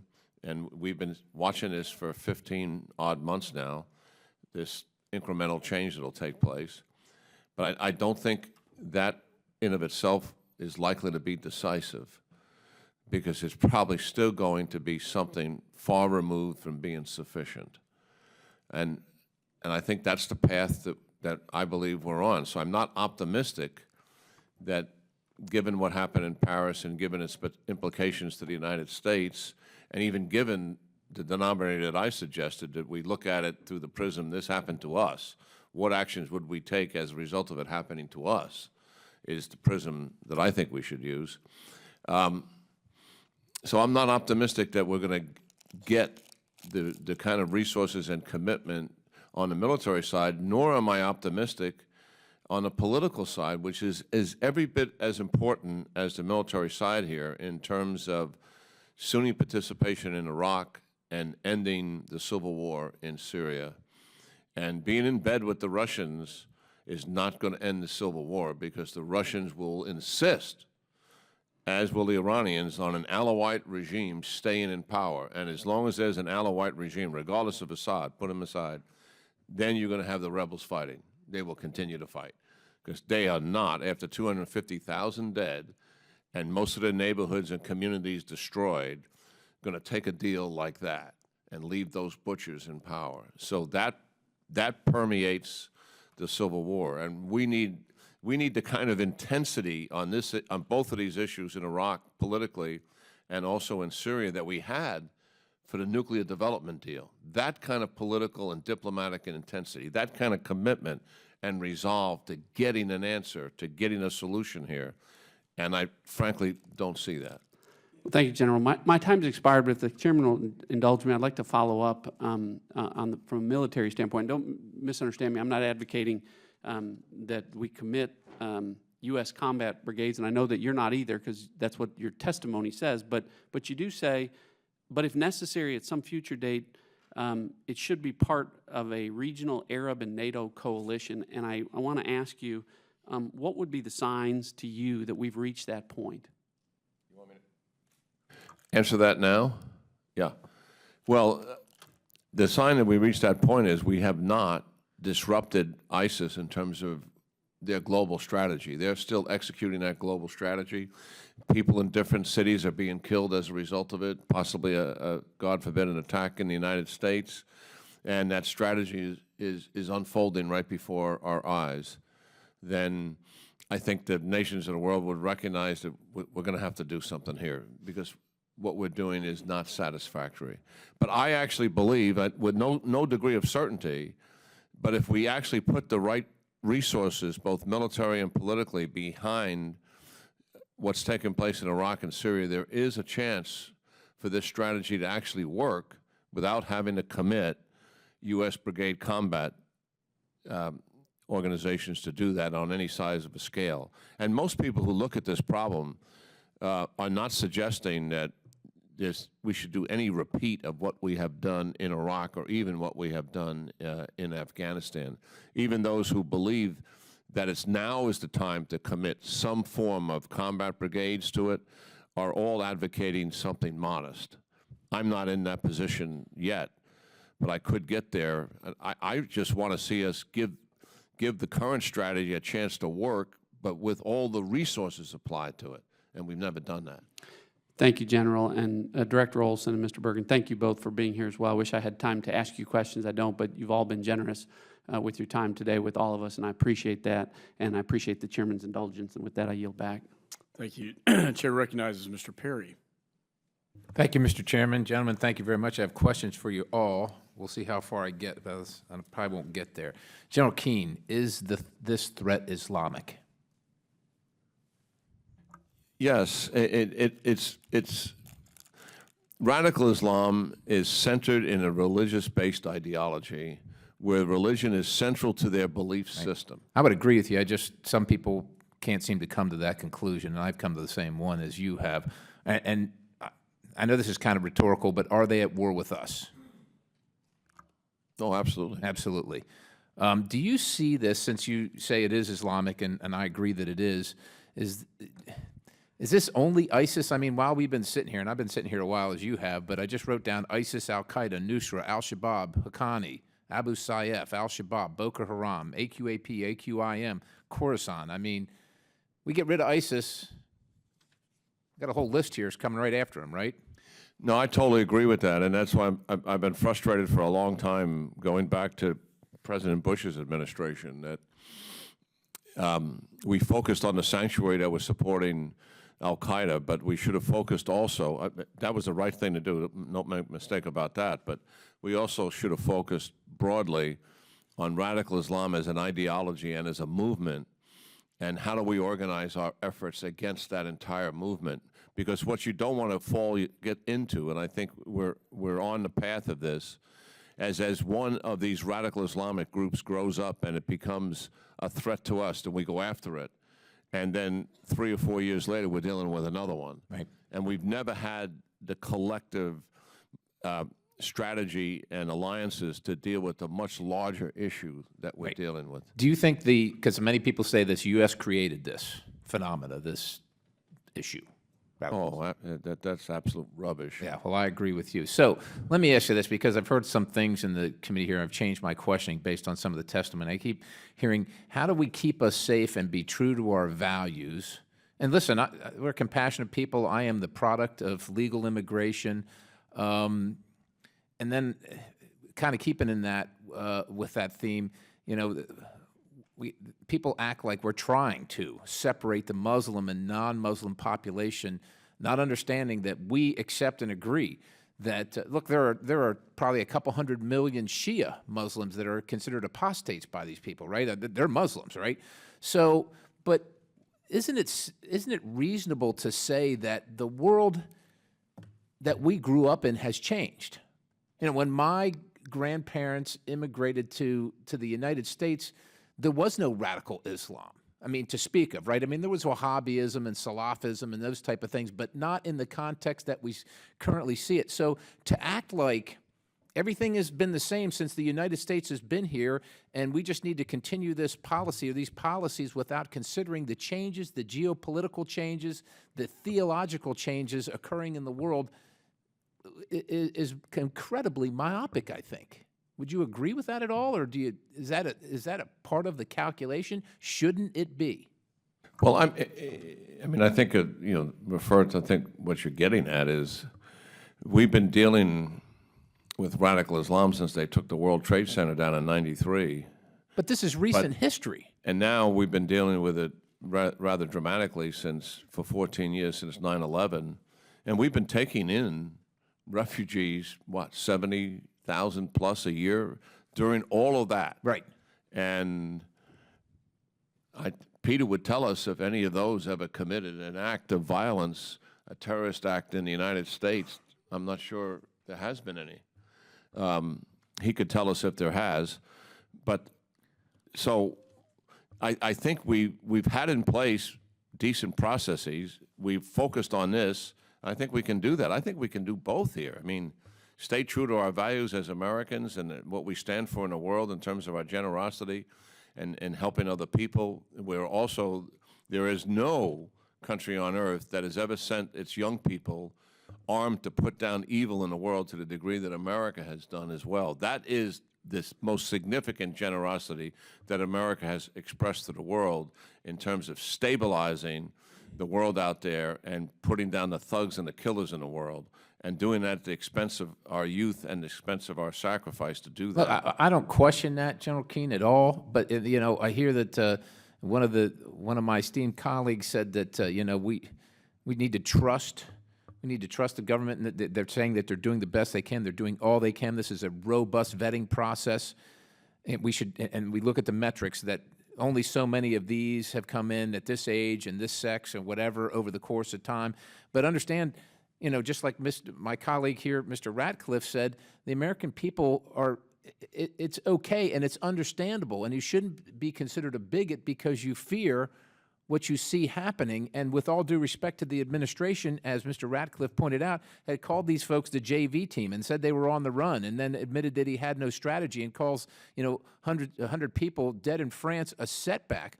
Oh, well, heaven forbid, and forgive the citizens of the United States for being concerned. Heaven forbid. One last question, if you'll indulge me, and I've got 1,000 here, but we seem to hear from the administration that there is only one option here, and our option is to do our part to take as many of these refugees as we can within the confines of the law. Why can't there be? And has there been consideration of an option of a safe zone that is administered by the United Nations with our participation, with the participation of Gulf country allies like Saudi Arabia, who have been, I understand they don't trust us, nor have we given them any reason to recently, but why can't that be an option instead of having all these people exfiltrate into Europe and the United States to stay in that region of the world? And at the end of the day, maybe it's less expensive for us in the cost of dollars and lives, and is that something that could be done? Well, in my testimony, I do think we should have safe zones near the Jordanian and Turkish border that would hold some of the people that may not have the opportunity to leave the country or connected to family that's still in the country, and we can protect them. And I think we can do that with an international force on the ground, and also protect them from the air as well. So I think that is a course of action. But I think what you have to recognize is that millions of people have been in these refugee camps for years, and the tremendous emotional and psychological pressure on any family unit that is experiencing something like that. I think people go to refugee camps in the hope that this is a very temporary situation, and eventually they'll be able to go back home. That's what they want to do. But after 4+ years of war and rolling into the 5th year, and when they look at it, they don't see any progress. They don't see any end in sight. So I think now what we have, just from a Syrian perspective, which only makes up 30 or 40% of these migrating refugees in Europe, there's just an absolute sense of hopelessness and desperation not to ever go back to Syria, likely, until years later. In other words, they're running to a new life because they have been pushed to that act of desperation. And I understand, General. I'm sure they plan on never going back once they... we'd have to talk to them, but I mean, I think their actions are speaking louder than words. They're just literally leaving everything behind to hope to have a new life. And that's what political asylum and refugees coming to this America has always been about. We've always been willing to take not everyone, but a certain percentage of people who are running as a result of desperation, and we give them the opportunity to have that new life here. Thank you, Chairman. I yield back. Chair recognizes Mr. Zeldin. Oh, I'm sorry, Mr. Katko. Thank you, Mr. Chairman. I want to follow up on some of the comments and interplay between Mr. Bergen and all three of you, as a matter of fact, and Mr. Keating earlier. They were talking about some of the findings in our Foreign Fighter Task Force, which I chaired, and especially with respect to some of the findings about some of the security gaps in Europe. And I can tell you, when we went there, the chairman went on a CODEL with myself and several others from the task force, Republicans and Democrats. We first went to Israel to get their perspective, and then went on the front lines in Baghdad. And then we went to Turkey, and then Western Europe, Berlin, and then Brussels and France. And when we got to Western Europe, it became patently obvious that the security gaps are quite significant compared to what we do in the United States. And as a matter of fact, quietly on the side, the intelligence officials would acknowledge to us that those security gaps were significant, and they were borderline leaving the door open for something to happen that had happened in Paris. And quite frankly, it was to none of our surprises that event happened there. as tragic as it may be, because of what we saw when we were over there. So, you know, we're very concerned about that, and the findings in the report, I encourage you to take a look at them, because I think they mirror what happened in Paris. And the problem I have with that is that it makes our homeland less safe, particularly with respect to the visa waiver program. If we don't know someone is broken bad in Western Europe, and then they get it, you know, and the Western Europeans don't know it, it's easy for some of those people to come to the United States, and that is a great concern of mine.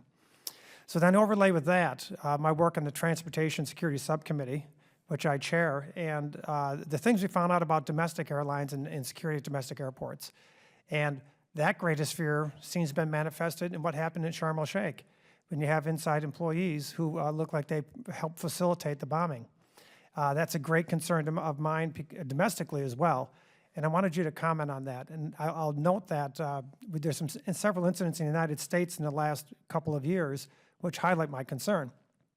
One being an individual carrying guns from Atlanta to LaGuardia, did it about approximately 10 times, well over 100 guns, loaded in a backpack because an employee in Atlanta brought him into a secure area and gave him to him. Then you have a drug trafficking case, and the very day we're introducing a bill in Congress that showed not only did they were smuggling vast amounts of drugs through employee access points, but one of them offered to bring a bomb through. So the threat is real here, and it's certainly manifested itself overseas with respect to airline security. So regarding airline security, I wonder if all of you could comment on your concerns about the airline security situation overseas regarding employees in particular, and whether it's really that much better here. I mean, Sharm el-Sheikh, I understand, is a situation, even in Western Europe, because the fact of the matter is employees at airports around the world get far less screening than passengers that are coming there to visit the airport. So if anyone wants to comment on that, please. I think that vulnerability is, I mentioned earlier the British Airways employee who was trying to get a bomb on a plane, who was in touch with the head of al-Qaeda in Yemen, the Anwar al-Awlaki, in 2011. I'll add to that a Heathrow employee who was in touch with a self-described member of al-Qaeda who was giving this guy information about the security environment at Heathrow. So, I mean, this is not an abstract concern at all. We've seen these cases. I think we probably have a better situation in this country. I know DHS in June said that there were going to be more randomized screening of airport employees, less access to secure areas for people who shouldn't be there. I don't know if those have been implemented, but clearly that's a start. Mr. Olson? Yeah. I generally agree. And I appreciate the committee's work in identifying the vulnerabilities. We saw these, in particular the one with respect to information sharing when I was at NCTC, and how difficult it would be and we saw examples of this even with Germany and Belgium and France, I believe over a year ago, where the Germans had some information, they didn't share it with the Belgians, didn't share it with the French, and as easy as it is to move around Europe, sharing information about individuals who are suspected of traveling to Syria is absolutely critical. And just to follow up on that, I heard it was earlier this week perhaps that France and the United States enhanced their information sharing agreement, and that was hailed as a significant event. And to me, it's piecemeal, it's ad hoc, it's intermittent, like was mentioned before. And until we get some sort of a comprehensive information sharing system, we're really just flying blind. And that's what makes me nervous. That, coupled with the fact the ease of getting into the United States and the lack of real security with respect to employees at airports, to me, is really a recipe for disaster. And Mr. Keene, do you have anything you want to add? Well, the only thing I'd add is that it is interesting that the terrorists have never given up on the use of an airplane as a weapon for them. They have been absolutely persistent about that, and to break down whatever security barriers that we have. And I think what we have to recognize is that they are going to continue to do this, and we just have to make certain that we've just had the best security barriers out there for it. They're not giving up on it. Yeah, and the fact that ISIS is now getting into the game of trying to take down airlines, and perhaps successfully in the Metrojet incident, really is a game changer, and I think it should be viewed as such, because it's not just one group trying to do it. It's definitely ISIS, and the way they're radicalizing people over the internet and trying to get people to break bad without even coming over to Syria, that is compounds that concern for me. When you have 1 million people in the United States working at airports, close to 1 million people, you just need one guy or one woman to break bad, and you've got a real problem. So, thank you. Thank you. Chair recognizes Mr. Zeldin. I'd like to thank Chairman McCall, Chairman Royce for putting together this hearing today. Obviously, very timely with what happened last week, but their leadership on this issue for a long time is very much appreciated by my constituents. I also would like to thank all of our witnesses for being here as well. I know that you've been answering a lot of questions over the course of the last several hours. And a lot of our people back home are paying attention to what you have to say, and your time here is very valuable, so thank you. I personally believe that the best humanitarian victory that we can provide is to defeat ISIS overseas. I would like to get your thoughts on the humanitarian victories that can be pursued that maybe we're not pursuing now, where the refugees currently are in the Middle East. So if you can address that first. I know there's a lot of focus here about what to do to be good citizens of the world in bringing these individuals to the United States. I'd like to get more of your thoughts and ideas of what we could do to provide that assistance abroad rather than here. There was a very good piece in Foreign Affairs this month by a couple of specialists on refugees affairs. And as we've already indicated, most of these refugees are in Jordan and in Turkey. Jordan is doesn't have a particularly strong economy. So, I mean, if these people are just going to be condemned to the refugee camps that General Keane has described without a chance of working, that's really a big problem. So aid to the countries that are taking these refugees to get these refugees to actually have a job, I think, is quite important, and probably wouldn't be a great deal of money, particularly if you're trying to persuade them not to come as a flood into Europe and the West. And I was going to say exactly the same thing as Mr. Bergen. I mean, the challenge, I mean, the numbers are what's so difficult here, right? 4 million plus Syrian refugees have left the country. The vast majority are in countries around the region, Turkey, Jordan, Lebanon, countries that, particularly with respect to Jordan and Turkey, we need to be helping us in this fight, and countries that will potentially face destabilization because of the enormous numbers. So we need to work with them directly in helping them with the refugee problem. The 10,000 that the United States is talking about taking is really a very small and thinking about this process, a relatively manageable number compared to what's being faced in the region and also in Europe. Some of this is really challenging because the conditions in the region at large, beyond Syria and the brutality of the killing that's taken place there, but throughout the region, to include Africa, I mean, there's serious issues there, and the lack of much-needed political reform, social injustice, and lack of equal economic opportunity that, in fact, drive people to a sense of desperation. It drives them into the streets to demonstrate against a government that is denying them all of that, and at some point it also drives them away from the region as well, and accept all the risk that it means to put your family, on a raft and cross a major body of water. What an extraordinary act of desperation that is. So you give a sense of the seriousness of those problems in the region, but the nations in the region also have to change here because they're driving some of these conditions. And so that's the one thing, and that's a long-term strategy. And unfortunately, we've lost our leverage with a number of these countries in the region because of this nuclear deal that we've been involved in for 3+ years.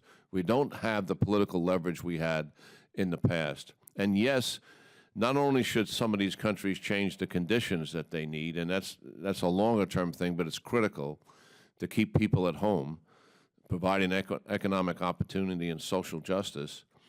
But given a crisis, given a humanitarian crisis that exists right now, there's a number of countries in the region are even coming close to what they could do to help with this crisis, to ease some of the burden that Jordan and Turkey and Lebanon feel, who really are the repository of the ones that are coming out of Syria, to be sure. And we're not leveraging that to the point where we're getting some real results out of it. And after all, these countries do have finances that can help with it, even if they didn't, even if we can't persuade them to build, accept the people in their own country. They do have finances that can help this situation, and that's not happening. So your instincts are right. There's a lot we can do in the region, to be sure, that are driving this, but also what's happening in the region is related to radical Islam as well.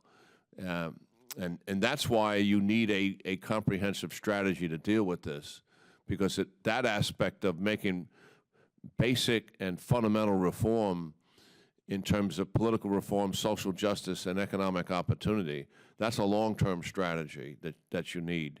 That's beyond the immediate crisis. Well, thank you, General. Thank you to all the witnesses again for answering all of the questions over the course of this hearing. I personally, as I stated earlier, believe that the #1 humanitarian victory that we can provide for those in that region is to do everything in our power, working with some newly motivated countries across the world, specifically the French, the Germans, the British, the Russians, who are now motivated as well, to defeat the threat, to annihilate the threat. They are not contained. They're not the JV squad. And everything else as far as improving the conditions on the ground is impossible without us eliminating the threat. And again, Chairman McCall, who is still here, who has been an active, vocal presence and leader, and I'm just so grateful he's chair of the Homeland Security Committee, and he's doing a lot to ensure that my constituents as well are being heard, as well as constituents in his district from coast to coast. So thank you again, Chairman. Well, thank you, and I know your New York constituents, that means a lot for me to hear that from you.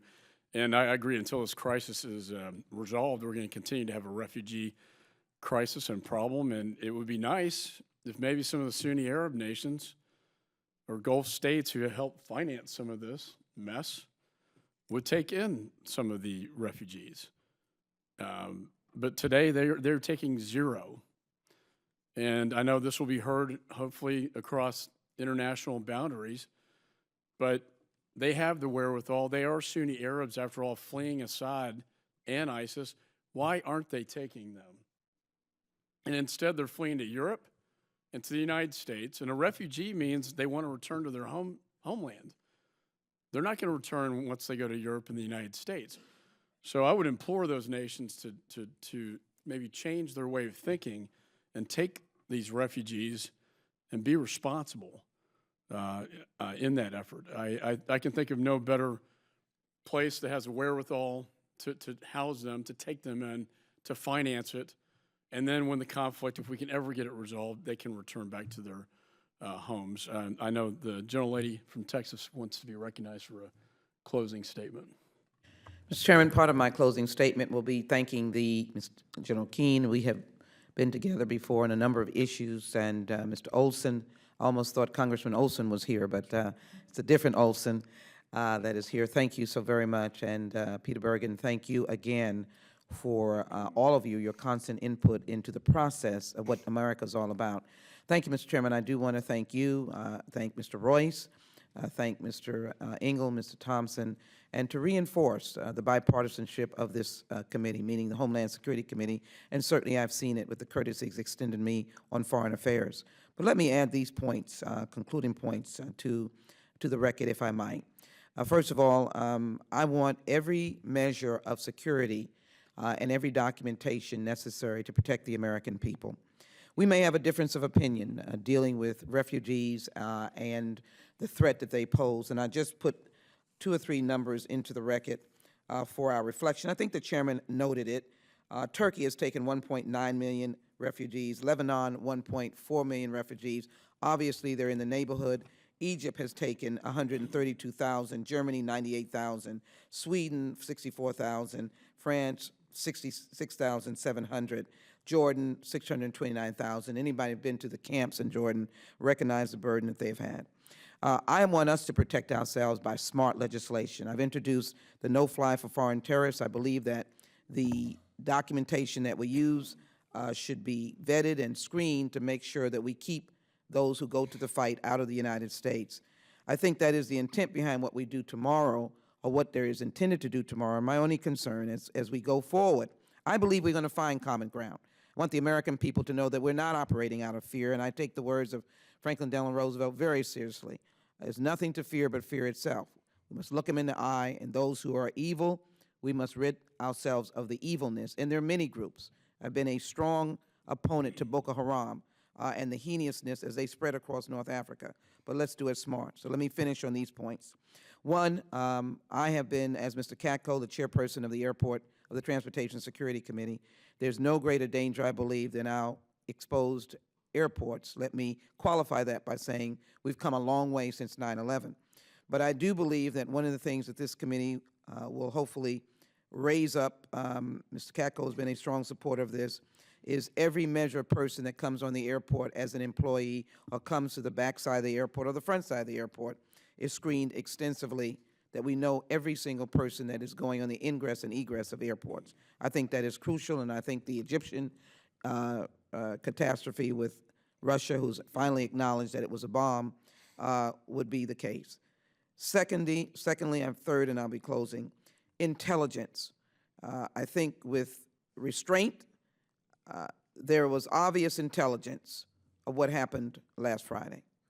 We've got to share as it is possible our intelligence.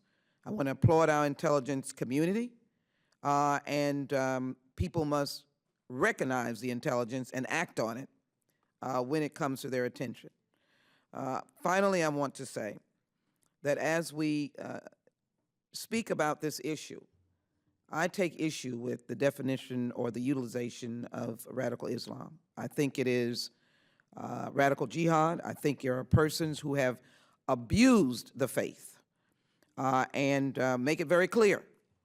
And I hope that our friends who are of the faith, as many of us would stand against any abuse or misuse of any faith that we're in, that would be used for violence, that we stand against it.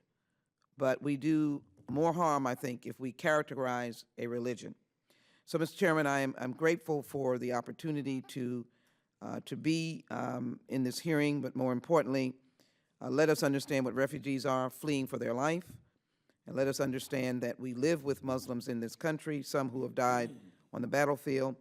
And let me say that I think now we can collaboratively work with allies such as France, but many others, including the Arab states, must stand up to the multiple threats and take the fight to them as the United States works with them.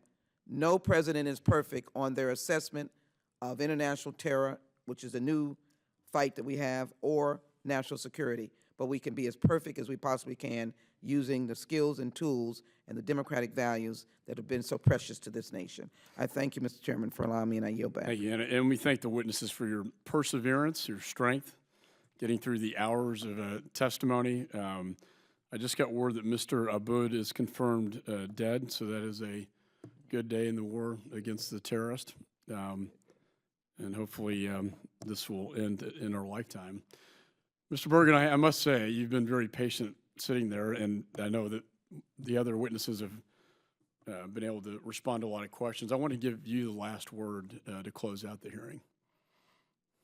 I would say that there's been a lot of consensus amongst the members here, except perhaps Dana Rohrabacher, who I think is often an outlier.